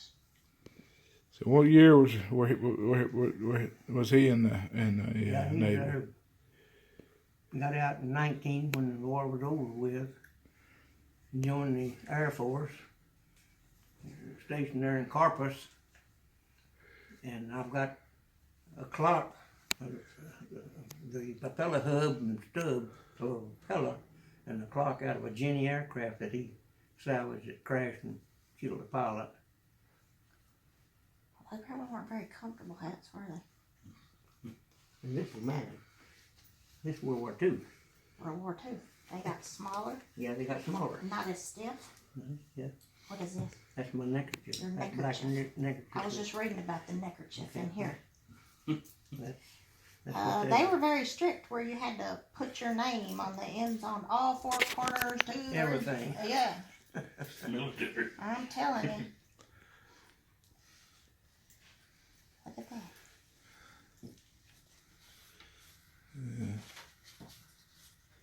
Hey, show them those powder tags.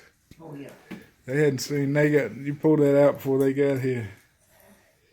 I pulled out a bunch of stuff in this. Yeah, we're gonna go through it on the podcast, but now there's a video of you when you pulled it out. But Oh, and your daddy's neckerchief too. show them those. Oh, that's yeah. Japanese money. Funny money. That was spendable. When they give it Real to us, money. spendable. Look how little.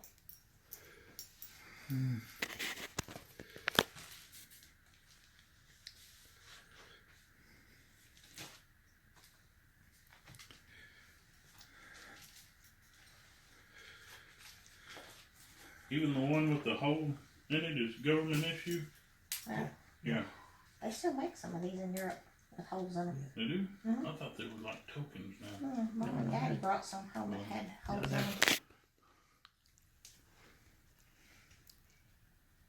Now that's the little tag that was on each bag of powder that went in that 8-inch gun. It had 2 bags went in there behind that bullet. And that's that blank 45-70 what fired that Set it off. powder. I took one off every time we'd go to one of those islands. And Friday morning, January 5th, 1945. I can't pronounce the words. No opposition. You sunk whatever you were hitting. Yep.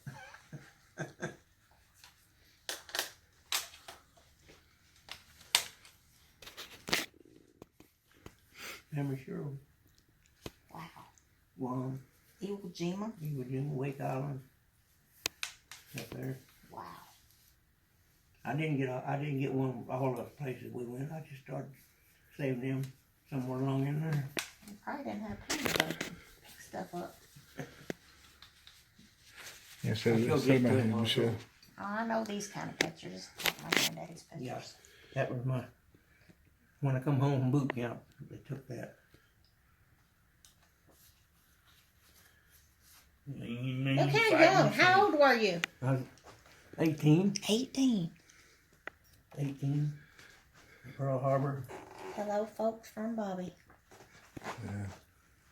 Wow. You walk down the street, and if you wanted to go in one of those places, you could go, or you go in one and get a picture took. And where were you at this one? In Pearl Harbor, I was out walking on the street there somewhere, and they took a picture, and I got it and sent it home. In your wax. Look how handsome. This is one of the yards somewhere we, at Anchor, got that picture. Somebody took that and gave it to Now, me. did you wear whites or did you wear blues all the time? No, What's the it was difference? blues, that was dress blues. That was Dress dress blues? blues. You wore white most of the time. All the time. On board ship, you had blue jeans and blue shirt. If you went ashore, you wore whites. Or if it's a special occasion, you wore your blues. At 18. Right out of high school, Wow. before I even finished. Wow. I was in my senior year. Yeah, send him over here. Enjoying? I'm gonna get a Turned picture 18, later. That's it. Come on. That's some Japanese writing had come out of that pit where I got that. You want me to take that book or you want to look at it some more? I want to look at the book. I'm interested. The book is, I can't believe y'all had the, oh Lord. Were you born and raised here in Los Angeles? No, sir. I was born and raised in Texas. Waco's home. Waco? Is this written by, is this handwritten or printed in a book? It's handwritten. That's handwritten. That's handwritten stuff. So this is like maybe his It come out- flight book or something? Yeah, there was. Or whatever he in was? this gun pit, in a little off, probably a radio station with it for communication. And all their paperwork was scattered. You all ever over. try to have that transcribed? VJ Day. Okay, now I know what VJ Day. VJ's a little different nowadays, but I know what it was back then. That's the iconic sailor in the whites and the nurse kissing in New York City. Yeah. Yeah. That's VJ Day. No, that was Japan. That was What is VJ Europe. Day right here? Europe. That was Europe, not New York? Nope. That was when the war was over from Japan in 1945. And that was in Europe, where they were that iconic. I know. This was our This was there. VJ Day. Mm. Japan. I was VJ on- Day we was at- celebration on We board. was off of Japan there waiting to invade when they dropped the bomb. Then we didn't know what was out there for. We knew we was going, what was far, but we didn't know why we had to stop. But they was dropping the bomb, so I that, see a big light. no, we too far Didn't see away. nothing. No, we too far. Holiday dinner set for September 6, 1945. Roast young tom turkey. Mashed Yeah, that- potato, sage dressing, shrimp cocktail, mince pie, hot rolls, and cigars. Cigarettes and cigars. Alright. Coffee, bread, and butter. Smoke them if you got. Yeah, I might have to say have a cigar on that day. Well, I didn't smoke then, and I still don't. That was all the write-ups that they printed out. Wow. I'm gonna break them. That is Yeah. cool. Some of the little articles that you have to take them out to read them if you want to read them. And this is little diaries that I kept. Oh, you kept a diary? 3 of them there. Well, that's kind of personal, but interesting. You ever Did go you by? make your own book? Yeah. You made your own book? What else you think? How else you think we'd get booked? Well, I don't know. Maybe you found one on somebody and started writing like that person on there. We're from the generation you can just go out and buy that stuff. He made his own book.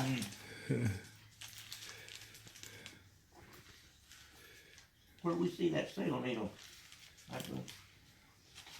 I need to read that. Yeah. Yes, it was. I got this. This, I'm calling. I got to sit down so I can get my hands free. Fifi, I'm going to step over you. I see your little nubbin wagging. You see that little The needle. X-Acto map kind of? I see your little nubbin. No, was it in Is it in here? wicker deal? Or Well, one that's of she sails. the- Seashells. Oh, see. oh, that's right. I think I was gonna put it back in. Yeah, set it right here, Kevin. There's none of that. Bobby, what exactly was a blue jacket that had That's this? one of them. Oh, that's one of them. I'm gonna show her. Ken, Can't focus on the Japanese very well. All part of their plan. What exactly was a blue jacket? I mean, is that what y'all were called on the ship? Was blue jackets? Yeah. I mean, they had other Now that, blue jackets, when they had all the suits on, they called them blue jackets. blue jackets. I wanted to get the light right. And what kind of ship? I'm Heavy sitting here, cruiser. a cruiser? It was a heavy cruiser. A heavy cruiser, because I'm reading heavy cruiser, light cruiser. I didn't have room, I was gonna bring a picture of it. Well, I'm going to put it up there. I'm going to get it on the TV when we get going on the podcast. It was one of these. Yeah. It's in the blue jacket book. Heavy cruiser. And those were the warships, huh? Yep. Heavy cruiser was next to the battleship. Battleship was the biggest. Carrier was bigger. There's a battleship. In the blue jacket book. Destroyer small. The destroyer was smaller. Are y'all ready to sit down? 588 feet. Yep. Wow. Well, let's sit down, Bobby, and get to talking on the deal. Oh, okay. All right, now I'm gonna stop the video. You got anything you want to say before I stop it? Say, where is Ruth? What's her name? Jacobs. We're looking for Ruth Jacobs. Madam Ruth Jacobs. Madam Ruth Jacobs. All right. That might be a secret. Yeah. She might not ever told her family that. It's gonna be on. It's gonna be on YouTube now.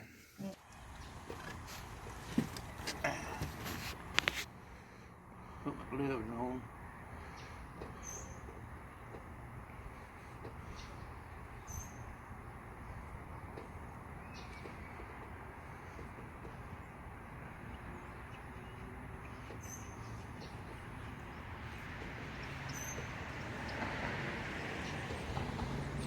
Looks like it might rain over there, doesn't it?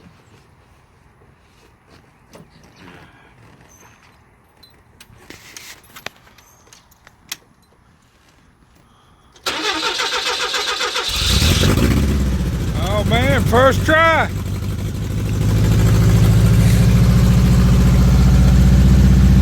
Thank you, Bobby. Thank you, man.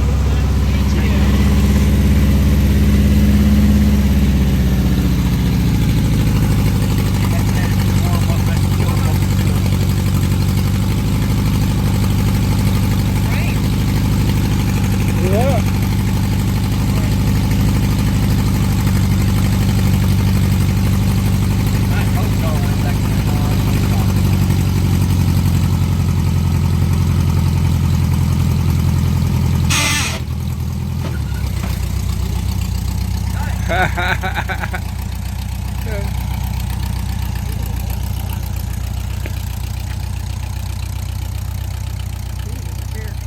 Yeah.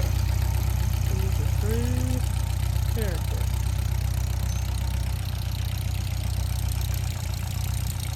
Yeah. I don't know if you think it's funny.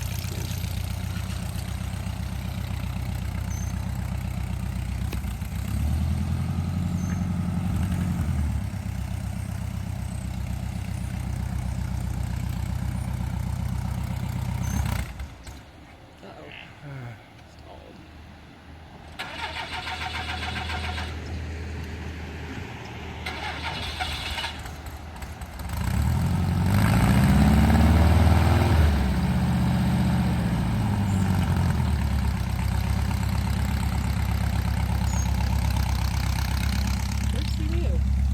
I think I was 35 somewhere.